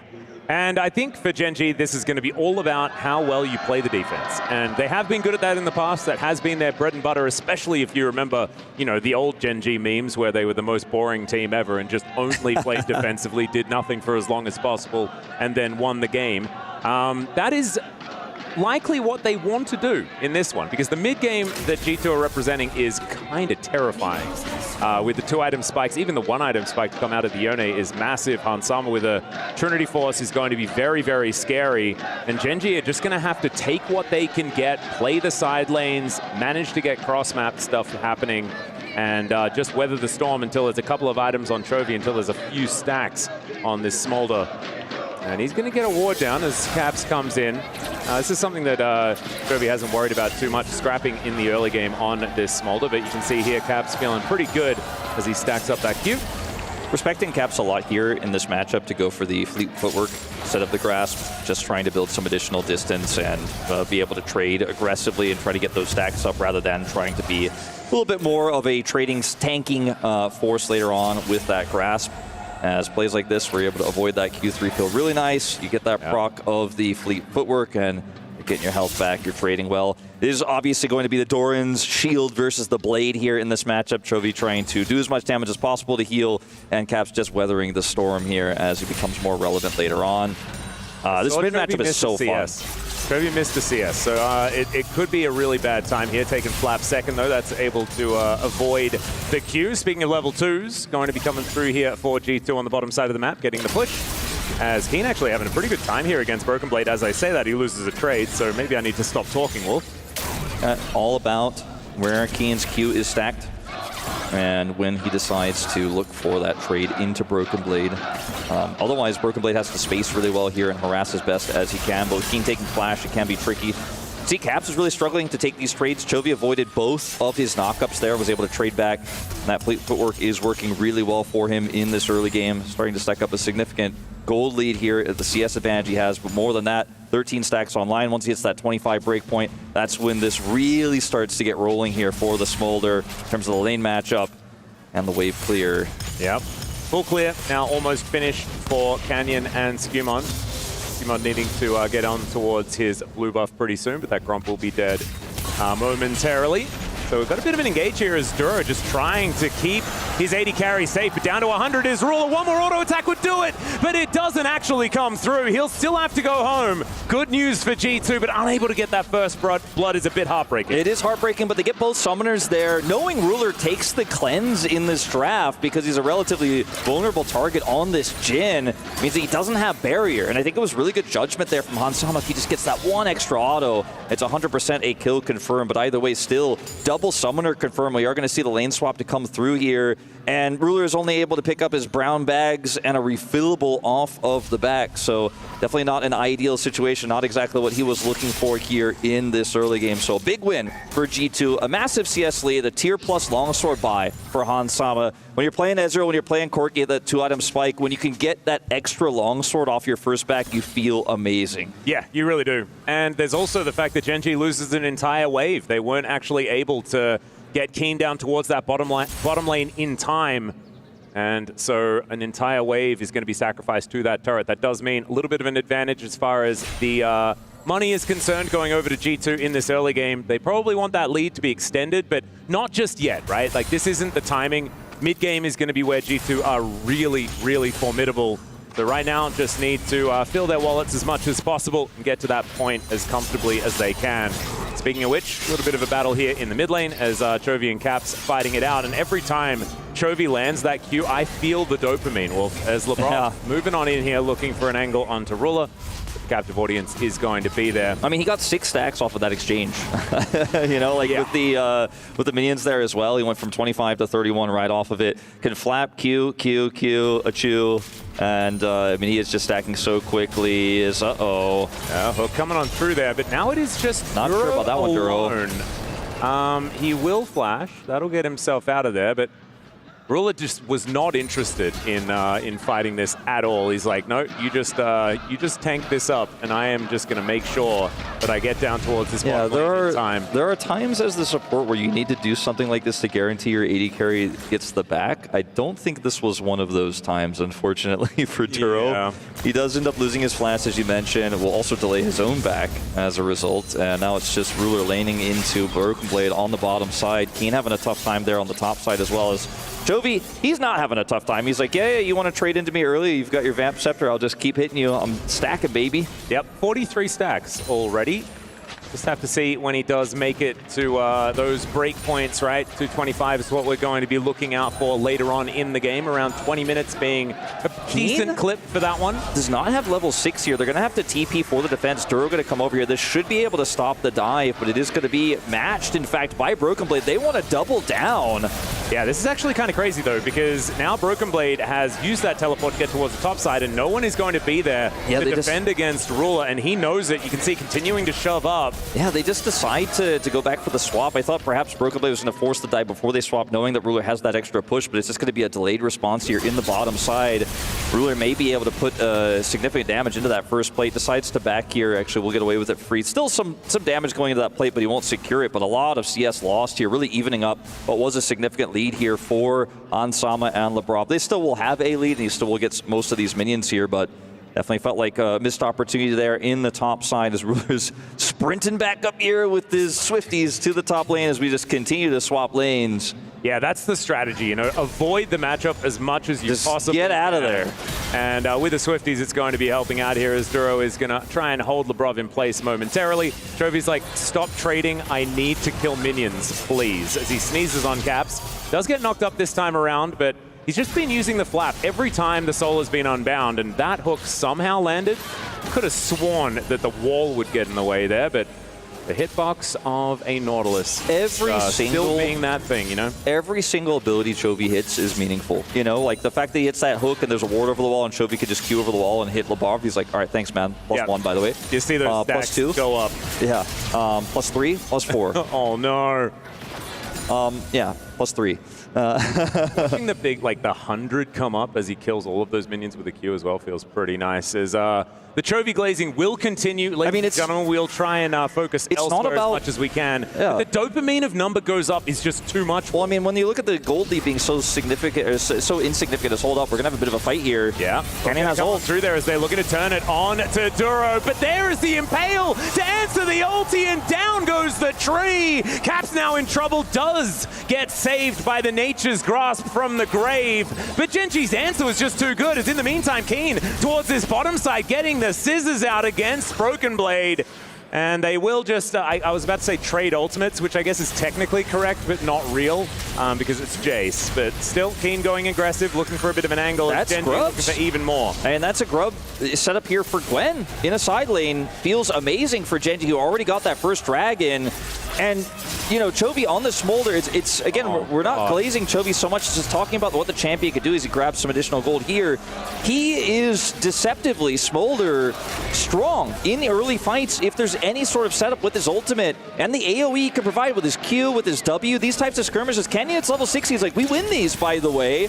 More stacks, more fighting. Combo as well was like absolutely that's what I'm talking about. I mean, it's like Zeri, deceptively strong in early skirmishes as Keen looking to fight this one out. Yeah, Duro not quite as strong as Keen without the needlework. Going to be backing away. Broken Blade looking a little worse for wear, but has his Rel alongside him. So Broken Blade get this wave shoved in. Has flash, so I just don't think Keen has any angle here to look for a flash Q to try to win this one out. Just going to have to play respectively instead. Yeah, hasn't stacked that one up just yet. Gen.G just fighting for some tempo. And having a look around the rest of the map, Canyon is about to finish another full clear. Should be able to do so after the southern side is dealt with. There's Duro playing with fire here a little bit on this bottom lane. And Keen just going to eat this wave. So it's just felt pretty dicey as once again, Hook going to come on through there at the flash forward. Broken Blade, I don't know about that one, and Labrov is dead as well. The feats of warfare so comfortable here for Gen.G, as that was just a little bit of a whoopsie from P2. Big disaster. Chovy now the target here, but he's going to be totally fine. He Smolder doesn't even need to flash. And this is what I was talking about earlier about how Nautilus could be used defensively in a lot of situations under turrets, man. Like, if you go for that dive, you don't get the kill instantly, you're not getting out. Duro was 100% ready for that. He was just sitting there going, oh, there's no way they try it. I have the high ground. Yeah, exactly. And, like, Keen gets engaged on here, and Labrov's in dredge line range. Keen has a ton of damage. He's got his Q stacked, and Labrov gets rooted. Like, you can't get away from this Nautilus if you commit in. And Broken Blade on the other side is feeling real rough here. Dylan Falco also frustrated because the deeper and deeper you pull into this quicksand of a composition for Gen.G, like the faster you sink because it's got the Smolder that's stacking. By the way, Chovy sub 12 minutes, he's gonna hit it at like 11:30, that big break point of 125, and then this Smolder just flies towards the big 225. Well, this is the thing, yeah, it's the last 100 that is so much easier because you get so much extra AoE. You're exactly right. And this is like what makes it so hard against this composition as well, because you feel so much pressure to make things happen. You can understand why, you know, BB and Labrov went for that engage, because otherwise, if you don't do anything, you just lose. Like later in the game, this composition does infinity damage. And by this composition, I mean Smolder. It is the Smolder, but it's also the Gwen that has 3 grubs. Yeah, true. Side lane will be really hard. You know, Broken Blade is already significantly behind in this matchup, especially after that play bottom side. I mean, that's the main reason why he's that far behind, but this Gwen is going to be a menace, as Chovy is going to back here after hitting 125. Look for that Trinity Force buy. I mean, things could not be better for Gen.G. Nope, this is precisely what they wanted. In fact, they could have been a whole lot more even than this and still be feeling like they're absolutely winning, as Mom comes down in this mid lane. And his soul is going to put him back here, whether he likes it or not. Down to 100, has to ult away. The auto attack was not in the air though. Down to 100 health, but will survive. And Chovy still wants more, sneezes over that wall, and he's going to just I guess, settle for some plates. I mean, Caps doesn't have TP. Like, he just absolutely gets smashed by Chovy there. Did not respect the smolder damage. Chovy TP's back with Triforce, crushes him there, pushes him out of the lane, grabs plate gold and some additional stacks. Like, he actually looks like he's going to get 2 plates here. Because remember, he also has 3 grubs. I didn't know that the Smolder Yone matchup was just unplayable. It's just really tough, especially when Chovy's playing it this well. Like, Caps went for those early trades, and Chovy avoided everything with the flaps. And it's just, like I said, it feels like quicksand. Like, the more you struggle, the more you try to force. If you don't actually make that headway, you feel so desperate to do it, you just fall further and further behind. And 2,000 gold is not an insurmountable lead for a lot of compositions, but for the setup here, it's not like the game is unplayable for G2, but it's got to be in your headspace, right? For your mental, it's getting a little boom right now because you're like, is there any way out? Yeah, maybe it's time to start thinking about what we can do to not give them a scaling draft next time around. As Broken Blade. Looking for BB here towards his top side as he just walks up, looks for the auto. The hook is not going to land. Does almost get the passive, but doesn't actually get it as the heal going to come out. Actually played so well here by BB as they're looking for Duro. They will take that as the first kill. Can BB survive? That's the question as Keen is untouched. The flash to follow here from Keen as the needlework is out and they're not going to get greedy for the kill on to the Rel. I say that as Canyon looks to come in, throwing some rocks around here on this bottom side as he smites the Rel. Continues throwing things, but isn't going to continue further forward. Keen, 3 grub Gwen, going to grab another plate. Skumond is here, but just a little bit too far away for Nature's Grasp. They push LeBrov away, stop his backs.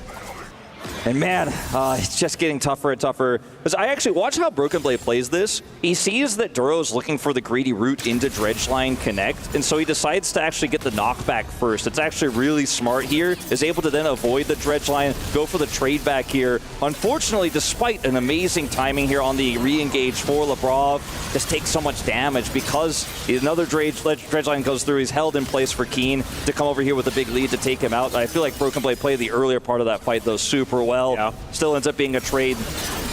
It's against the flow of play here for G2, though. They need every positive that they can get right now. As Canyon's moving over, this is not going to be one of those positives, I do not think, unless he gets the movement speed, and there it is. Nicely played. Phase Rush is one heck of an ability, isn't it?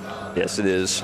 Doubling up on control wards in this brush. Oh, yeah. Ruler is not going to get caught, as this is just going to be a turret to go down here. Feats of Strength were already Gen.G's, but they get the first turret as well. Oh, dear. Okay, never mind. There was no one there to follow up on Hansama. Bit of a check-in on Chovy, who's at about 170 stacks right now, 15 minutes. Does have, 50 odd to go before he does hit that the fastest possible for a mid lane Smolder is usually around 17 to 17:30, and he's kind of on track to potentially hit that, if he's left to his own device, if he gets to get into another skirmish. Caps will trade a turret back, by the way. Yeah. And he has Skumon here to help him get out. I don't think Gen.G will be able to punish, so that's a big win. Finally looking for that first item. Caps has been behind Chovy for so much of this game.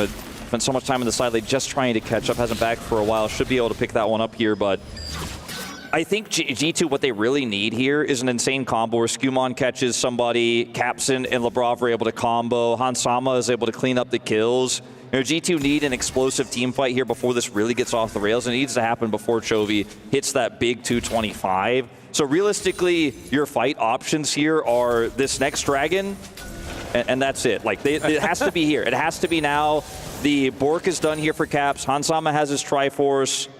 This has to be really G2 winning a swimmingly, convincingly swimmingly winning fight. Wow, that came out hard, but it's hard for G2 to win it. It's hard to say it. As here we go. Yeah, they're looking for it. Off against Lebrov. Chovy over the wall doesn't like it as the Rift Herald going to be ridden down this mid lane. That'll finish off the outer turret. But Canyon is now going to be in a pretty awkward position. He's just so tanky, though, as the dredge line comes on through. Skumon going to get rooted, and they're just going to collect the jungler. He does make his way out, though, as they decide it's Lebrov that dies first, and that is precisely what's going to happen. Duro looking a little worse for wear as the rockets from Hansama are starting to hurt, but G2 don't like the idea of a 4 versus 5, especially with Caps on the top side of the map, and they're going to see what they can do in the cross map instead as they give away Soul Point. I think G2 really wanted to try to play that a little bit slower, but things went a little bit awry there at the outset. And then it was just a quick reaction by Gen.G and Duro. Skumon gets caught, and that's the end of it. You know, Caps could have TP'd in faster and tried to force a response from Keen and look for a combo there. It looks like instead he wanted to just threaten that side lane. The top turret's relatively vulnerable. You know, if he's able to interrupt Keen's TP, for example, you know, there's ways that this could be played out for G2 if they play it slow, but it's the worst possible scenario, right? Not only do they not get the fight they're looking for, they lose the fight, they lose the dragon, and I think that was their best chance to get back into this game, and they missed the opportunity, and Gen.G are just coasting. Chovy is not going to quite hit the 17.5 minute 225, but he is 13 away. Yeah, 19 minutes ain't bad as Broken Blade going to be able to get the boot back as Keen tanking up this turret momentarily. Teleport is going to be the answer here to even things out on the bottom side, but Caps really didn't want to use that to get down towards this bottom lane as they were going for a bit of a 1-3-1. Now Gen.G feeling like they will be able to utilize this man advantage as Chovy's flapping in there. Does sneeze on Han Sama here.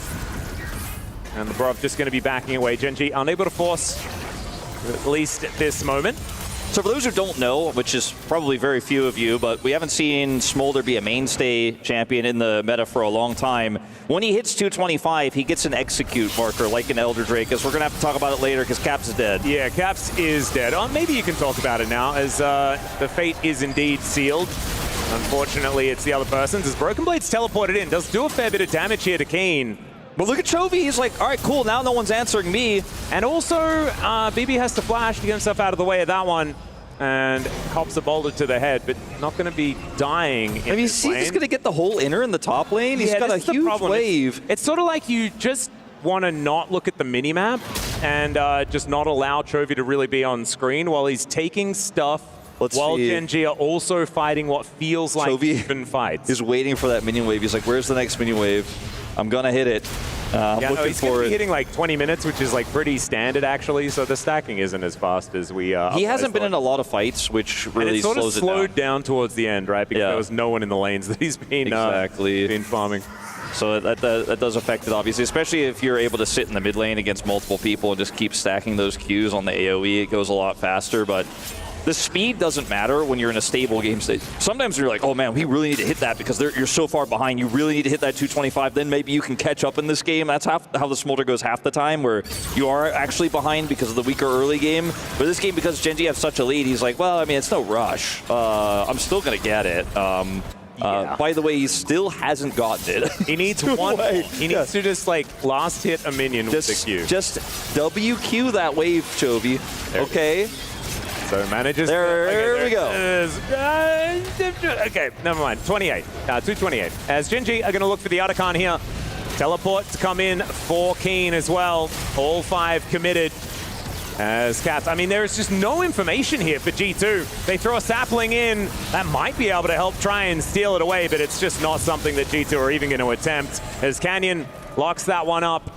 And Gen.G, 4,000 gold in the lead. Otacon, feats of strength, everything that they could want. As Canyon looks for an Impale, does not quite get it, but he's going to be able to steal away the enemy Grump. They are able to, you know, deny a wave on the bottom lane. You know, Broken Blade's been able to get some additional time there. Can maybe try to wrap around, look for a play here with Labrov onto Ruler. But he's seen by all of this vision coverage. There's so many captive audiences here as well. Ruler's just chilling. And for G2, really your best hope on that Otacon was a faster group, or maybe Gen.G looked to turn the fight a little bit too early. You're hoping for a mistake, and they group and they go, well, Broken Blade, just keep pushing. You know, this is all we can really do right now. As they know they've been checkmated in this game, but they've been checkmated for quite a while, and you're just hoping and praying for some sort of big mistake. I mean, Han Sama is slow on the stacks here, but will hit 2 items fairly soon. He has the only gold lead, as minuscule as it is here for G2, but they need more than that to win this game. They need to blow up multiple threats. Like when you get to this point of the game with Gen.G's composition, it's not just kill the Smolder. There's a Jhin, there's a big Gwyn who is 4 kills. Massive, 2.4k ahead. So, you know, there's just too many threats. It's a triple threat. Yeah. And I actually didn't feel like this game was a Keen div, right? That's not what I was sort of feeling, because The Smolder has been a large problem. It's been ganks towards the top side of the map that's allowed Keen to get this lead. But it just means that he's untouchable in side lanes. Now, waiting on a flank angle as well as Canyon parking himself on this wall. Shock Blast going to give away Broken Blade's position, and Keen just remaining out of vision right now. There's the hook to start things off as Canyon just gets amongst it, finds the Impale. It's a decent Magnet Storm, but they just don't quite have the damage. Hansama's going to get exhausted and then rooted up and taken down. It's a double for Keen as the root comes in yet again from Ruler, and Canyon just looks immortal. Ruler's going to get another kill. That's a double for the Jin.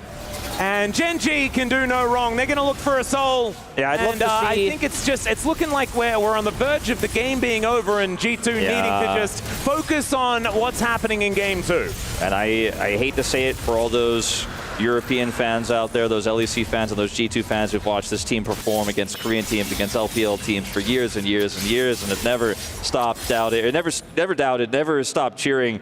But I think this game was over about 6 minutes ago. And in truth, like, I want to see the team fight damage in that one, because guess what? Caps and Chovy didn't show up. You know, that was a team fight win without Chovy scaling, without his stacks coming through. Yes, he was there at the very last second and got like one rotation of spells off after the fight was already over, but Caps didn't end up getting there at all. And it was just the Gwen and the Jin getting it done with Canyon, setting them up there with Duro. It was just straight up a 4v4 fight without your massive, massive late game win con. And imagine what happens, what the fights look like if Chovy is there. And it's the really scary thing to visualize in your brain when you think about what's going to happen on this upcoming Baron in a minute's time here. Yep, that's going to be the target, as everything else has been taken here by Gen.G. Chovy just sneezing on some minions here on the top side. We'll be able to shove that wave forward. G2 haven't lost, you know, an inhibitor turret yet or anything like that. The base is still intact, but maybe not for too much longer as Duro going down exceptionally low. Magnet Storm comes in. Hansama will turn up to this fight as the Nature's Grasp comes on over. Mum not doing necessarily too much. It's actually reserved just for Broken Blade as Duro is able to hook a Merkwolf. Not necessarily the target they were looking for, as Hansama down to 0 health. Broken Blade going to get tagged by that first bullet, and Chovy just going to finish that one off as Caps ults over the wall and then dies. It's a quadra kill, and Wolf, that's what happens when the Smolder's in the fight. Yeah, he does 4,000 damage in this one, less than the Jin, actually, as he really just did cleanup on that, as actually Ruler doing most of the work at the early part of the fight with Keen. And that's it. A 25-minute game here in the first one. Who needs late game scaling? Is it a pentakill for Chovy here at EWC? I mean, it could be. There it is! The penta! I didn't even know that they were still in combat for that long. It's been a little while, but it's not long enough for that to wear off, as Skumon can do nothing but watch. But 5 kills for Chovy, 25-minute game. Who needs late game when you can hit that scaling in the early? Yeah. And it was Chovy just crushing the mid matchup against Caps, playing with the range advantage. And I think one of the big turning points in this game that the coaching staff for G2 and everyone will go back to is the attempted kill on Keen and Duro in the bottom lane that failed. The double that goes over, the Gwen that gets so incredibly accelerated. That really felt like one of the last nails in what could have been G2's coffin there. And then they look for the fight on that Dragon, the third Drake, but aren't able to take it the way they want. They get disrupted. They don't get the fight they're looking for. And Gen.G just run away with it. Yeah, Chovy spent a lot of this fight, like you were talking about, just trying to deal with Caps and what he was doing. Mom comes down a little bit later, and he's not even focused on where it's heading, right? He just wants to get these executes, and they definitely do come on through, as we know. The cleanup coming on down, as even the flap damage was kind of relevant in that one. You could see Chovy's face is yelling penta, penta, penta, by the way. Yep. And we do go forward in time just a little bit, and the penta is actually achieved there as Chovy picks it up here in game number 1. Ladies and gentlemen, it is time for us to take a short break. It's a best of 3. G2 have a chance to come back, but it is looking dire here after the first game.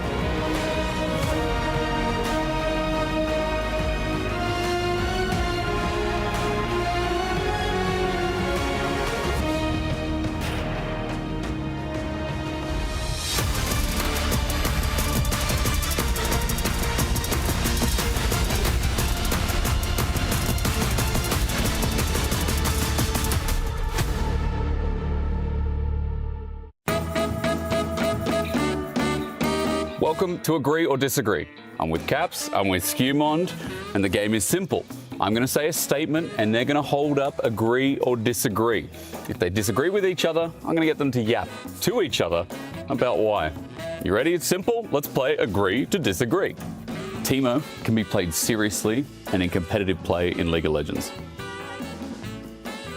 Agree. Caps, Agree? You agree? I agree, yeah. Yeah, I agree as well. Yeah, I mean, when there was one patch last year, we almost played it. It can happen again quite easily. Yeah. Europe is a better region than North America.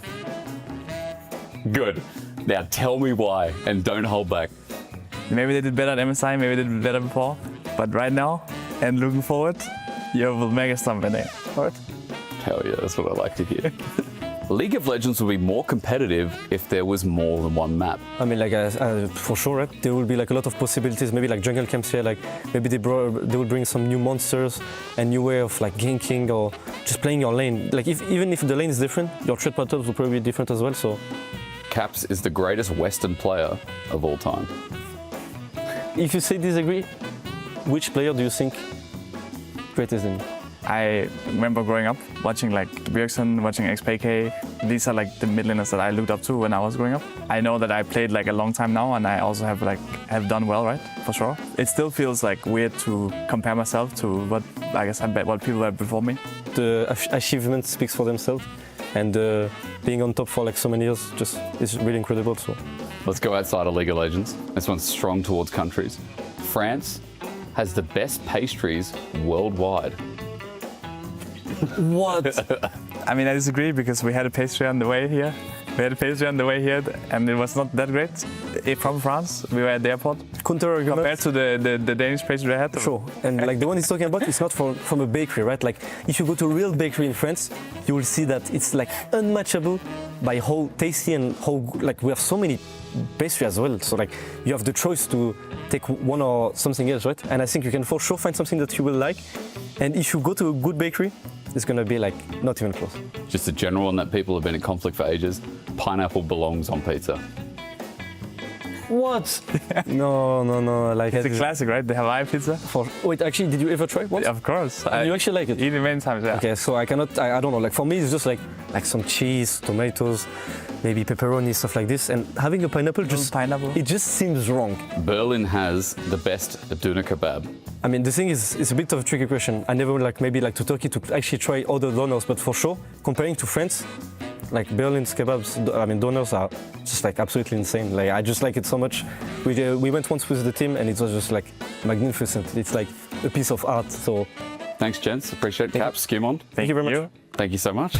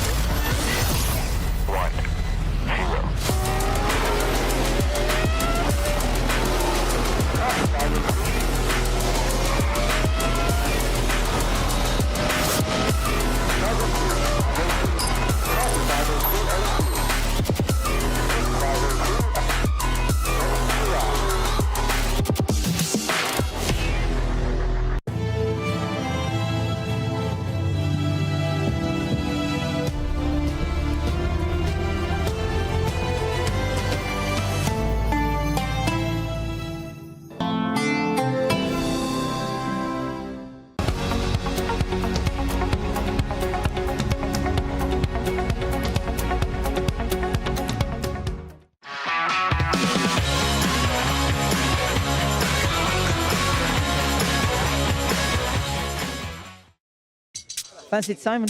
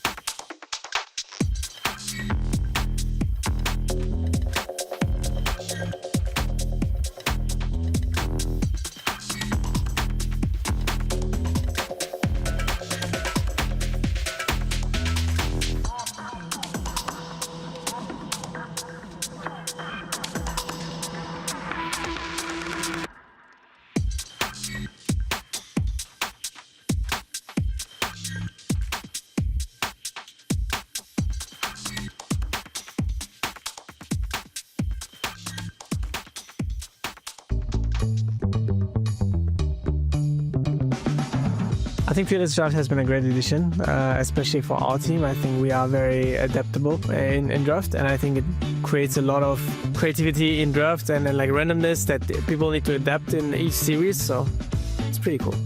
Gen.G BP 感觉对我们来说感觉是一个很好的一个吧，然後感覺打的時候也是很有意思的一個思路吧. Fearless Draft thì đã giúp cho bản thân mình và team mình đã mở rộng bề tướng cũng như là mở rộng cái lối chơi rất là nhiều. Và cho đến thời điểm hiện tại thì mình nghĩ là team mình vẫn đang làm tốt trong cái Fearless Draft này và mình nghĩ là nó cũng ảnh hưởng tốt đến meta tại vì nó sẽ làm cho những trận đấu mà nó hấp dẫn hơn.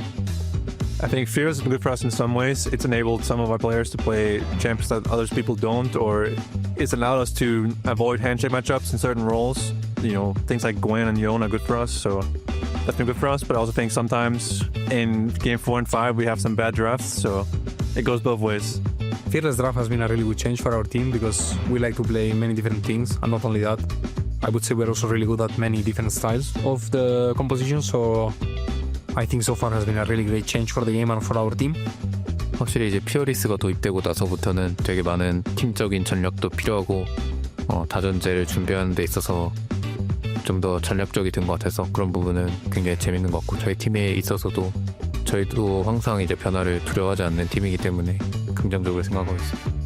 Yeah, I think for sure Fearless Draft has been great for our team because we have Baron who plays a lot of very niche and unique champions, and also I think I have pretty good counter picks now too, so I think everyone has a pretty wide champion pool that we can pull out in game 4, game 5, and other teams don't really have that edge, I feel like. So I overall enjoy Fearless. I feel like as a viewer it should be more fun too, not seeing the same champions every single game. I think it's impacted the meta by making it so teams aren't that practiced on everything they're playing. So like in games 3, 4, and 5 in a best of 5, the players aren't that well practiced on their champions and also the comps. So it kind of just leads players to have to play more naturally and just use their intuition to understand what's going on and problem solve in the game, because you haven't practiced it 1,000 times like you would have done without Fearless.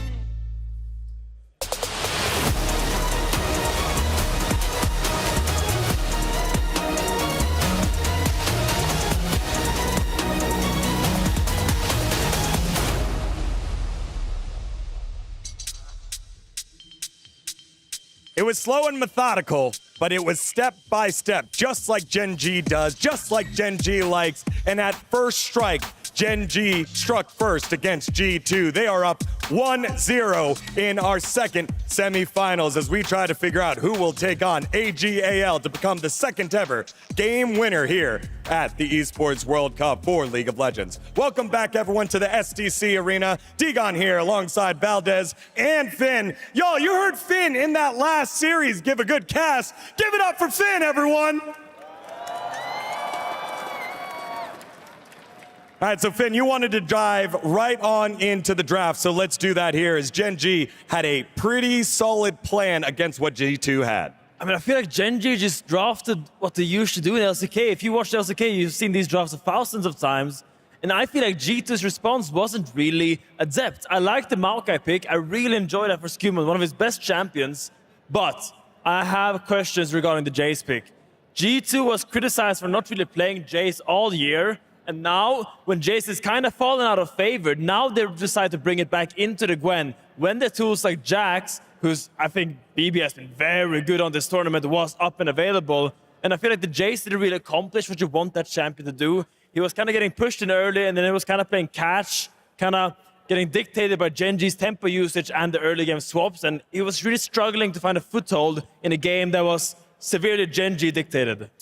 Yeah, I think they just really didn't have that much pressure on the side of G2. And then you look at the Smolder in game 1 for Chovy. It's one of his key champions that he always brings out. And it was just free. He was sitting there farming the whole time. Wolf was talking about it. He just got to do whatever he wanted. They had oodles and boodles of damage as well, with the Gwen getting super fed. The whole draft was very classic LCK, as Finn was talking about. And Gen.G just looked awesome there. Yeah, let's take a look at our first highlight here as both junglers kind of waiting till level 6 to have the type of impact that they wanted. The Maokai, the Skarner, and it was this huge 3-man impale by Canyon, the former world champion, setting the stage for the first blood. I mean, really living the Scorpion dream, catches Yon at the back end of that ult, and here G2 just went for play after play. This 2v2 top lane jungle didn't really end up working out. BB, you see, he wants to dive this. Labrov is about to walk out, so he's a little bit late. And in the end, Duro cancels his recall and they don't have the damage quite yet. Not quite the item components that they need to really get that burst damage onto Keen. And Valdez, this is the type of thing we see teams attempt against Gen.G, but as soon as there's a moment of hesitation, they are so good at punishing against them. They punish better than any team in the world. They are just so crisp, so clean. You give them an inch, they identify it immediately. It's almost robotic. They are right on you immediately. And G2 never got an angle in this early game. Yeah, let's take a look at our second highlight here. Again, more Gen.G taking control of the game as you hear G2 step onto the stage. Yeah, so here G2 really wants to contest this dragon. They want to use the Maokai saplings, but they get baited by this Herald on mids. Canyon drives it in, and the Deadly Flourish connects onto Skumon and then gets CC chains. Labrov tries to kind of angle to help Skumon, but ends up being the target of the engage himself. And now when you lost your engage support, you just have to give the dragon. But that was really the point. G2 wanted to get a dragon. They wanted to use the Maokai saplings to kind of poke them as they walk into their control, but missing that opportunity, I think that was when the nail really hit the coffin. Yeah, let's put the exclamation point here on it in game number 1 with our third highlight here. Gen.G really in control of all this, and they're able to absorb the pressure that G2 put around the Drake. Just a beautiful surround here from the side of Gen.G. Canyon's right over the wall. He knows how fed and how tanky he is. He just tanks everything, allows Keen to get the perfect flank, and immediately you just have the damage follow up. Jovi's not even there for the beginning of this fight. It just doesn't matter. Gen.G are so far ahead, and it was just lights out once again from Gen.G. G2 now select the blue side here for game number 2. Finn, kind of give me your thoughts here, given the fact that they went a little unorthodox in the top lane. They went Maokai in jungle. I feel like there are things up here.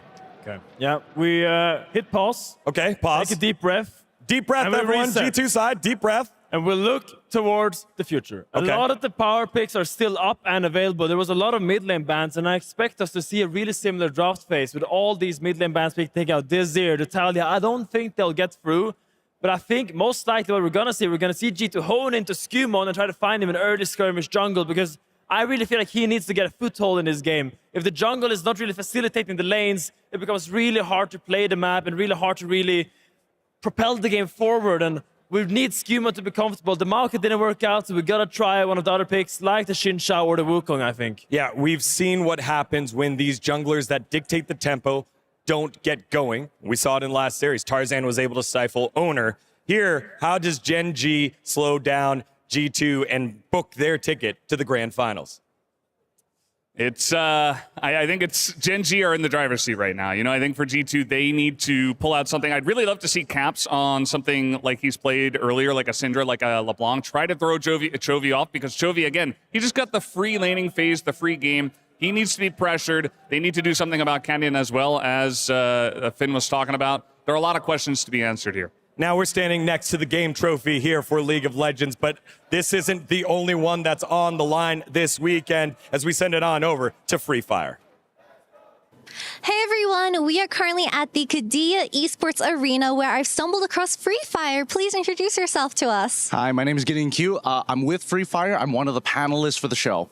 That's super duper cool. Nice meeting you. And of course, talk me through today's game, because I heard you guys were in the semifinals right now. Yes, we are in the semifinals. Players are going to be battling out to try and get as many points as possible for our championship happening tomorrow. Our very own grand finals is just to give them a little bit of edge before we get into it. And of course, because it is the championship weekend, we have both the semifinals and grand finals for both Free Fire and League of Legends. So keep your eye out for it, and we'll see you soon. Thank you very much, Kitty. It is game winners to be crowned here, and it will be a new one in League of Legends, as it was T1 falling earlier to AG.AL, already waiting in the grand finals. Valdez, is it going to be a Gen.G AG.AL finals here? I think based off of what we saw in game 1, you know, just like T1 unfortunately fell super easily to AG.AL, I would say that G2 might suffer the same fate here. I think Gen.G have their number, and it should be a 2-0 tonight. All right, Gen.G fans, let me hear you. 2-0 for Gen.G. Finn, you got 20 seconds to get this G2 crowd riled up. 20 seconds. G2, you have Europe behind you. Play with confidence and pick your champions and play your game. You are better than them and you can beat them. G2, let me hear ya!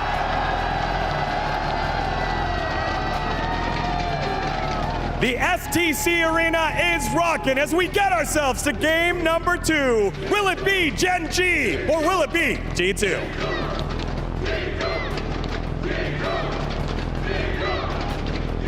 Thank you so much, Tigon. I loved the little rhyme, or is it a rhyme when it's like rhyming 2 with 2? I'm not entirely sure, but it was very, very cute nonetheless. It is time for game 2, and we'll see whether Gen.G can make it a 2-0 or whether G2 can come back. Man, there are so many 2s in all these sentences. It's kind of ridiculous.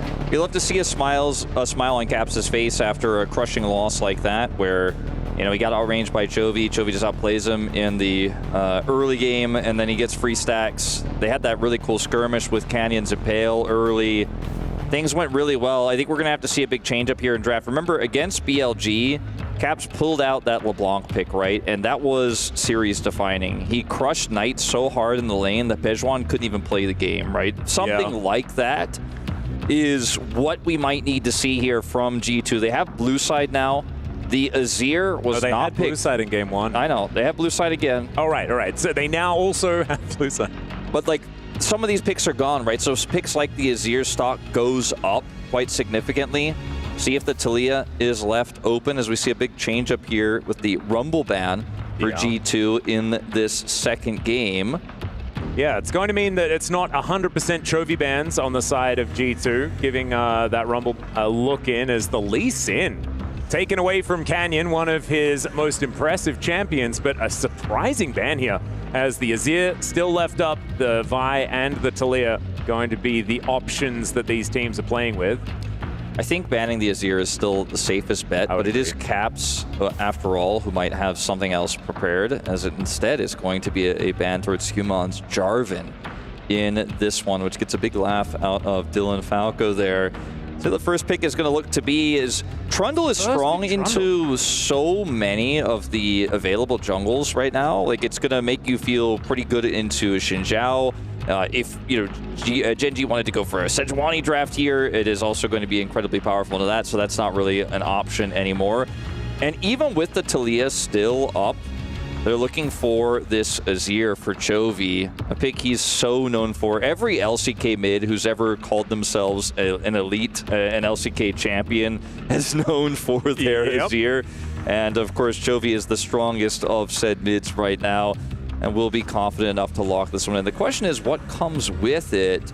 Is it going to be the jungle pick? Does Canyon just take something that he's willing to play into the Trundle? I mean, I think Xinjiao is still playable into Trundle. You don't feel great about what Trundle can do to you, but it is strong elsewhere. The Vi, not as affected by that Subjugate, and works really well with so many different other follow-up champions here. It can be a pseudo-dive composition here with a strong side-laning Azir, and they do end up just taking that one away. Okay, so now G2 are going to show us what they had prepared. When you pick the Trundle this early, you do have the opportunity to go towards whatever tank you would like towards that top side. It's going to be the Annie in the mid lane, and there is a Renekton. So in fact, no tanks to be picked up here by G2. They are going pedal to the metal, keeping up the aggression, as the Renekton has been pretty good this tournament, I have to say. Gives a little bit of that Shuriman flavor over to G2 as well. And Gen.G, they are staying in the deserts of Shurima themselves as the Keen Sante looking to be honest, coming in. I feel like a lot of people would be shocked to see the Keen Sante because the Trundle is on the other side,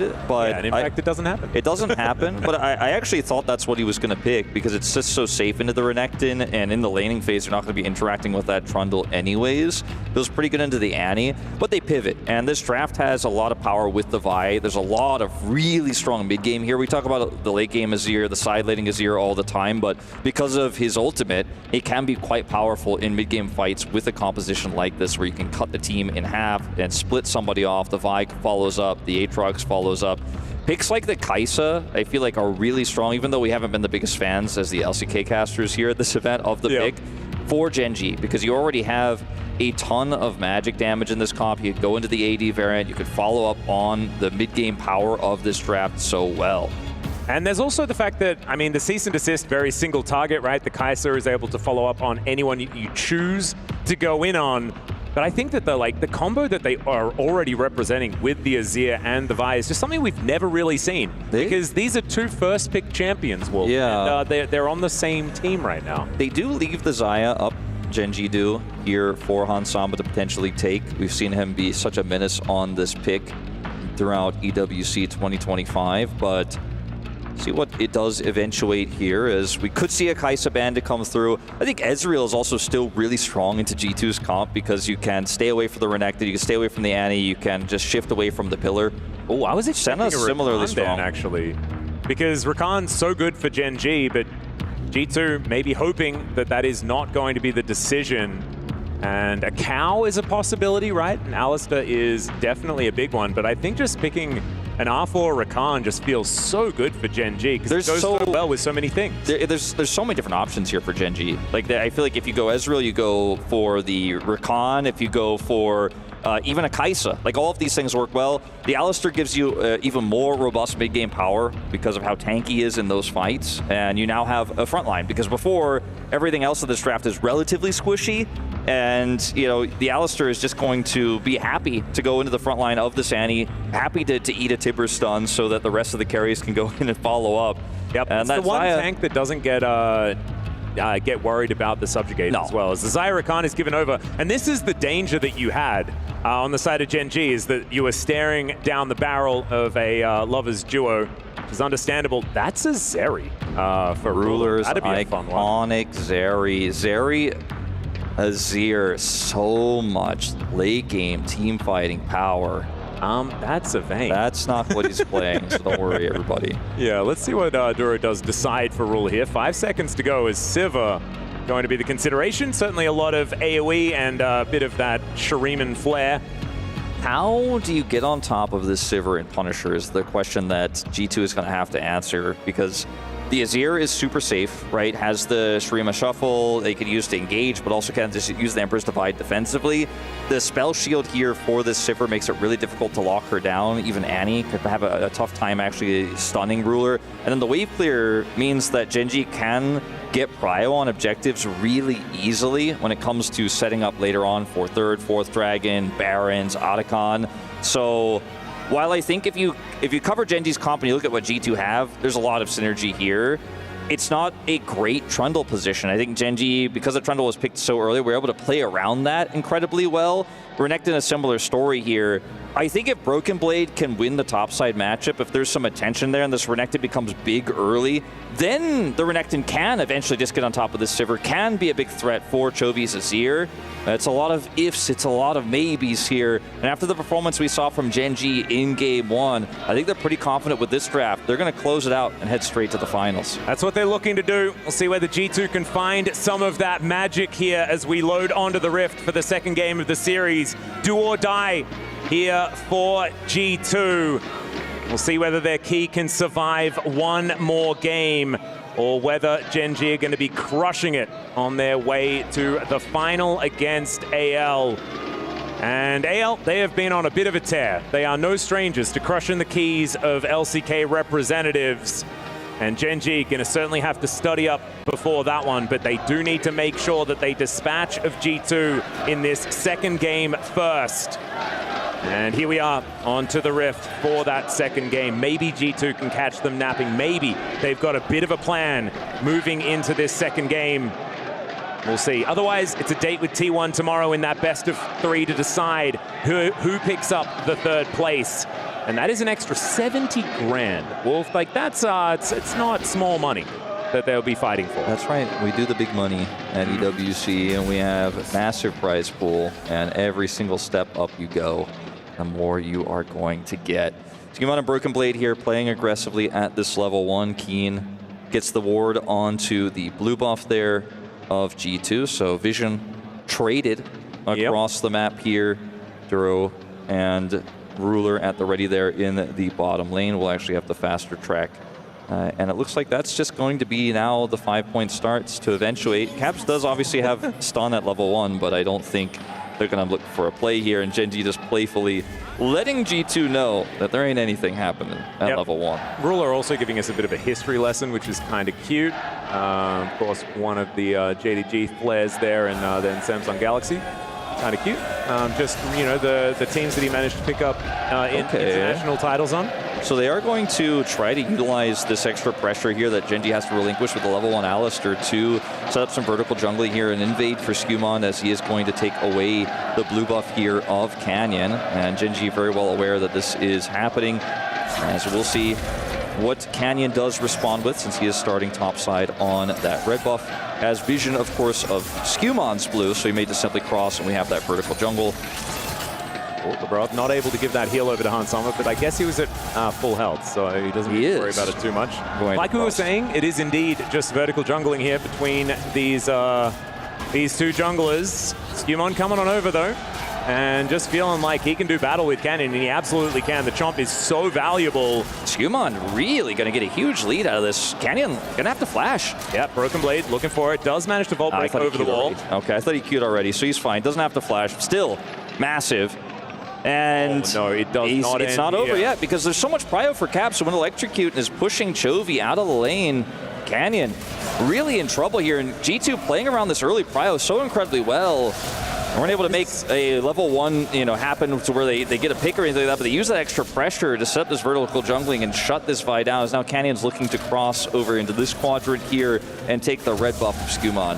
Yep, spots the fact that Skumon is just going to stay towards that top side and take his red, so Canyon not going to be...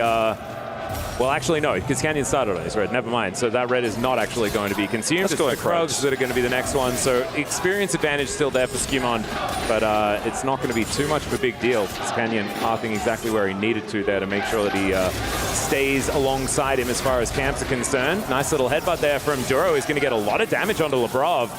Wasn't exactly hoping to be in that position, and now Canyon possible gank angle as well. As there are flashes, everything else is available here as Canyon looks for the angle. Doesn't get too much, and there's the flash forward to block the Vault Breaker. Beautifully done. Duro gonna have to go in, make sure that he keeps his jungler alive and actually flashes out of the way. Really good play here from G2 to make sure that they're capitalizing on Skumon's early pathing. Yeah, and Skumon should be able to turn this into a double scuttle if he wants to just run straight topside here. Might want to look for more, but I don't think there's really an opportunity here, but grabs this bottom side one. Is going to try to force it. It's for the Scry. Yeah. Could turn this at least into some Gromp pressure as the wave crashes through. This is going to be really challenging to pull off, though. Duro doesn't have flash, but Ruler does have his and a barrier. I mean, it's already a win for G2. I don't think they necessarily need to continue putting on Canyon's too much pressure. here, As Canyon is going to come on over. Does have the level 3 alongside Skumon as Duro goes in. The bottom lane are trying to rotate up. They should be able to get here. And Skumon will be able to secure that blue buff as well. Canyon continuing to be pretty far behind. Yeah, 3 winning lanes will give you so much agency. It was the Gromp, actually, and the Gromp got uninterested. I need to identify which camps are being attacked. That's fine. Gromp will go over to Canyon here, and Skumon will just go back over and take his Raptors. I thought perhaps he was just going to go straight through mid and go take that upper scuttle and look to clear the top side of the jungle, but decides to instead really put that pressure on. Pushing Ruler out of the lane is a big win. Even though they don't end up getting any kills, they don't get the Gromp. That pressure means something, as it's a 10 CS advantage here for Hansama, who has generated a lot of leads this tournament on Xayah from 2v2s, but this time playing through the fact that his jungle had that early control, playing through the Alistair early game. And then that leads to Caps getting mid lane prio right, and everything that's eventuated in this early game is Keen going to get all into here. Yeah, Broken Blade looking for a bit of an angle, finds a nice trade. As Keen with the Darkened Blade is going to be able to even things out relatively nicely. And it's going to be trading CS here between these top laners. Skumon going to be able to get that double scuttle that you were talking about, as BB is going to be not pulled back by the Infernal Chains. Gets a nice Q to get that health bar back up again as ulti's traded here between these top laners, but BB's gives him a bit of extra health back alongside it, so it feels kind of nice to even just press the button even if nothing happens. Yeah, that was a really good judgment there from Keen as well, knowing the level 6 was just around the corner, even though they had 6 advantage. He knew that one extra minute was going to take it over, as here comes Skumon in the mid lane. Yeah, back actually going to complete here from Chovy, as Duro doesn't have flash, but he does have legs, so that gets him out of there. Sometimes that's all. He's also got a mouse, and he's got a right-click button on it. And a keyboard, baby. Worked real well. And you will get away there, but it was a really nice timing trying to punish a potential split back. His TP is going to be committed here by Duro, and Hansama, I think, is just dead. He's got flash, but I don't know where he's going to go. Yeah, looking to try. Whoa, the trade here as he flashes forward, but there is a barrier available. Ruler is just going to burn down as Labrov gets the ignite off. A 1-for-1 trade, but it's probably going to be 1-for-2 here, unless tanking the turret is a little bit dangerous here for these guys. As Labrov, one more auto, but does get the knock up. It's 2 kills over to the support of G2. Never mind, one of them was in fact an execute. That's right. That's kind of unfortunate, but that is fine. Still good for G2. Well, yeah, I mean, it's going to force the backs there, as Chovy is also going to fight Tibbers here. Yeah, this is so unfair, isn't it? The 1v2 in the mid lane. Caps has done such a good job this tournament of knowing the timings where he can just punish someone who's teleportless and look for these aggressive trades, even though he doesn't have kill pressure. He's like, well, I mean, put you low, and I'm going to have this wave push. I'm going to force resources to come into the mid lane, and Tumond is looking for an aggressive play here, top side. And he's going to be able to take this red buff, I think, because Canyon, see how quickly he comes on over. Does get that E charged up, walks into this brush. Broken Blade, he's going to be able to get that first roam over. Chovy not exactly feeling too healthy here in this mid lane, so they decide not to go for any sort of contest. Caps gets that sustain from the Honey Fruit. Will be able to come over here and look for another potential stun onto Chovy. Duro having to stay in this bottom lane, which means Ruler is just landing straight up here into Hansama on the bottom side of the map. We're going to go back to this play here again. Hansama's judgment in this moment is actually so incredible, because he's like, all right, I've got my feathers set, I have to kite back here, and Labrov is coming back over, right? Hansama knows, okay, gotta flash this. We're gonna go back to live. Yeah, in the meantime, another fight is starting here as Hansama taking so much damage and didn't really have any way out, so he is just gonna die. That is gonna be a kill over to Ruler. He's finally on the board here in this game, and kills evened out between the two squads, and in fact the gold entirely evened out as well. Basically, 400 in it. It won't just be a win for Gen.G that doesn't have any return, as Skewmon will be able to start up those grubs. Has that topside prio there with Broken Blade, so they will be able to get, looks like, all 3 of those. So not the end of the world there. We're not entirely sure exactly how that eventuated, as we just saw Hansama getting engaged on there, obviously flashless from that previous play as we came out of the replay. But that's a big win for Ruler. Now pulls ahead in that bottom side matchup in terms of gold. 3 grubs do go over, as I mentioned. Oh dear, cease and desist here in this mid lane as they pull the Annie out, and that is Feats of Warfare over to Gen.G, and Chovy picking up his first. Well, gets back to taking plates. Oh dear, Canyon, this is a little greedy, isn't it? As Hansama and Labrov move in, there's the quickness flash. They don't want to give him any way out, and you can understand exactly why. As the Vi goes down, Canyon punished immediately. Just had no vision there, and obviously it just used his ultimate. Chovy just used his, so if anyone shows up, I don't know what he expected was going to happen, but I guess he found out. A lot of greed there from Canyon, and that's a massive swing back. Like the pendulum of the bottom lane gold just keeps swinging as they trade kills in these moments, and this is one of those moments for G2 where you're like, oh god, that was horrible, but at least they kind of tripped over their shoelaces right afterwards and we're right back in it. So for Gen.G, very proactive play, but perhaps a bit too proactive in the aftermath. Yep, a little bit of a blip coming on through there as Labrov looks for a bit of an angle but didn't have the quickness, so Chovy not going to be too worried about it. And Caps here on the bottom side, just dealing with Ruler. Second Drake is spawning here. Ruler is going to back away with the prio that Hansama rather has picked up in the mid lane. May see a big skirmish here over this that G2 can control to even up the dragons. Yep. Broken Blade doesn't have TP. Keen also had to trade that, so it would be a 4v4 at most. Duro just playing with his Hex Flash, just enjoying himself. Try to feather call back me. Yeah. Jump those. I hold this wave, and he does definitely do that. Ruler cleaning up those minions pretty satisfyingly as the dragon is going to spawn. See who's going to be able to take it, and then we'll be able to see what kind of soul we're going to be looking at as well, as the Boomerang Blade doing a lot of damage here against Hansama. He's just wanting to hold this wave as best he can. A little bit, of a, okay, hold up top side. Yeah. Bit of a ruthless predator here is Broken Blade, but Keen weathering the storm quite nicely. See whether he's trying to trade back as Gen.G looking for a skirmish potentially here in the river. Ruler at full health, but Hansama looking to go aggressive is on the hunt, comes on in there. That spell shield just glorious, but it does mean that the root comes down from the Blade Caller. Hansama looking a little worse for wear, but Skimon getting that pillar down, making sure that he knows exactly where Gen.G is. Try and fight back. Teleport in from Caps top lane.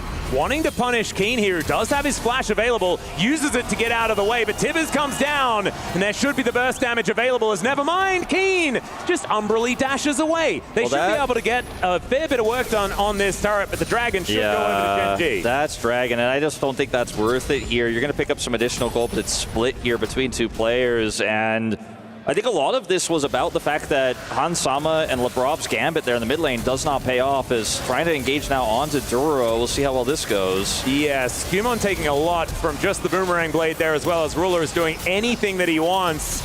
Does get the Subjugate off, and that is going to give him a bit of his health back, but already, even on one item, this Sivir is getting scary. So when they looked for that play on the Ruler and he spell shielded the knockup, you know, Hansama was already losing out in the mid lane, was significantly low, as this isn't done yet up here. Oh man, Caps. There's no ult for Canyon. Caps does not have flash though. He gets chained. Well, everything kind of misses except for that Q2, and he's still, I think, going to be dead. Voltbreaker to finish him off, but Skimon is going to kill Canyon. So a 1-for-1 is exactly what they were looking for on the side of G2. A little bit of a, I guess, overextension there from Gen.G. Could have just let him get away. This game is getting a little bit weird in terms of the constant hard forcing. We're not really playing the map. We're just playing C champion, kill champion a little bit. But I think we have to give credit to Skimon and having a good read on what the points of attack here are for Gen.G, because if he doesn't see that, if he's not towards the top side of the map there and Caps just dies for free, it's a disaster. I think it's still a big win here for Gen.G because Keen's going to get a Demolish proc here and pick up a ton of plate gold. Caps is pushed off the map, doesn't have TP, so at the end of the day, still a massive win. But, you know, you've got to give credit where it's due. Could have been worse for Gen.G, or for G2, excuse me, and maybe he sticks around a little bit too long here. Doesn't look like it. No. Keen is not the one that's doing the overextending. That has been other members of Gen.G, so he's just going to back away and play this one respectfully. Like, every time G2 lose somewhere on the map, they're finding some angle, right? Like, Broken Blade picks up a little bit of plate gold. They got that split plate gold on the top side. You know, 4 out of those 5 plates do go over. That gold does stack up. Like, G2 have a gold lead in this game for sure. My issue is the fact that the farm here for Caps is very low. He doesn't have that much farm. You know, he's significantly behind Chovy here. This scaling Azir is going to do more damage in team fights. So the lead that G2 has right now is small, and that's problematic because they want it to be big. As, oh boy, this Empress isn't it. Divide delivers Broken Blade to the turret. He's down to 300, has to flash.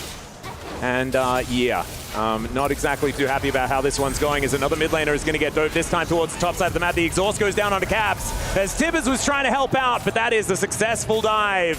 The world ending here as Chovy down to 200 here on the bottom side as Hansama is underneath the turret, manages to take down the Azir, and now Canyon will be falling as well. They overload the bot lane, and they get exactly what they want. G2, Canyon. Great play to answer as Canyon taking a while to die, Canyon, but I just don't think Ruler's going to do anything. He buys enough time here for Gen.G to end up getting that topside turret. You have to imagine on this next wave, which will be first turret, which will give them feats of strength. So ultimately, again, a trade up for Gen.G as Keen's just going to sit up here and go, well, Canyon trades his life for a kill, but I also get this turret. We also get Caps again. And it's these trades that look even, but I feel like Gen.G is getting slightly the better of them in each and every time. It's not like a 1 step forward, 2 steps backward. It's like 1 step forward, 1.2 steps backward, but it's like they're doing the June sand dance. Yeah, like make sure the sandworms aren't coming over. Exactly. It's a bit confusing understanding where the legs are supposed to go. But ultimately, you know, Gen.G, it's not a lead to where this game is over by any means. Hansama is still massive in this one. But the map reads here have been pretty good for Gen.G, and now with those additional stats from the feats of strength, looking for a potential Herald fight here. Gen.G have Keen on the top side rotating over. Chovy also has TP and his ult coming back up. Seen this one before, as Broken Blade taking a lot of damage here on the return to his turret. And they give it up. Just getting angry. And looking for another turret instead, saying Harold would get me that, but we'll just take it here instead and look for potential crocodiles. Lebrov's coming over for the defense. Yeah, going to be a trade of some Qs, or at least a Q for a W, as the exhaust goes down onto Canyon. They're going to try and burst him out, but he does create a lot of distance, and Duro comes in for the save. So Gen.G, good defensive play this time around, and even a teleport going to be invested here as Keen really wants to hit someone. Yeah, Caps because he pressed a pretty important button. Caps is like, all right, cool, he's out of here. I'm going to try to push as fast as I can on the top side and get a turret, and I think we should be okay down here on this bottom side. Good rotation here from G2. Yeah, Duro actually canceling that one. Not sure about that, as the pillar is going to make things a bit uncomfortable, but Ruler's making his way over. Can Duro buy enough time? Is the Unbreakable Will finally going to get pressed? And Ruler does just say, get out of here. But still, like you were saying, that is the turret going down on the top side of the map. It is in trade for the bottom outer as well, so keeping things even on the side of Gen.G. But speaking of even, it's down to a 300 gold advantage for Gen.G. Yeah. I feel like on one hand, this game has been incredibly action-packed. We're already 12 kills in at 16, nearly 17 minutes in. But on the other hand, it's also been a thinking man's League of Legends game. It's really been a macro game of trades constantly, both teams making the best decision possible. Again, I feel like Gen.G has gotten slightly the better of G2 every time, but G2 are not going to roll if they're not making any big mistakes. They're not actually overextending on one side of the map to where Gen.G win on both sides. Like, they've always been able to get something back no matter what. And speaking of, now with the regroup there for Gen.G, they're looking to actually take their first dragon of the game here. It will be a Cloud Drake. And unfortunately for Gen.G, they're just not grouped up in any way to fight for this. And Duro's going to get pushed away. Chovy has TP, but Duro doesn't have ult. Side. He's actually looking for a bit of an angle here to try and answer his, oh dear, yeah, Hansama going to be able to at least get an assist. I thought that they were going to try and leave him the kill, but the Drake goes over and a kill onto Duro. Yeah. His second of the game, and now Skewmon doing that I'm in a walk at you thing, and now Ruler is just going to get eaten underneath the turret. Lebrov comes on over, and the flash, just a little bit unfortunate. I think that's 100% worth. So many angles. No, it's fantastic here for G2, as Caps is really, no, not dead. Keen gonna need another Rumble dash if he wants to get over, and there is the flash to get himself out of there. Tibbers now fighting alongside as Chovy looking to make his way in. That's gonna make things more difficult here for G2. Slice and dice activated.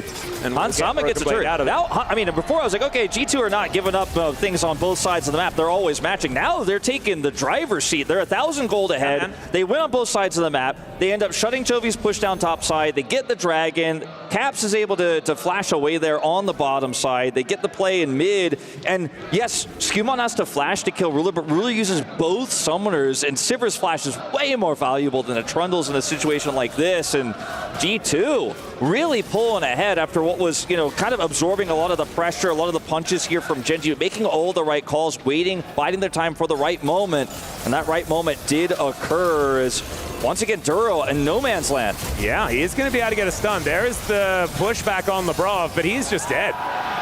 Duro just misreading the state of the map right now. Things are certainly turning more in G2's favor. I mean, you cannot be pushed that far up. Going into this series, you know, I said Lebrov had a pretty good time against BLG, obviously, and we talked about Lebrov's improvements, but I told you, like, I don't know, man. I feel like the support diff might be big in this one. Like I was telling you before the broadcast, you know, off stream, like, I think Duro's going to have his number, but in this game, absolutely not the case. Right now, Lebrov at almost 100% KP. Duro constantly caught, just aggressively trying to clear vision and find out these rotations from G2, but when Gen.G are behind on the tempo, which is rare for this team, mind you, since Duro has joined this incredible streak, he keeps getting punished, and G2 just get further ahead.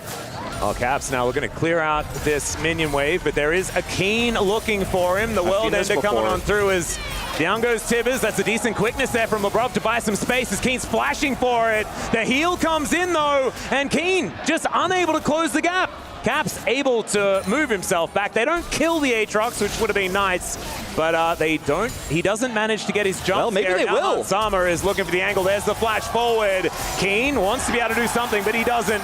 And Hansama is going to get yet another one. The outplays here from G2 are fantastic. And now, like, second game. Now G2 just keep winning on both sides of the map here. They're going to have to get a teleport from the Alistair, look for a pick, and I don't think it's enough. Yep, cease and desist coming on through there, and somehow Canyon actually lives. He flashes out of the way as Chovy gets the Sand Soldiers together, and this game is not over yet. Not if the Emperor of Shurima has anything to say about it. This inner turret eventually going to be falling as the trample will come on through, and Canyon gets the Vault Breaker and breaks the Annie with it. Okay, well, that was a lot harder than I thought it was. It was successful, but it was still very hard. I thought it was going to be impossible. It was hard, but Gen.G still make it work. Duro ends up getting the TP in there. They end up getting the inner there in mid. Bottom side inner goes over and trade for only the top side inner for G2. And Gen.G strike back and will take a gold lead. Watching this again, I thought for sure this is a step too far, but with the combo of the Alistair here into the ult from Chovy, the flash to secure the kill, it's just the cherry on top there. It ends up being a win for G2, or sorry, for Gen.G. They follow there and get that kill onto Caps as well before his flash comes back up. And now it's 1,500, the gold lead for Gen.G. It's just the pendulum keeps swinging back and forth as now Gen.G are looking for an Otacon start here. The arm guard has been bought here for Chovy. Such a great timing here. His ult is coming back online as well, but not quite ready yet. Yep, Broken Blade does spot out that this Otacon has been started. The pillar goes up, and let's see what G2 can get done here. It looks like they're not going to be able to get in. The Otacon is just down, and Gen.G will be able to secure it for themselves. Nothing lost on the side of G2. Because they give this one up, and now they're just going to look for this outer turret towards this bottom side, try and get a cross map happening. Yeah, Hansama should be able to get this turret here uncontested, so that's going to be some extra gold in his pocket. He has a very large lead over Ruler in the AD carry matchup right now. Is looking for that IE purchase on his next back. He's got to be close to it. That's going to be a huge win for him as Caps actually has his flashback here. Could collapse onto Chovy. Yeah, Chovy is worth a whole lot of money here as Canyon obviously shadowing as there is the quickness. Gets the charm onto Chovy and the flash forward from Caps says, yes, we are killing this Azir, and they absolutely are. The redemption does come down. Caps doesn't get the heal, but he doesn't need it because he's out of there. Ruler throws the boomerang, but Caps sidesteps that one as well. A nimble little girl is this Annie. And now, oh my goodness, how did he live? Ruler going to get taken out. Hansama with the double, and G2 a perfect answer to Gen.G. And like you say, this is just a pendulum between these squads this game. And Gen.G come for the play here, but they're just too slow. They're not set up as fast. They trickle through.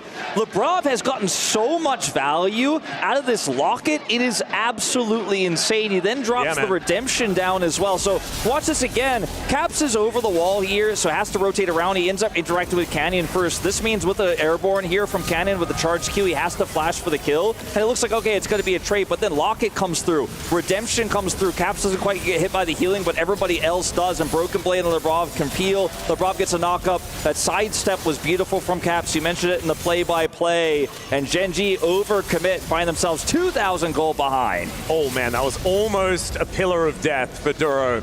But he is able to walk far enough up in order to get out to safety as G2 keeping up this pressure as they take down this blue sentinel. Chovy, you could see adjusting his seating position. I mean, right now, making sure that he really locks in for this last half of the game. So much of this game, Hansama has cleaned up these overextensions from Gen.G. He's gotten the last hits of the kills, right? Like he's gotten so much money from actually securing the kills, but we haven't seen him rip through Gen.G in a straight up front to back 5v5 that much this game. It's been so much skirmishing. It's been so much scrappy fighting where we haven't seen 10 players walk to a Dragon or a Baron and say, let's go. This is the fight for the objective, right? We haven't seen that gentleman's agreement type of fight yet this game, but because this Xayah is so massive and is so safe in this draft, Hansama, I feel like, has yet to play his biggest role in this game. He's just kind of been getting bigger for what is the big fight that G2 want to take to bring this to a third game, and that may happen in about 30 seconds time here as the Baron spawns. Gen.G, faster group though, and they're going in. Canyon just pulls the trigger. They look to take down Caps. He does manage to fall. The exhaust is so good onto Hansama, but now it's worn off. Can they actually take him down as Duro? He's going to be his target. The feather recoil is massive, and they couldn't do it. Hansama's a blender, and they just walked into it. Canyon, a very, very short vault breaker, and I think he is going to be going down here. The stride breaker, Skumon didn't need to flash, but he did anyway because he felt like it, and the Baron spawns just in the nick of time. Ruler wasn't there. 0 damage in the team fight. The 6,500 from Hansama. The charm from Lebrov. Amazing there on the peel. They just cannot get on top of this Xayah. I mentioned Hansama had a role to play, but Gen.G played right into his hands. 9 kills now on this Xayah. Watch the fight again as Caps is the initial target. Look at where Hansama is though. Miles pulls away. Lebrov comes in, drops the redemption here, gets the charms and the knockups. Hansama ults here to avoid Duro, and they just cannot get close to him. Skewmon peels, Broken Blade comes in. It's a blender, as you said, and Hansama's damage just stacks up. Sure, you got the Annie, but you didn't get the real carry. You didn't get the big threats, and getting away from this Renekton Trundle is just not going to happen. And Ruler has to watch from the other side of the map as G2 look like they are going to bring this to 3. It is looking like it. I just don't know what Gen.G were really thinking. Maybe they thought that there was an angle and that there weren't all the members of G2 there around the blue buff that was taken. Teamfight damage absolutely gigantic, as we were talking about before, and Hansama didn't even need to flash in that last fight. And his ult's almost back up. So good luck catching this guy again. Or, you didn't catch him last time. Good luck trying again, I should really say. Yeah, Duro making use of the exhaust that he'd picked up with his unsealed spellbook, but it just didn't really do enough. And yes, he killed the Annie, but it doesn't even, it just makes Tibbers angry, you know?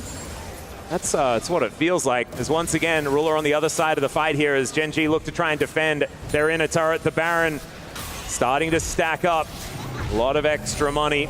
Currently 1,600, but we'll see how much more it's going to be. This is not the greatest sieging composition here for G2. Like, they need picks to really break open the base, as Ruler is playing Sivir and can clear these waves so incredibly quickly. Desire is low range, right? And they're still playing Annie. You're not pushing a Victor into the mid lane or anything like that. As speaking of Annie, he's going to try to annoy Keen here, but we'll shut down his push. But this is not the greatest Baron that we have seen in terms of damage just yet, as Lebrov is going to double down on that. He's battle dancing. It's fine. He's just able to get himself out of there, as Keen may not be capable of the same thing. The Ruthless Predator has found him, and he is looking to sink his teeth in. The flash over the wall there from Keen will get him to relative safety, but now doesn't have that tool for the next fight. I think Gen.G are not happy with the game state, but I think they're pretty happy with the limited damage this Baron has actually done to them overall. We saw a TP committed there from Duro. It was a bit absurd. A weird angle that Canyon's found himself in. Hansama does have flash and ult. Yeah, Canyon being very, very patient. Ruler's just dead. Never mind. Maybe too patient. Maybe Ruler wasn't patient enough. I'm not entirely sure, but that was embarrassing. As now, Gen.G looking to back away, not wanting to let any more fall. We've spoken about the Ruler position, Wolf. Maybe not so much this tournament, but that was an example of exactly what that is. Yeah, that was potentially game losing here. I mean, the game was definitely in G2's hands, but I think that's the backbreaker. No more Sivir, no more wave clear. And G2, now the base is open. That's the first inhibitor to fall here. They will back away, try to grab a second. That bottom wave, though, is at the midway point, so there's no wave to crash through. Baron fades away, and they'll be happy to take a third Cloud Drake. That will be Cloud's sole point for them, but they have so much additional movement speed in this game to chase down targets. I like the let's go Gen.G and then just the cover up the sorry G2. I like that. Respect where it's interesting. G2 having a phenomenal game too here. Brilliant bounce back. Yeah, it's interesting that Caps is 1-5 this game. He's 1,200 gold behind Chovy, but I feel like in every Caps death, there has been a win for G2. You know what I mean? As Chovy is now dead, maybe. Okay, this is a very weird one. Yeah, Chovy is extraordinarily dead. Couldn't even use his Zhonya's to keep himself alive. As G2 looking a little worse for wear, but not really too worried about it, as they will take down this inner turret and look for another inhibitor in mid. Still dead. This is going to be even more super minions to deal with. And G2, they are not overextending. They're not looking to try and end the game when they don't necessarily have a foolproof opportunity to do so. They are just taking away what they can, playing this as patiently as they can. And going back to the early game, we'll watch this moment here again. So this is a setup here from Canyon where he's trying to make sure Ruler can clear this wave, and then they could potentially look for the collapse, but they're just a little bit too desynced. And I think this was a greedy attempt, but when you're this far behind and when the Baron is pushing, you want to fish for stuff like this. Chovy ends up being caught. But I want to go back to some of the trades we talked about in the early macro game. Like, I feel like if G2 hadn't played the map as well as they did to keep the game as even as it was, this game would look very differently. And then Caps kept getting picked in sides, right? They focused him down so much. That's why he was 1-5, and now he's 2-5 after picking up the kill into Chovy. But his sacrifices were not in vain, and G2 stayed in the game. Hansama was able to clean up so many of the fights, punish Gen.G so significantly that I just feel like there's no way back. And Ruler is dead again. Yeah, not sure what that was about, but he did face check. He looks mad too on the player cam. He's frustrated. He did not want to play a 3-game series before potentially making it to the finals, and now he's probably worried about his path there. This game is all but over. That face check looked like he really did want to play a 3-game series and wanted to get into game 3 as quickly as possible, Wolf. That's what it looked like to me, as G2 looking to take down the last remaining inhibitor turret. That is going to fall. Inhibitor soon to follow, as Gen.G waiting underneath their Nexus turrets. G2 pushing forward. Tibber's getting aggressive. And G2 not pushing up more than they necessarily can, as Labrov, he can't because he's Rakan. And now Duro sneaking around for a little bit of an angle here. They don't really have the vision. The Baron's going to be up in 15 seconds. G2 looking to grab that before they push the rest of the way. Gen.G not wanting to give up without a fight, as 1 second. Ruler is now up. So playing around vision so well. Once again. Like Gen.G are like, I think maybe there's an angle here, but there just absolutely isn't. And now they buy enough time for this Baron to respawn. Double super minions across every lane means to get to the Baron is your toughest challenge, and they just simply will not be able to do it. Caps holds the line here. Super fast with his shield. He's just like shields himself and he's zooming. Wait until he gets that 4th Cloud Drake if the game goes that long. 2 minutes until that goes over. You drop a bear and just run across the finish line. As Ruler here just has no right to be here. Like there's no vision. I guess it's they just did not have allowed. They had a wall of vision that he thought maybe was like there's no one here like we know, but like I don't think the wall was quite plugged enough. As G2 looking for a little bit of an angle here, as Canyon not allowed to take his Gromp. That is Skumons, unfortunately, for the Gen.G players. And yeah, G2 just getting the waves in order, getting things pushed up. Hansama dealing with that bottom lane, and G2 not giving Gen.G any ways back in. Yeah, I mean, the Sivir wave clear can do a lot for you, but it's not going to be your get out of jail free card here, but it is helping Gen.G buy space for maybe one more attempt, one more flank fight, one more jump onto the carry, but Hansama's got flash and ult, so best of luck to our last LCK representative. I think Gen.G is probably thinking about game 3. One more fight, one more chance. Possible, but they'll need an absolute miracle if they want to hold on to this one, and I think they need to do it about 3 times. I mean, Hansama's got GA, he's got level 18. There's no holes in this game plan. Well, Keen going to ult and flash. Was looking to try and start something, but yeah, G2 take the invitation. They're just going to eviscerate Gen.G. It's a double already for Hansama. Can it be back-to-back pentakills in this game? Is Canyon likely to be the 3rd for Hansama? Keen and Ruler standing near their fountain. Hansama well and truly legendary. I don't know whether the Nexus is going to last. It's a Quadra, and there it is, the back-to-back pentas. Game 1 and game 2 for both teams. Hansama Xayah has been a terror at this tournament. But I gotta say, Atlas, when you think about Gen.G, you think about their macro, how oppressive they are, and the lead that they had early.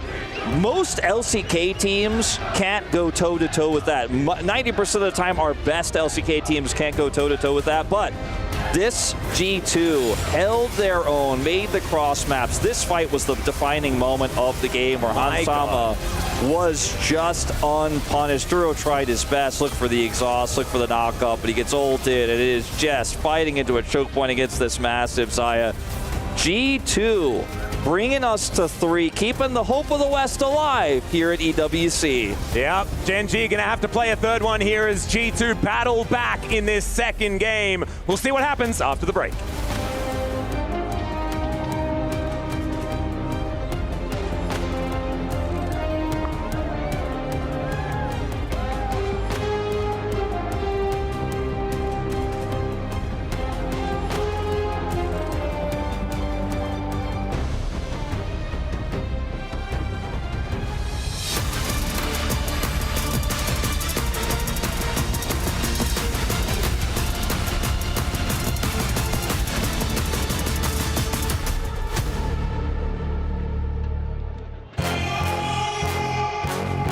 I stick with being a mid laner because I feel like it's the most impactful role of the game, and I feel like it's just the most legendary role of the game. For example, you think of Faker, now you think of Chovy. So for me, I've always been playing mid lane. Ever since League came out, it's just a solo lane. It's also in the middle of the map, so that makes it fun. 因为我刚打劫的时候，可能玩中单的时候上门比较快吧，然后可能中英雄玩的都比较好，所以就选了中单位置。To be a mid laner is very important in terms of being a part of the game itself because you're in the middle, so you will always be involved in every play, and you need to make sure you help top, bot, and jungle as well. 因为中路是连接各个位置的，所以中单要打得很好。You have to be a strong laner if you want to play mid lane at a professional level very well. Because if you are losing prow often versus better mid laners, it's going to be very hard to play the game. So. Mid lane kind of takes the role of like the third jungler almost, like you have the support as the second jungler, the mid laner teams up with the support and jungle a lot of time and just roams either top or bot wherever they can be more impactful. 中单这位置练习，其实大部分还是打排位吧，然后还有训练赛，就多关注自己这位置的细节吧，就多看别人选手的路线。Spam solo queue, get a lot of games in of playing the game, and of course watching better players or other professional players. Scrim and I watch VODs and I play solo queue, nothing that crazy. I just practice every day. I make sure if there's some matchups I don't know, I'm studying it, or I'm watching team fights, or I'm watching LCK, LPL all the time. So either that or I'm scrimming.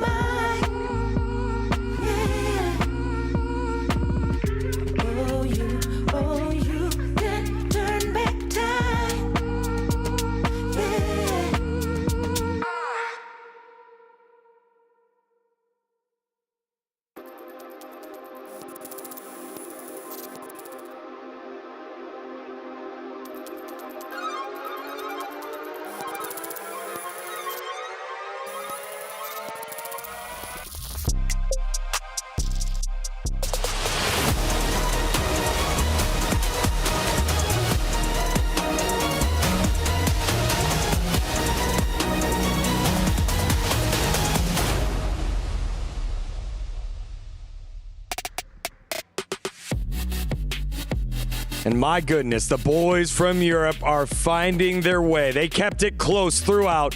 And we're sitting in the audience being like, man, G2 are unable to shake them. They're unable to put them away, but we've seen them been able to punish mistakes. However, G2 did not make mistakes. They forced Gen.G into bad plays in the top lane. That 5-0 changed the tide, and they are one win away from their first international finals since 2019. Welcome back, everyone. Degon here alongside Finn. It is the Valdanalyst and Meteos after that last one. The West has life against the best team in the world, Finn. It's just like a standout game from a lot of the players on G2. I feel like everyone just kind of stepped up. A lot of individual highlights created this game, and I feel like that's the only way G2 can compete with Gen.G, because I feel like Gen.G as a whole is stronger than G2. I can admit that, even as a G2 biased a little bit analyst. But I will say that, G2 stepped up massively. Standout by Hansama, Labrovsky, even Broken Blade. I think so many people stepped up. Now, we do have championship weekend this weekend. This next game is going to be who is going to be in the finals. So we do have an update from one of our other games from EWC. Let's send it on over to the Dota 2 stage. Okay, I think I'm in the wrong venue. This looks like a lot smaller than the League of Legends venue. Absolutely. Over there. Absolutely. Welcome, Fancy. You have wandered, yes, into the Dota 2 venue. It is much smaller than League, but it is still here. Yes, indeed. Don't forget where you guys came from, all right? I know you guys are watching your League games right now, and you're thinking to yourself, is there Dota 2? Does that still exist? Yes. Yes, it does, my friends. EWC has asked me to convince you guys to stop watching League and watch our grand finals. And Fancy, why should I watch the grand finals of Dota? Well, you're probably not going to. If you're a League of Legends fan and you're enjoying your game, you're probably not going to watch Dota. But I will try to convince you. Are you ready for this? Go ahead. Fancy. I'm listening. Our games last more than 20 minutes. Thoughts? Our games last around 30 minutes. 30 minutes? Our games last 60 minutes. I'm not trying to tell you guys exactly. It is a gigantic waste of time. What's up with your patch notes, though? We got plenty of patches. We got plenty of patches. Do you want to know why? Because our game is actually balanced and it can survive for more than... I'm not gonna... They told me not to flame. I don't want to upset you guys. I know you League players have a lot of tasty windows to lick, so we're going to get through this really quick, all right? You guys enjoy your game. Better marketing. Just as much money. Very voluptuous heroes. We ain't got any of that. But if you guys want to grow up and come back home to us boomers, come on back to Dota. We're having our finals right now. It's just been interesting to watch. I'll go and sit down and watch. That is so unfortunate. Guys, we're going to miss Fancy. Thanks a lot for watching. Goodbye, League fam. I'm coming for you one day. I'll be hosting one of these. Enjoy yourselves.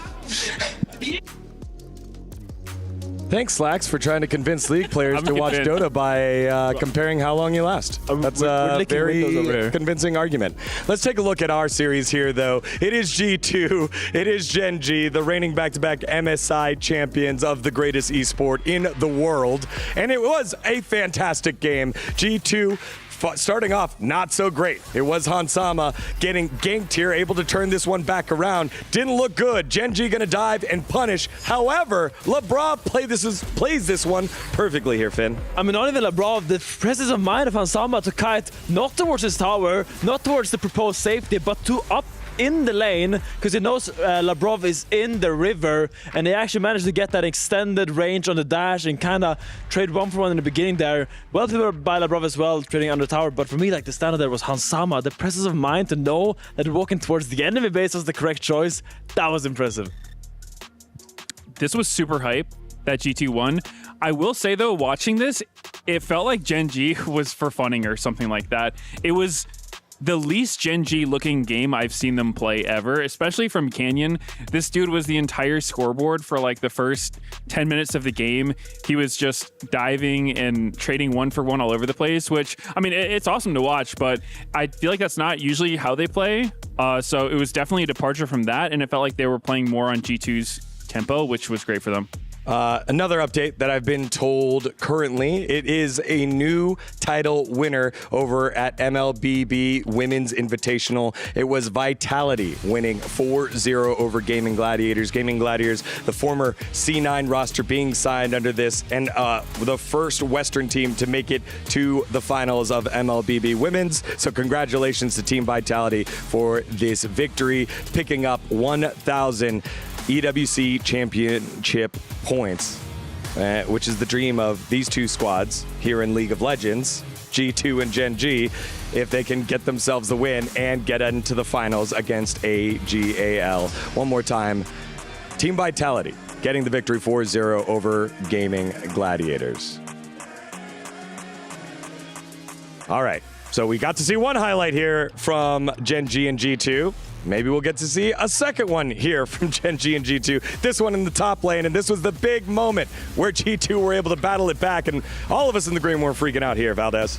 Yeah, I mean, as Medius was talking about, it was a very back and forth kind of game because Gen.G were certainly throwing it back and forth, and G2 were willing to go blow for blow. I mean, they love to play that kind of style, and Gen.G took it one step too far. They tried to dive here in the top lane. Caps just broke their ankles, and Ruler wasn't able to get that kill. With good angles, yeah. Yes, had the angles, it was actually pretty impressive. It just felt like G2 were playing really well, and all those like hype trades we had early on just felt much better for G2, whereas it just looked like Gen.G were getting tilted on the opposite side. So it was kind of like Gen.G were playing G2's game, and G2 ran away with it. Yeah, I love that, though. I love the way that you kind of break it down that way, as Gen.G have been able to solve each team, and G2 just kept hanging on. And then maybe this was the fight that would break it open for Gen.G. However, take a look at your minimap. There's no Sivir here, Medios.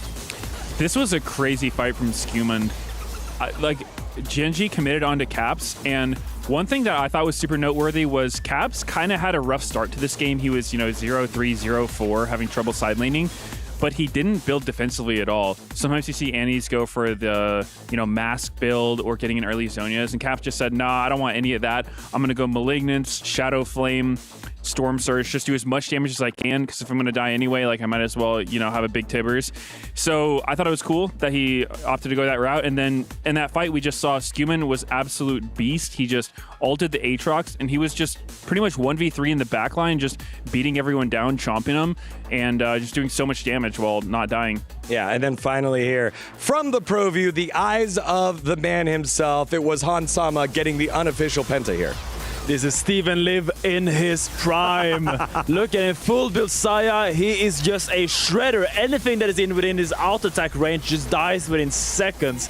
He is so strong. This game, I think, is on his back. He did so well in the early game, and I think he is rewarded with his beautiful unofficial pentakill to finish off the game. Just amazing play by him, and it feels really nostalgic seeing him on Saya, something that he was criticized for actually not being able to play just a few years ago, but now it is kind of his main champion and something internationally he's really relying on to secure G to these hard carry wins. I mean, he was making the feathers kind of rain cats and dogs there, making sure it was all over the place and coming back to him.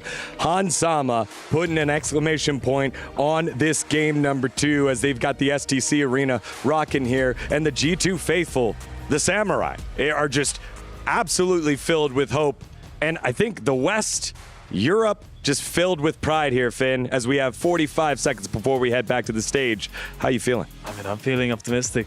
After game 1, I will say I was a little bit worried, but seeing now that G2 has it in them, they have the fire and they have the hope and the confidence to go blow for blow with Gen.G. I believe they have what it takes to do it. G2 has reached international finals before. They can do it again. They can knock down Korea and make a non-Korean international finals happen. All right, well, we will see what happens here on the line again. The last time that G2 made it to a finals of an international event was in 2019. 6 years later, can they write their name in the history books here at the EWC? Let's find out as we send it on over to Ian and Fancy.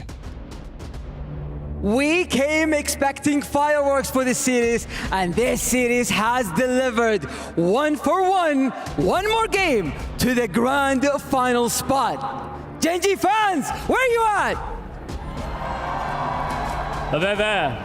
But as Degon just said there on the desk, it's been a long time, 2019, since the G2 fans made it to an international grand final. And now they are just one game win away from making it to fight for the trophy. What do you think? Who's taking this? Is it G2? Gen.G fans, let's show them what you got. One more time, Gen.G! The G2 army is here, loud and proud. The players are sitting right here. They can hear you. G2, make some noise! This final game is worth $320,000 alone. And of course, that spot in the grand final against AG.AL to fight for this trophy in the center of the stage. One game, one winner, one key crushed. It's Gen.G versus G2. Let's finish the fight.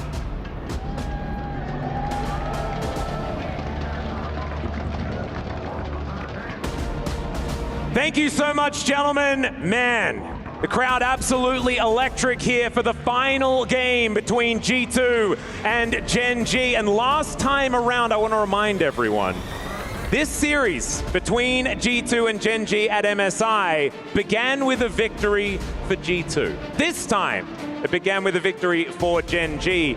After that first win, the other team, that team did not find hope in the series. Maybe that is going to repeat itself. Maybe Europe is going to have another representative in the grand final. And, you know, Atlas, 2019, the last time G2 was in an international final was, I believe, the last time we didn't have an LCK team in an international final. And G2 might lock out the last of our 3 LCK teams here if they can win on red side this final game of our semifinals. Varus, Pantheon gone again. The Senna taken away here by Gen.G. Broken Blade won't get his hands on that Jax, and we'll see what this final ban is going to be here for G2. Interestingly, that Talia is still up. Yeah, this is some eclectic bans to come through from Gen.G to start us off. It will mean that there will be a fair few things left up and available. Not the Aurora, though, which has seen a lot of success here at this tournament. And now, what is Keen going to be picking first? Lucian, just insta-locked. Ruler wants revenge. Yeah. And Ruler did not look very happy in that last game, both on the Rift and in the player cams. You can see very, very vocal right now, as Duro feeling a little bit stressed after that one. I mean, the butt gap was just massive. Ansama and Labrov had an absolute day out in that game number 2. The Zyra Khan has been great all tournament, but man, I haven't seen G2 perform as well as they did in that game 2 in a very long time. There is the Ezreal lockaway. Ezreal versus Lucian has been a tale as old as time here as Skewmon. What are we going to be taking away next? I mean, some of the big mid picks right now are, you know, obviously the Victor that's still available. You know, you do have that Talia as an opportunity for if you're looking for a big pick-based composition and rotational power there. The Rise still available. So these are some high-priority picks. Now, I was wondering if they would look for the Karma here to just shut down this Lucian lane. This doesn't come without a cost, though. It will cost you a lot of engage potential. But we've already seen what Labrov could do with Locket, with the Redemption, and with the shields he has here. He might be able to bait Gen.G into some unfortunate fights once again, as we saw in Game 2. Yeah. A strong rotation here from G2, but not necessarily going to give us a ton of information about what this comp is going to look like just yet. Well, Lucian Braum has been very, very common, something that has been pretty powerful, at least over in the LCK. I'm not psyched about Ezreal Karma. I feel like whenever I see it, it just feels lukewarm. You know? Doesn't make me excited. It comes at a heavy cost, like I said, in terms of engage. I think it's going to do fine into the Lucian Braum, but the Braum and the Lucian will have a lot of value outside of the lane, as well as Xin Zhao actually going to be played way late in this series, down on B3 here of our 3rd game of Fearless. Probably the latest we've seen this champ pick at this tournament. We'll see what the response will be here from Skewmon, as I think it will likely be his pick before we move into the second banning phase. So that's where things get really interesting, because the mid lane champions, there's a few of them left available, but they might all kind of get cut down. Yeah, Wukong comes to mind. And it's going to be all solo lane bans, which is kind of crazy. We don't see this all that often. I feel like that puts red side in a little bit of an advantage, right? You finally 100%. get to utilize the counter pick for top side, counter pick for mid lane, perhaps. as well, depending on where G2 want to take it. Maybe it's just going to be a safe top lane choice. There's no Trundle, you can take Sion, something like that. I feel really good about this Wukong pick because they needed some engage because they have the Karma, and Karma also helps Wukong engage and is very strong with him when he is getting on top of multiple members there. The Victor I mentioned is gone now. We may see Rise to follow. Yeah, I think the Rise is a big one. You know, the Taliyah, also a strong pick that can work really well with both of these compositions and will impact side lanes quite substantially. Because if you ban the Rise and the Taliyah is left open, then you know one team gets that massive global advantage. The Galio, also a big one. A really strong consideration. I feel like Galio is really good for G2's comp here, just simply because they already have the Wukong, they have the shielding from the Karma, they'll have the Galio shielding on top. See what's going to happen here is this final ban, it feels like it's going to be Rise, right? 18 seconds to go. See how long they're going to use to think about it. And is it just going to be Ornn and Sion? Get rid of the two tanks. What if G2 just play Camille and look for insane lockdown in this composition? Camille Galio could be incredibly powerful if they get their hands on both. The Cho'Gath makes it seem a little bit less likely. Can potentially just bait the Sion ban with that. Yeah, I mean, I think it was going to be a Sion ban anyway, but now it's really a Sion. Yeah. Unless there's a checkmate that they're thinking about, right? Maybe there's something that they wanted to get their hands on, maybe a Taliyah, for example. Taliyah Wukong has been very, very powerful, and they won't have the opportunity to ban that away unless there's going to be a largely unanswerable... okay, never mind. The Rumble going to be the decision here. Really strong position here for G2 in this draft. Oh, yeah.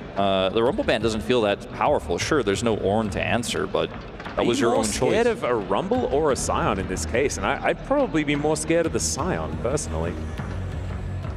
It is going to be a choice that G2 will make right now that will define this draft. Well, it's a Sion. We kind of knew that was going to happen, so now the answer has to be there. There's no Cho'Gath, there is no Rumble, there's no Jace to answer this pick right now, and it's just such a tough lane. And Sion is Camille Galio. They just play Camille Galio. But that's what I was mentioning earlier. It's I was so tunneled on G2 playing Camille Galio. It's kind of hard to play that into Wukong. You know, it's not impossible, right? But it is tricky. I actually kind of prefer this. Because it has a little bit more of a safe engage path. You know, the Camille can be shut down, can end up getting punished really hard. This is going to give you so much shielding, so much brawling power, and access to a backline at a larger range than a Camille can necessarily give you. And if you play the Galio, you're blind. They will play it. Yep. And we will see what the answer here for Caps ultimately eventuates to be. Could end up playing an AD pick here. That would make them extremely low on magic damage, but into this comp, I feel like that's okay, actually. You know, with all the engage they already have at the front line, double AD carry could be strong. They could even go for like a Tristana pick here, and it would feel pretty solid for them. They've got a lot of reset potential. There's a lot of shielding. You could set up for those resets.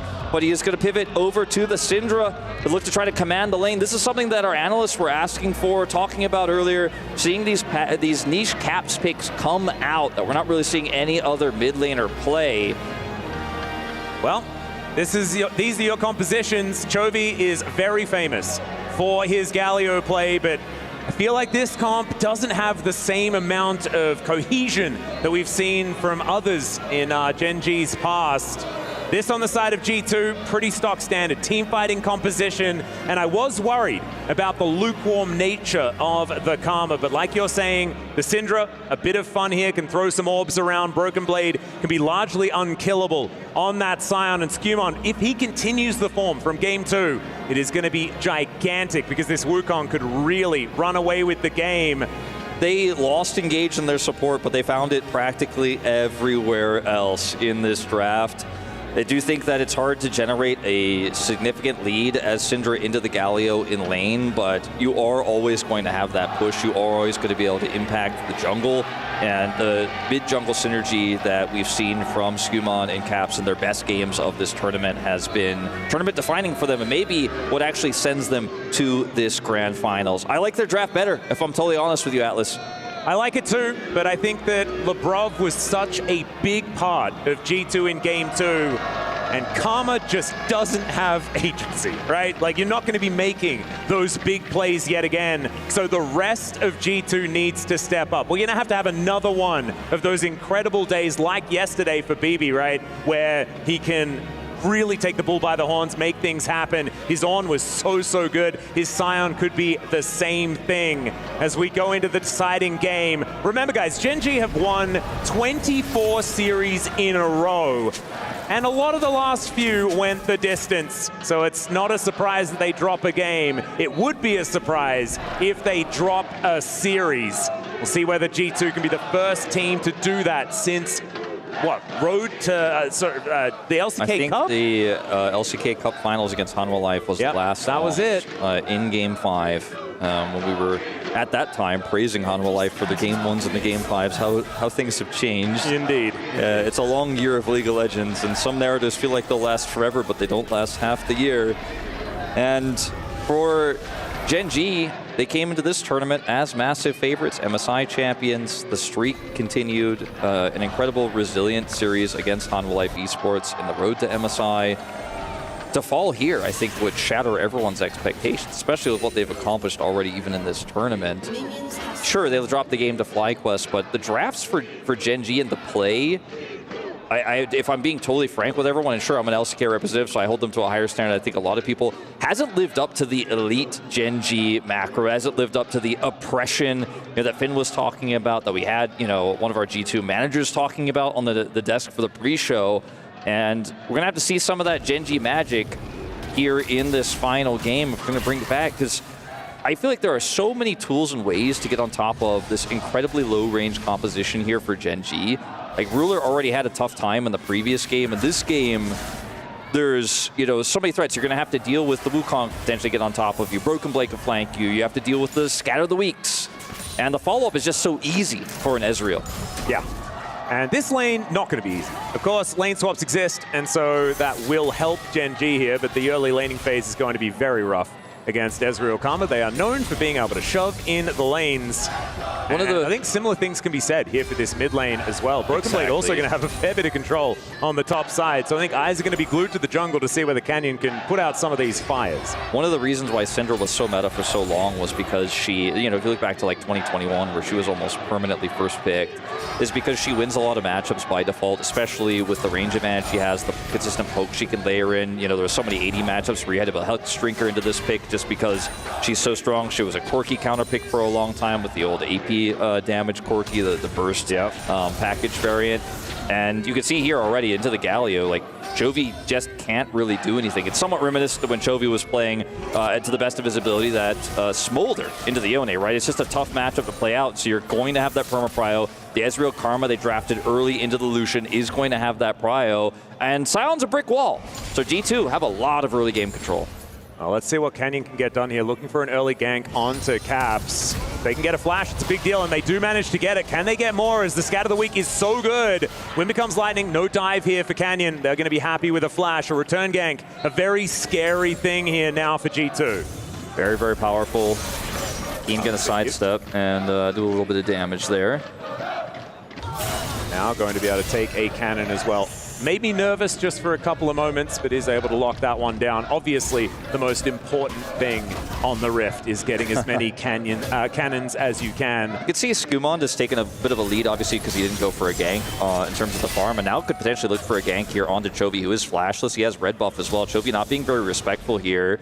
Okay, it does back away now. Skumon not quite able to path over fast enough. If he's just a little bit quicker, maybe there is an angle there, but we'll just try to look for a tri-brush wraparound. Sees there's no ward there, but there is one outside of the pit.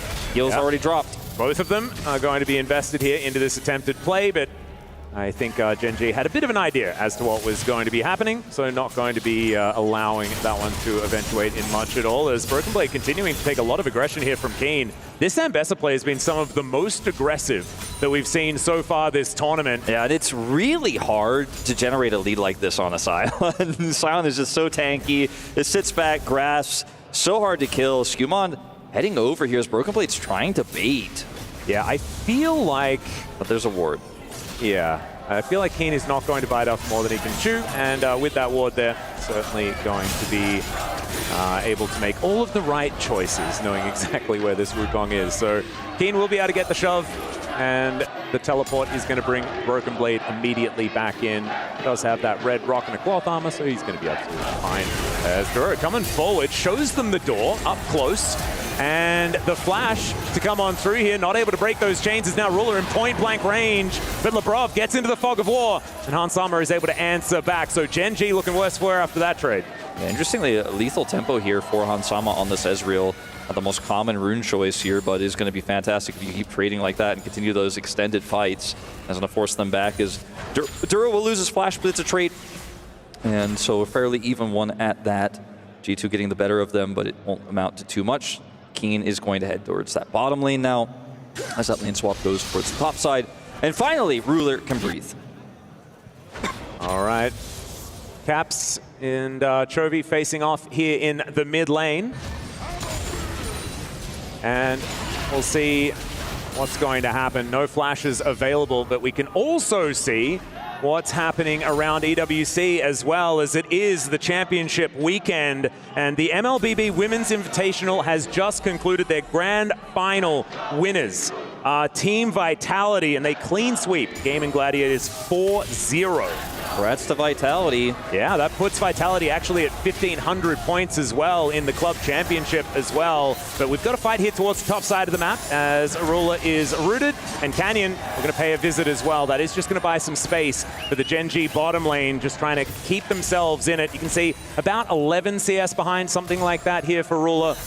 And they are just sort of licking their wounds, trying to get what they can in this difficult matchup. As Chovy, yeah, like you say, could be in a little bit of trouble here as he sidesteps the scat of the week, finds the taunt onto Skewmont eventually. Caps does avoid it, but more of these orbs just sidestepped gloriously by Chovy here. I mean, PC Wolf, I think. For some people, Chovying means just getting a lot of farm and CC. And sitting in the side lane, you know, that's kind of like the Hanwha Life Esports Chovying moniker was. But for me, it's Chovying meaning something like this, like generating a significant lane lead as Galio into Syndra, into First Strike Syndra, and having perma prio and forcing jungle resources in this matchup, sidestepping scatters like that, and just walking out like it doesn't matter, like he saw it coming 2 minutes in advance. That, to me, is what Chovying means. He really did just not get hit by most of the stuff. Yeah, he was like, yeah, I already saw this coming. Yeah, it's whatever. Uh-huh. Well, that's what it is. You just need to be a bit clairvoyant, I guess, is maybe the way. As G2 feeling like maybe there's going to be a gank on the way, but this wave is in a little bit of an unfortunate position. 3v3 as Canyon makes his way out. Labrov gets audaciously charged, but the Cyclone comes on in. That's a fantastic Crescent Guard, and First Blood goes over to Ruler. It will be answered immediately as Skewmont takes him down, and Canyon not going to be diving the turret just yet. So First Blood is going to come in as Keen. That was a bit of a surprise. Public execution, and Hans Sama lying on the floor in the blink of an eye. Keen sneaked all the way through the middle of the map. I was watching him rotate up. He pushed the bottom wave, came over with the prio that Chovy had, and walked all the way in. They continue to exchange there in the top side of the map to make it look like a juicy opportunity for Hans Sama to continue to chase. It gets caught by the end of the public execution, and now Canyon is going to be able to take all of these grubs. Ult comes through here for Broken Blade, doesn't have TP, can come over here and clear up this wave, but man, what a play there from Keen. Check it out one more time. Coming over here at the initial part of this fight, like the Wukong ultimate is so powerful, but it is completely denied. Ruler does eventually get collapsed on here. It's a trade of kills, and that's the TP that comes up here from Keen. Gets into this, they bait this over. Meanwhile, in live, Ruler in a little bit of trouble here as Hans Sama just needs a little bit more. There is the Galio to come down, and the last Mystic Shot misses! And so Ruler is left alive. Gen.G still need to invest a fair bit into this one, and G2 are taking a dragon in the meantime. Man, that was so close to an extra kill, evening things out there for G2. That was very, very close, but unfortunately not quite enough. Ruler will get lucky this time as he's avoiding that last shot. Does survive, losing only barrier, but not flash. Really pretty good about it. I feel like this lane is so incredibly important for Gen.G here today. As Keen, he's either going to be not able to do anything to Broken Blade, and Broken Blade's just going to do that thing where he's Scion and he's immovable, or he can run away with the matchup, and then Broken Blade has nothing that he can really do about this Ambassador in his side lane. I mean, the fact that he is able to control it on the bottom side of the map there and then TP over to take out Hans Sama with a really nicely placed ult. You know, you get those advantages, allows you to have a lot more freedom over the map just in general. Chovy is going to eat this Mystic shot, but sees Lebrov and thinks about going back. Yeah. Presses the Inspire button, gets a bit excited about the fact that Chovy used that Justice Punch a little bit too aggressively. And he sidesteps a Mystic shot to buy time for that Justice Punch cooldown to come back again. And Chovy's not going to be dying just yet. The control of the wave, certainly here. The tempo, certainly available here for G2 on the bottom side of the map. Bit of a rotation over here from Caps as well. As Chovy is super low, they want to try to turn this into something more. Teleport available here for Chovy as well. So Skewmon going to make his way in. Cap's going to steal the Bramble back. And there is that teleport that we were talking about. The smite from Canyon is going to take his red. And Chovy, with that teleport, he's going to make sure that there is no further aggression. That was a bit of a scary situation there on both sides. That play looked like it was going to be on the knife's edge. A force of will there from Caps, pulls it out, but Canyon says, I don't care. That's the end of that fight. If there's an overextension there from Gen.G, though, or if a single member gets caught out by a scatter from Caps and gets blown up by his ultimate, could have been a huge angle for the side of G2, but instead it's still a very even game here. Hansama now the target as they look for a potential dive. Yeah, the flash forward from Duro, but he misses.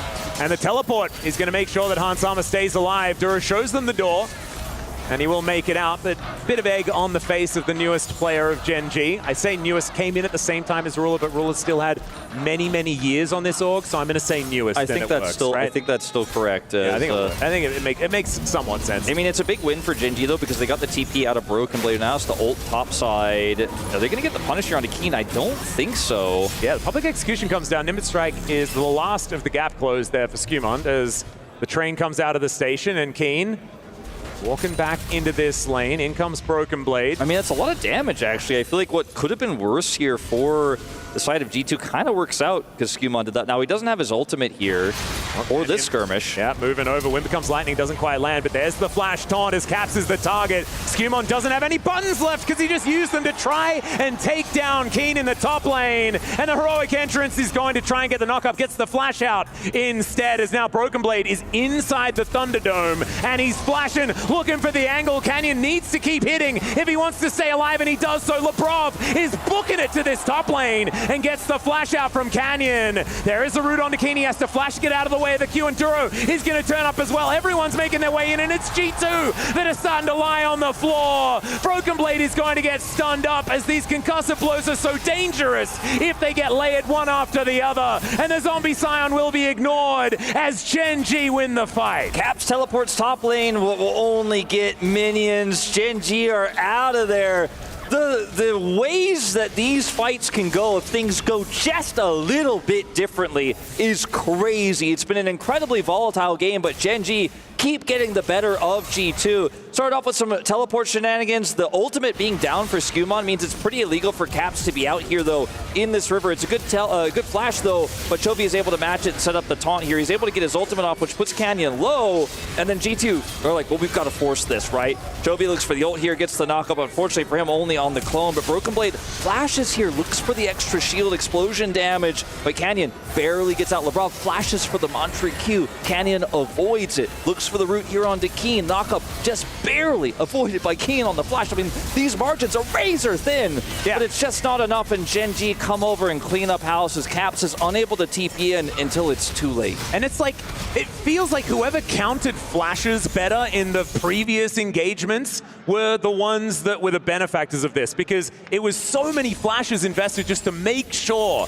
that this went Gen.G's way. The answers were always there. Caps flashes immediately afterwards. Chovy is flashing away. They get Skewmon's flash, and then Canyon knows that he can then flash away from the Wukong because he can't get in there. It's ridiculous, the dominoes that have to fall in order to make sure that these fights are clean. And Gen.G now with the first big lead of this game to the tune of about 2,000. That's only extended here as Keen gets the first turret as well as beats the game. Exactly right. So that's going to be some cool shoes that they put together. G2, this is going to be second Drake though for G2. Let's see what the soul is, because this could be quite significant. Okay, it's going to be Infernal. That is big. So G2 fans should at least be able to feel good about the possibility of what happens if they can get a few more of these dragons. The game state is definitely Gen.G favored, but that's something you've got at least in your back pocket for later on if you can win some of these big objective fights with your comp that has a lot of great CC here. As this game has just been hands checking non-stop. As you said, flash counting. Lebrov. Yeah. a little bit dangerous here as Canyon walks forward, doesn't find the wind becomes lightning, as Keen just looking for that public execution angle. And now the Rift Herald in control of Gen.G. And, you know, you look at Caps, he doesn't have TP. Broken Blade doesn't have Prio. And unfortunately, I think Gen.G, or unfortunately for G2, Gen.G is just going to get this one for free. See a bit of a wraparound here, but it will be spotted on a ward, and Chovy just has enough mobility to get out of here. Oh, Chovy going to get knocked back there by the Scat of the Week, but just decides he wants to channel a taunt, and Lebrov not going to do too much damage. So Rift Herald going to go over to Canyon. And now Keen playing pretty aggressive here towards his top side against the one-item Broken Blade. When the Black Cleaver comes in for Keen, that's when even Broken Blade has to be scared of the damage this Ambessa is going to be doing. The Keen lane dominance that we have seen this game just continues. It gets tougher and tougher. I mean, Keen is not, he does not want to lose this series, no. this tournament. He's the one who was talking about how so well. It really impacted him that they lost so early last year. Yeah. And he was not able to lift that trophy. And they were the favorites coming into last year's EWC as well. This was, you know, Gen.G coming off an extraordinarily dominant spring split back then. And this is the same story, but finally actually living up to it here in Riyadh. As Lebrov fighting against Duro and Ruler here. As Hansama looking a bit worse for wear at the back end of it. Herald drop to be dropped here in the mid lane. They're going to clear this wave and look for the collapse onto this turret. May force a reaction out of Skumond. Fair bit of damage to this turret as well. They might be able to take this one down. Full mini wave is there, and full grubs, or actually a couple of the grubs, but still able to take that one down. So very nicely done here by Gen.G, keeping the pressure up. They're just not even going to let go of that pressure, forcing Skumond back here. Oh. Ruler looking for the all-in. I don't know about that one, as Ruler needs to be blocked there by Duro. A bit of a trust fall, I guess, into the mid lane to make sure that Duro was paying attention. And now Lebrov going to be fighting against Canyon. There's a heroic entrance just to scatter G2 to the wind. The taunt to come down. Connects onto a clone and Lebrov. Lebrov might be the target they're looking for, but G2 do make their way out. And Gen.G will back off as well. But you can see, with how far up Gen.G are pushed, they still have so much tempo right now. I mean, he still had Flash and Barrier. He's just playing on the tightrope here. Skumond wants that angle. He just isn't going to find it. Keen rotates over here. True shot. Okay, Keen flashing, get himself out of the way, ults, and doesn't find anything but the air, and will keep himself alive. It was an awkward scenario. Now Cap's in a little bit of trouble as a turret is taken down by Chovy, who is definitely not here, by the way. He's got a teleport available as everyone is so low. The Scat of the Week is going to take down Duro as Kane executes Caps before going down. That looked absolutely insane. And this game is just playing right on the edge, Wolf. It's just a hands game. It's just mechanics. It's just raw mechanics. And it started out as an unfair fight because Gen.G had so much control over the mid wave. They took out the mid turret. They had vision control. But G2 said, if you're going to be greedy, we will match you at every turn. It ultimately ends up being a trade that Ruler had Flash and Barrier, and he was not afraid to use them there. Ultimately, the game state here is still favoring Gen.G, but it is just so incredibly close. Keen sidestepping, at least attempting to, still gets hit by the barrage. Uses his ultimate here to try to avoid the Scatter of the Weak, to use the Unstoppable, but still ends up taking too much damage. But is he afraid? No. Canyon goes back in, gets the shield here out of Lebrov, and Ruler tries to go for this play here. Gets rooted, has his barrier, flashes the Scatter. Keen goes in, like a madman, barely gets the shield to both secure a kill and allow the rest of his team to retreat. And you can see it on Caps' face. It's so close. It's always so close. And it's just a slight trade up for Gen.G, and the Gen.G fans, until the last moment there, weren't sure if they liked it. Yeah, there was a lot of apprehension from everyone. You can see, though, Chovy did 0 damage. He was on the bottom side of the map, trading up for Gen.G. So the Gen.G fans probably not feeling too bad after the outcome there of that one. And I'm not going to praise Keen ever again, because he did some weird stuff in that strength wraparound there. If he hits the, stops the scatter with the unstoppable there, you know, or is able to. Duro was an absolute hero, though, eating the entire unleashed power, and that's going to make Caps' life really difficult. We haven't spoken about it just yet, but the fact that the Unbreakable can stop those orbs, the one-shot potential of this Syndra needs to be carefully mediated, you could say. But now, standing behind Broken Blade, public execution is private. From Keen, unfortunately. Certainly a whiff on that one as G2. Remember, this is Infernal Soul Point for them. They have the choke point controlled, trying to clear this vision. Arcane Shift from Ansama gets him to relative safety as Gen.G feeling like they have control of the mid lane. G2 in a little bit of an unfortunate position is into the backline, goes Keen delivering a gargoyle. It gets a knock-up onto Skewmond, but down goes Keen to start this up. The taunt is so good. The Winds of War only onto Labrov though, and there is the culling to take down Skewmond. And now the Gen.G freight train is a-rolling, and they're looking for Broken Blade. The Dragon still up and available. Gen.G looking worse for wear as Hansama, exactly right, looking to try and do some of this cleanup. 5,000 damage nearly on Hansama in this exchange. So bold, never afraid to look for those E's forward to maximize the damage. The Crescent Guard is down, and G2 start up the Dragon. Chovy's back though with the TP, and G2 are going to think better of it. They already have a 2 Drake lead. They're down 3,000 gold. If they threw this fight, gave the Dragon and kills to Gen.G, it would certainly spell their end in this tournament,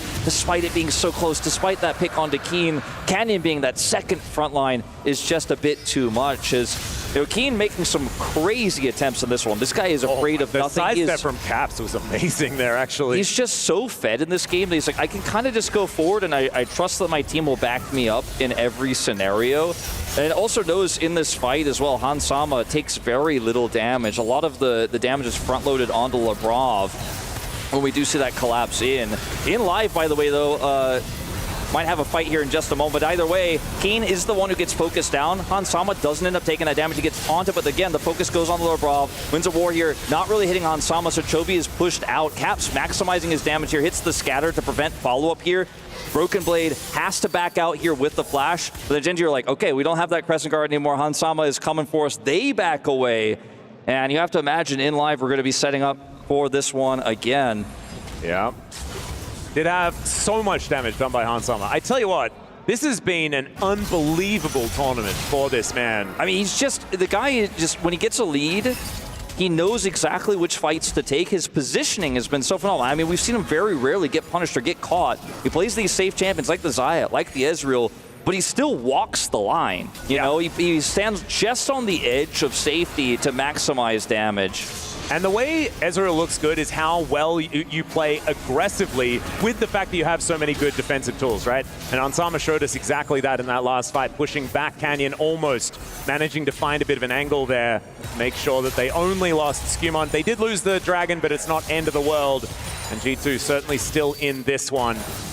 As Ruler Enduro in position in this mid lane, just playing a bit of that K-Ram, as we like to call it. I think it was an NA Ram at some point as well, and I've never heard it be described as a European one, so that's a bit of a shame.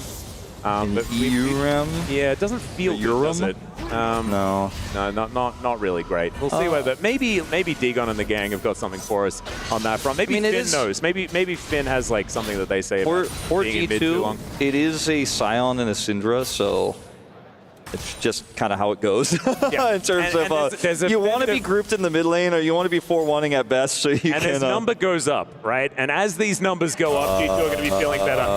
As Labrov goes down, though, they're going to be feeling worse, as Keen does break the tether.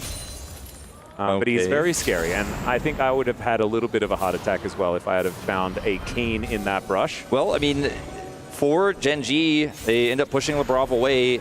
Has to now back, so there's a window here to potentially start up this Otacon.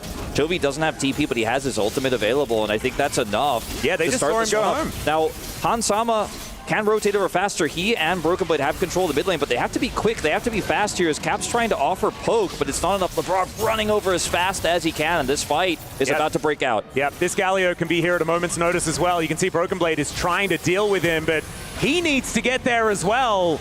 As Canyon looking for the angle, there's the public execution as Keen will just decimate Hansama. They'll try to take down Skewmond as well. I'll correct myself, as he does make it out, but the Otacon is going to be secured here by Gen.G. Caps all out of mana, actually, and not with too many options either, as that was a cute little Q over the wall from Broken Blade, but he's not really able to do anything. The prize is already claimed here for Gen.G, and they're only extending that lead. Keen playing so fearlessly this game. We've seen quite a few of those public executions whip, not at the mark, but this one certainly did, as Chovy looking for more here is going to get rooted, but there's just not enough damage. There's no Cyclone anymore. There's no Ezreal here, and he is going to walk away scot-free, but G2 We're so close for looking for the punish there. The block from Duro as well onto Hansama's True Shot Barrage really limits a lot of that initial damage they were looking for. Gen.G fans, I feel so scared, so terrified that maybe this final LCK rep could have gotten knocked out. The draft was so good here for G2, but they have taken full control over this game now. Hansama quite blast coning his way in here, but will drop the True Shot Barrage right into Duro's block, which also blocks the scatter. And then the instant follow-up, the second those cooldowns are down, Keen's like, I'll go in, we take out Hansama, target selection is perfect here. Chovy blocks any sort of follow-up. And because Caps is playing Syndra, he's more utility, he's more setup. He's just not going to be able to offer enough damage here to challenge once that Ezreal's gone. Oh my goodness, the fans so incredibly passionate. And Gen.G looking on the cusp, and I can't help thinking back to what you were talking about before. The fact that our LCK representatives haven't shown the clean, crisp gameplay that we've gotten used to so far this tournament, I think until this game, where Gen.G have decided, oh, well, G2, they gave us a run for our money in game 2. We're going to have to give them the best. It's the almost like angry Gen.G game 3, where they focus up, the clutch is there, and it's confidence that we're seeing in spades, especially from Keen, but Ruler as well, who I feel like has a lot to prove after that last game 2 loss. Now chasing Broken Blade away here. We'll see whether Gen.G can actually find an angle, as of course we're fighting over this dragon that's going to be up in 10 seconds time. G2 desperately trying to get some position back on this map because Gen.G are suffocating them out of their own jungle right now. And there is just no red vision outside of a little bit towards that top side to try and protect against a Baron sneak. There is not much more here. Gen.G get it for free. Now, they were down 2 dragons, so it is going to be only their second of the game, but those stats are so relevant when you start getting those percentage-based... Infernals, man? Oh, God. Percentage-based ADAP adding up so much, and if you get a third one plus the soul itself, I mean, this Lucian hits so hard. Even Chovy's Qs are going to be massive later on.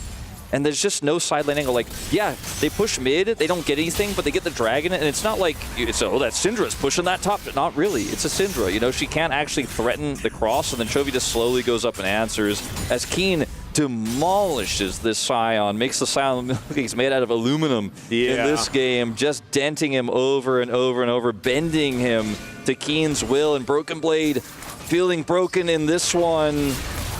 And a Baron attempt. Yeah, a little bit of a stun on a Chovy. I was about to say nice stun, but it almost did a damage, so I guess it's almost there. Unfortunately, Chovy pretty tanky as well, sitting on 2 items. Riftmaker relatively recently completed. See what he's going to put together now. I mean, the Baron start and turn for Gen.G is so incredible, especially now that Chovy has level 16. He gets before this back. We'll pick up an additional item and head straight over. There's a little bit of vision that needs to be cleared here. That one controller actually cleared by G2 as they replace with Lebrov. There's one there in the pit.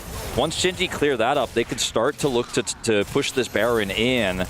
And without vision, it's hard to play this Syndra comp. You know, it's hard to engage. They have a Wukong, so steals are possible, right? But winning a fight, that just sounds out of the question at this point. And getting to the pit is what I feel like is going to be the most difficult part. Because Gen.G, I don't think they really want to start something up with all 5 people grouped up, right? They want to start something with 2 people and have 3 ready to kill whoever's trying to face check. And that's what they've been doing when they've built leads like this in the past. As Chovy goes over to take this minion wave, and we'll be able to get this top lane pushing forward as well. G2 given a little bit of respite as they clear out some vision around this Baron. So at least that isn't going to be snuck for now.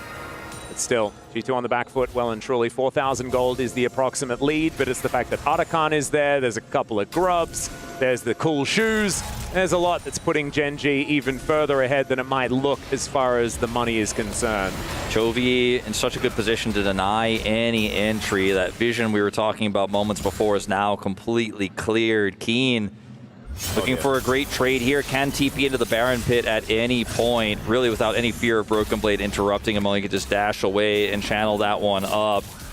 You see some first strike gold keep stacking up here for Caps piece by piece, little by little. With this Cosmic Drive build here, he's got the Void Staff, but like you said, getting to the pit, getting to the fight, much less winning it, just is impossible here for G2. It's feeling difficult, but they're not going to go for a 50-50. It will be Canyon just backing away, looking to secure that blue buff. Still on that bottom side, Broken Blade, I believe, was losing out on another trade, but as you can see with the health bars, they're actually looking kind of okay. for Broken Blade here, holding his own. I mean, at this point, Gen.G are just backing away, resetting, grabbing items, pushing waves, and they're just going to do it again. And if they can keep just stalling this out, because the Baron is tough to take, it's relatively high health, obviously. They can stall it out and then just turn their eyes to Dragon, then they get a third Infernal Drake. And for Gen.G right now, the name of the game is just not to lose your lead and continue to stack up gold on this Lucian and Ambessa. GA completed now for Keen, means you have to kill him twice if you're going to win the fight. And Chovy makes it tough enough already. Locket online for Duro. Yeah, the Owl Guard is a big deal as well for Chovy. The fact that he can dive in on top. Hopefully he presses it this time around as LeBron. Chovy on the flank. So much, yeah. Chovy looking for that taunt angle, gets it onto Hansama. The immediate follow-up with the public execution. They do get the chain CC onto Keen, but he then gets the shield from Chovy on this Galio. The double taunt comes in now. Caps with the scat of the week. Canyon taking a fair bit of damage, but he has the Crescent Guard to stay safe. No one dead just yet, though. This could be good for G2, but now another taunt to come forward. Keen following up, and Hansama is finally executed. Canyon finds the knock up. There's the Q as well from Duro to make sure he goes down. The clone is executed as well, but G2 lose both of their damage dealers, and now Gen.G can take whatever they want. Hansama's greed is finally punished there. We talked about how he walks the tightrope, how he walks the edge of these fights, maximizing damage. I think he thought he was for sure scot-free on this one to go back in there, and he's caught by a hiding, lurking Chovy taunt. Down summoners, no way out. He was able to fight his way back with Flash E and Cleanse the last time, but the second time he's caught, he is not so lucky. As this situation here for G2 is so incredibly difficult to play. Hansama is on a ward. He's not aware of it, right? Chovy wraps all the way around. He's already used his E, right? Taunts, cleanses it, gets caught here by Keen. Flashes back. His team peels for him, right? The Cyclone comes out, and he survives. That in itself is a huge feat here that GT are able to keep him alive. Cap's now trying to peel. True Sharp Barrage with the empowered W takes half of Ruler's health out, and then it looks playable here for Hansama until Hide on Bush, part 2. Chovy comes in, flash taunts. The Ezreal has no mobility, no summoners, and wins the fight. Really big double taunt plays. You know, Chovy goes around the wraparound, gets sums on the second time of asking, takes out the carry for G2, wins the fight, and gets them Baron. There's a very happy Arnold there as well, as Gen.G managed to win that one out, but that was so extraordinarily close. The whole start of that fight is, in the meantime, Keen is going to have to be ulted here by Chovy to stay alive. The unleashed power there from Caps doing a lot of work. And the scat of the week going to get sidestepped once again. Ruler side laning here on this Lucian. So Gen.G not actually looking to start off any fights, just looking to buy space for this Lucian to take down the turret. This is looking dangerous though, as he is moving further and further into the enemy base. There's scat of the week. Ruler taking so much damage. Duro is going to be set up as Skumon gets the flash out of this Lucian, and then he just culls him where he stands. Gen.G just feeling too far ahead this time, and Ruler baits them to overextend. Hansama is going to fall down, and I think that last play was the backbreaker, and Gen.G just walk all over them here. Ruler has his flash, nearly as IE as his fourth item. He just does so much damage. If you don't kill him instantly, he will just kill each and every member of G2 and kill their chances of another final appearance. They were so close, but Gen.G say no cigar. They will take game 3. They will be LCK's finalist representatives. They will make it to the finals they never got to see in 2024. Yeah, last time they were dispatched extraordinarily early on. This time they go the whole way. They remain undefeated in series as well, putting that number at 25, which is absolutely unheard of. On the other hand, G2 had a phenomenal performance here today. We'll see them again to take on T1 tomorrow in our third place match. And what a cool finals we have, Atlas. Gen.G beat T1, who beat AL in knockouts for MSI, but didn't beat them directly, right? Yep. This time they have to actually challenge them. They brought T1 so close at MSI and then were able to defeat them very one-sidedly, as they seem to have leveled up since MSI. And this is going to be a really tough opponent for Gen.G. And for G2, they played it so close. And Hansama, sure, he got caught by that last Chovy taunt, but I think he should be insanely proud with his performance he had all tournament long. The guy deserves your praise. Oh, he absolutely does. I mean, those team fights in this game were at the level that we've seen in LCK finals very recently, right? There were so many moments that were on a knife's edge. If Duro didn't have the door ready to block Caps' ultimate, so many of these moments where they knew exactly what they needed to do on the side of Gen.G, and they absolutely had to because G2 pushed them to the limit. Really, really beautifully done. And we've seen Gen.G versus G2 in the past. It's been heartbreak on both sides. More recently, Gen.G has got the better of them, but it's great to see that G2 can bring those fights. And now we've got Ian alongside with Chovy to crush a key. What a semi-final it was here for League of Legends at the Esports World Cup. I'm standing by with Chovy of Gen.G. Just secured their place in the grand final. We will talk about your opponents shortly. But first, let's reflect on that series with G2. You started so strong. Even yourself, you got a pentakill. You made it look easy. But then they really fought back and gave you a different fight from game 2 onwards. 일단 초비 선수 승리 축하드리고요. 첫 번째로 드릴 질문은 굉장히 좀 압도적인 경기력으로 또 펜탈키까지 드시면서 1세트를 정말 압도적으로 승리를 하셨는데 2세트 때부터 좀 달라지기 시작했어요. 그래서 G2와 또 혈전을 치르시게 됐는데 G2와의 경기에 대해서 좀 어떻게 평가하시나요? 일단 아무래도 좀 G2가 잘하면서 혈전을 벌인 장면도 있는데 저희가 기본적으로 인원 분배나 턴 분배를 좀 잘 못한 것 같아서 이런 부분을 잘 보완하면 될 것 같아요. Yeah, I mean, obviously G2 put up a great fight, but I think we made a mistake on some of the team fights or even some of the placements on the teams. So I think we'll have to fix on that. You are literally 1 week removed from becoming MSI champions. This time last week, you raised the trophy. You had an MVP performance.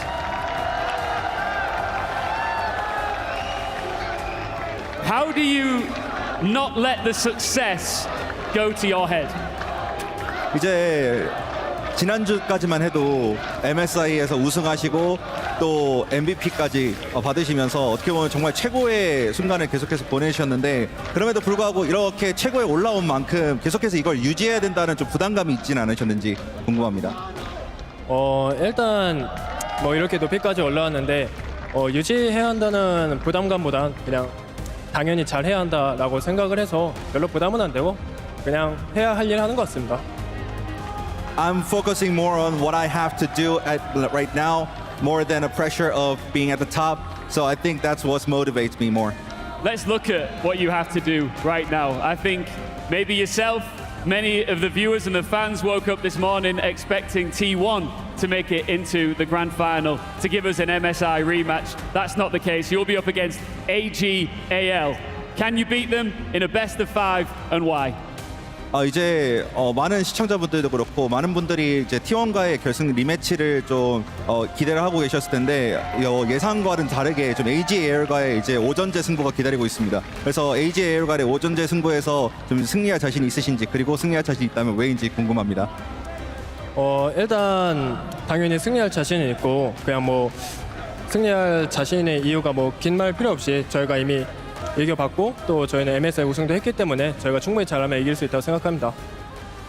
Yeah, of course. I'm really confident because I'm not going to say it long. It's because we are the better team. We have won them before and pretty sure we're going to do it our best and we're going to bring us to the trophy. They're chanting MVP over here. Just before we crush a key, you are on a sensational run of form. Your fans have traveled from all over the world to watch. Gen.G fans, make some noise for this man right now. Do you want to crush G2's key? G2 키를 부수러 가시겠습니까? 알겠습니다. Let's go. Let's go indeed. Gen.G book their spot in yet another grand final. This is the brutal part of EWC. Europe's last hope crashes out. Their key crushed along with them. It's time to say goodbye to G2.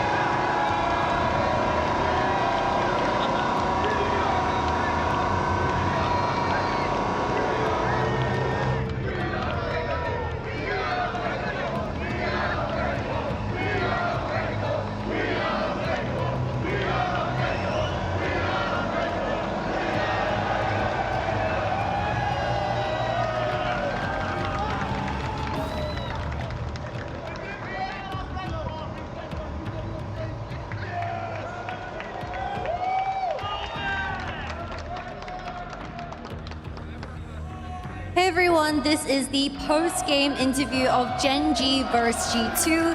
Caps, you guys were one game away from taking the series from the MSI winners. So what went wrong in that game 3? I think we had a decent start for sure. We ended up getting the first Drakes. They were getting a little bit ahead in gold, but I think the third Dragon is really where they took the edge. I think it was looking as well decent to start off with. We had a lot of control, but then they just found a good flank, and from there it felt a bit harder to contest them. And of course, going into EWC, a lot of people on the internet and fans in general have been saying that G2 had this glow up. So how would you reflect on your own personal growth and G2's growth as a whole? I mean, I'm definitely happy with what we have improved, like the way we improved. I think the way we play is definitely more competitive now than it was at MSI. I think we kind of just sat back and waited to lose. Today we still lost, but we at least tried to fight our way. And especially game 2, we also found a lot of angles, and especially Hans was popping up. You guys aren't out just quite yet, because tomorrow we will have our third place decider between G2 and T1. So how are you looking forward towards that matchup? Yeah, I mean, definitely would have preferred the final, but I can hear from the crowd that we're looking for a third place finish. So we will look to win. Thank you. And we have a lot of fans from G2 at the Riyadh Arena. So do you have anything to say to them? I mean, a big thank you guys for the support. It means so much. Like, I was quite sad after the loss, but seeing all of you guys definitely brings me up. And after this, I'm ready for tomorrow. Thank you for the support, everyone. We'll see you tomorrow, Caps, and back to you guys at the desk.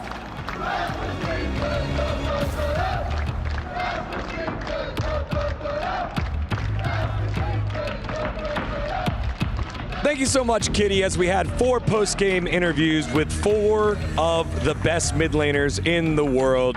That last one, you hear the main man for G2 trying to get them back 6 years in the making to an international final and falls just a couple of team fights short.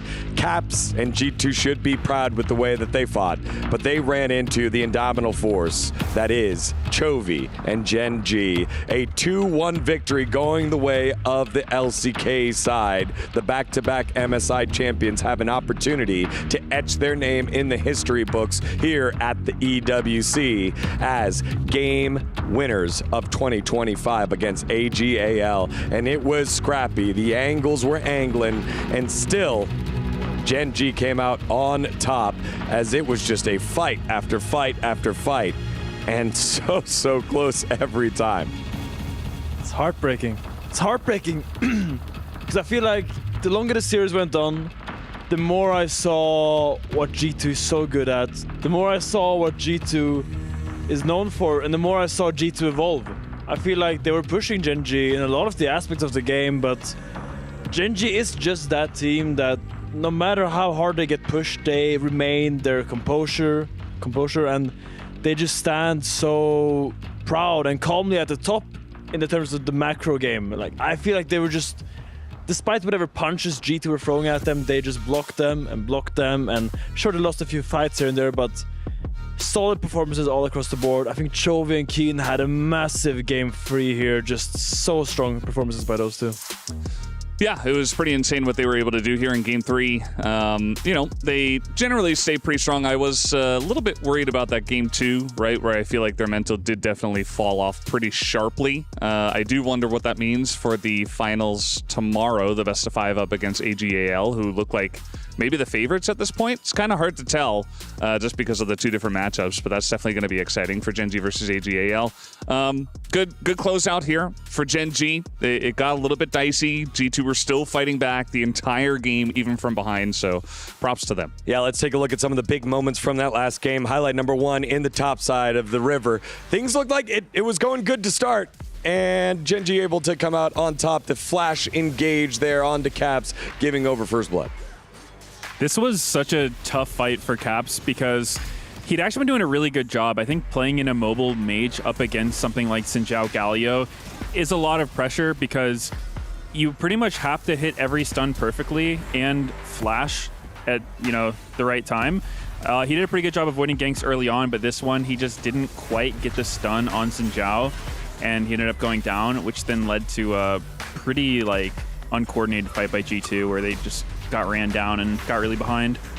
I felt like they were like trying to salvage it for so long, you know, like the fight kind of starts with Caps getting caught and flashes out, Chovy follows the flash. I think that's fine, but G2 was like, I want to kill you now. They really tried to salvage play and they just kind of put them in a worse and worse position, and I feel like that desperation kind of shined through a little bit. If they remained a little bit more composed, maybe this wouldn't be as bad as it turned out. I mean, it was close. I mean, Canyon was slivering away with just a sliver of HP.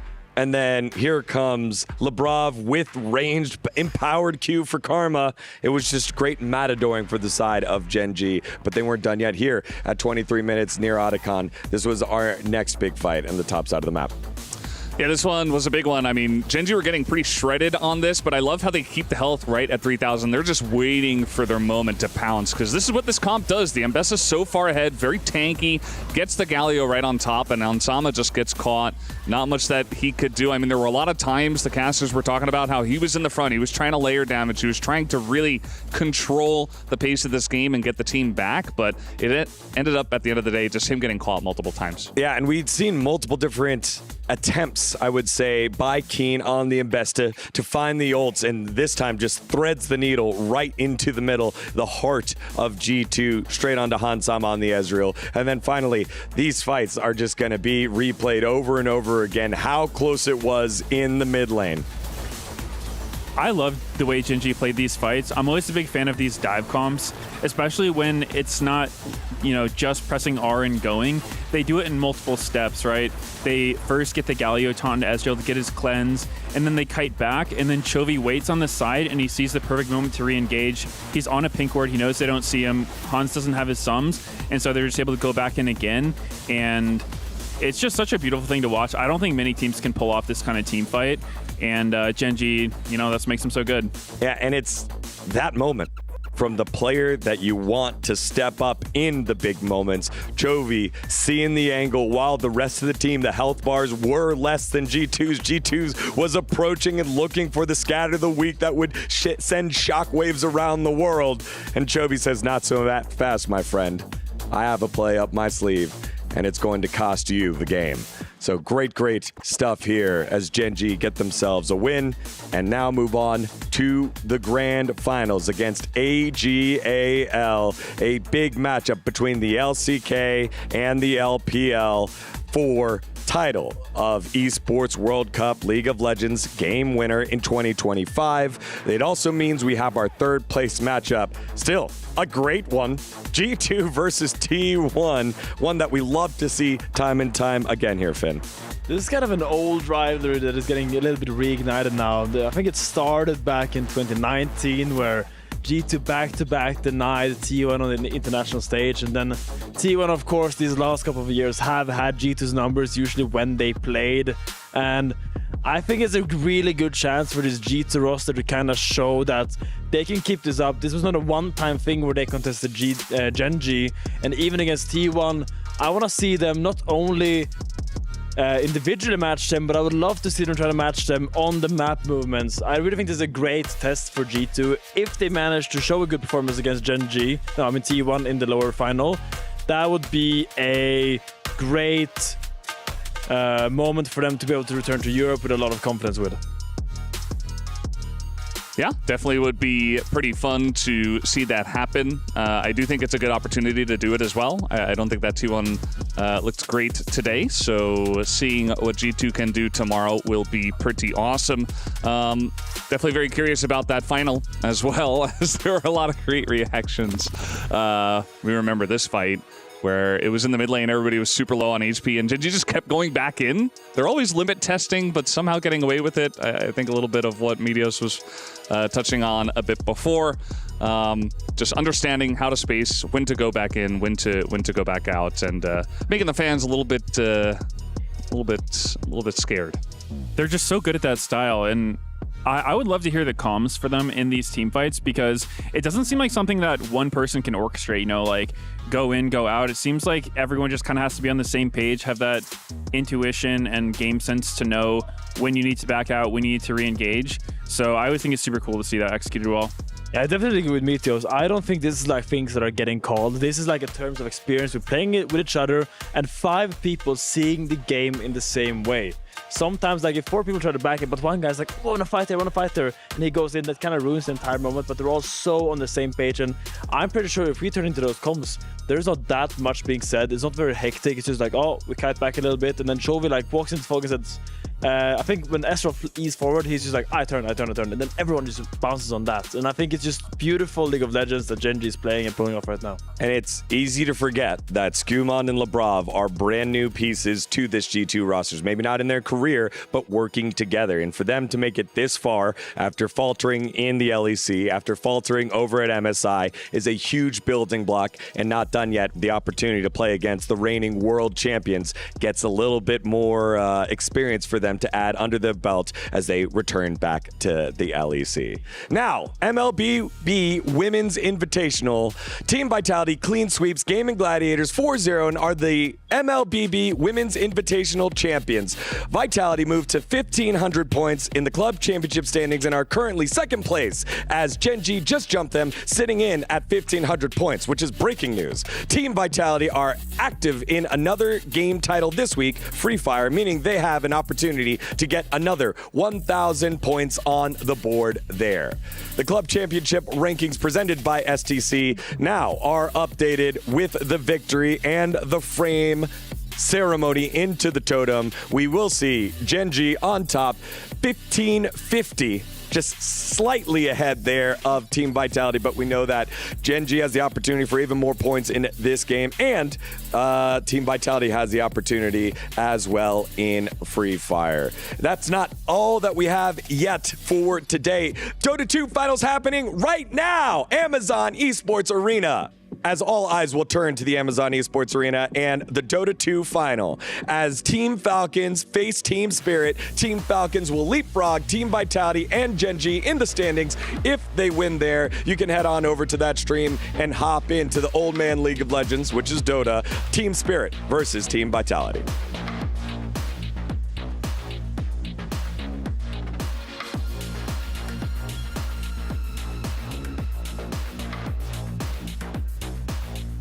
Now it's time for our Sony MVP of the day. You know, we had a discussion here. Could have been very easily been Tarzan, but it also could be Flandre back-to-back as he goes in the top lane.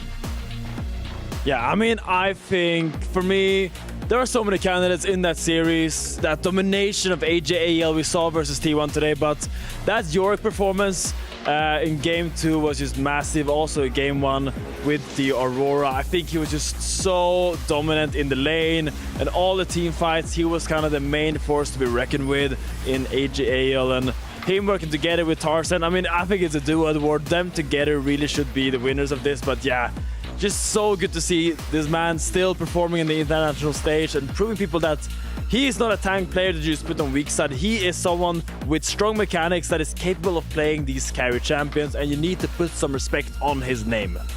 I'm really excited to see the matchup tomorrow of Flandre versus Keen.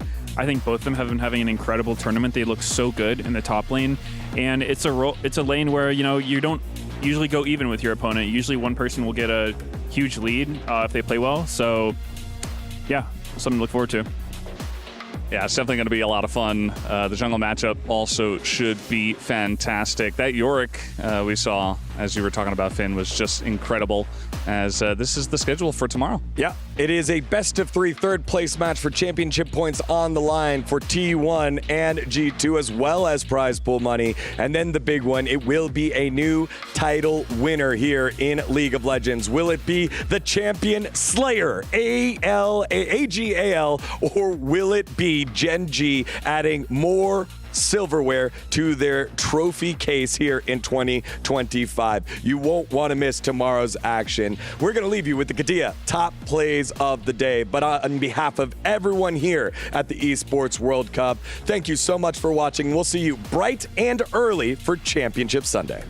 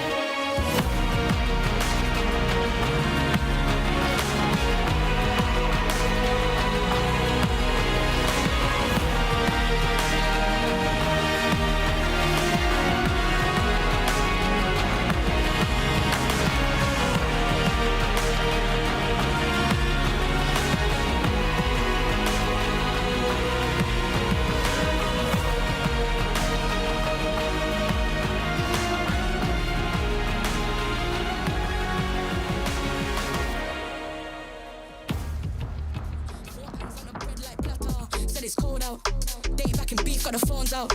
Watching where I sleep and where I roll round. Guess I'm gone now. They ain't even there when it goes down. It's a playground. Better watch your man's getting safe out. See some play game like snakes and ladder. My ex-piss got my new ones better. It's a playground. Better watch your man's getting safe out. See some play game like snakes and ladder. My ex-piss got my new ones better. My new one's bad, that's my baby. He let me shine and never shady. Girl same cute, but that don't faze me.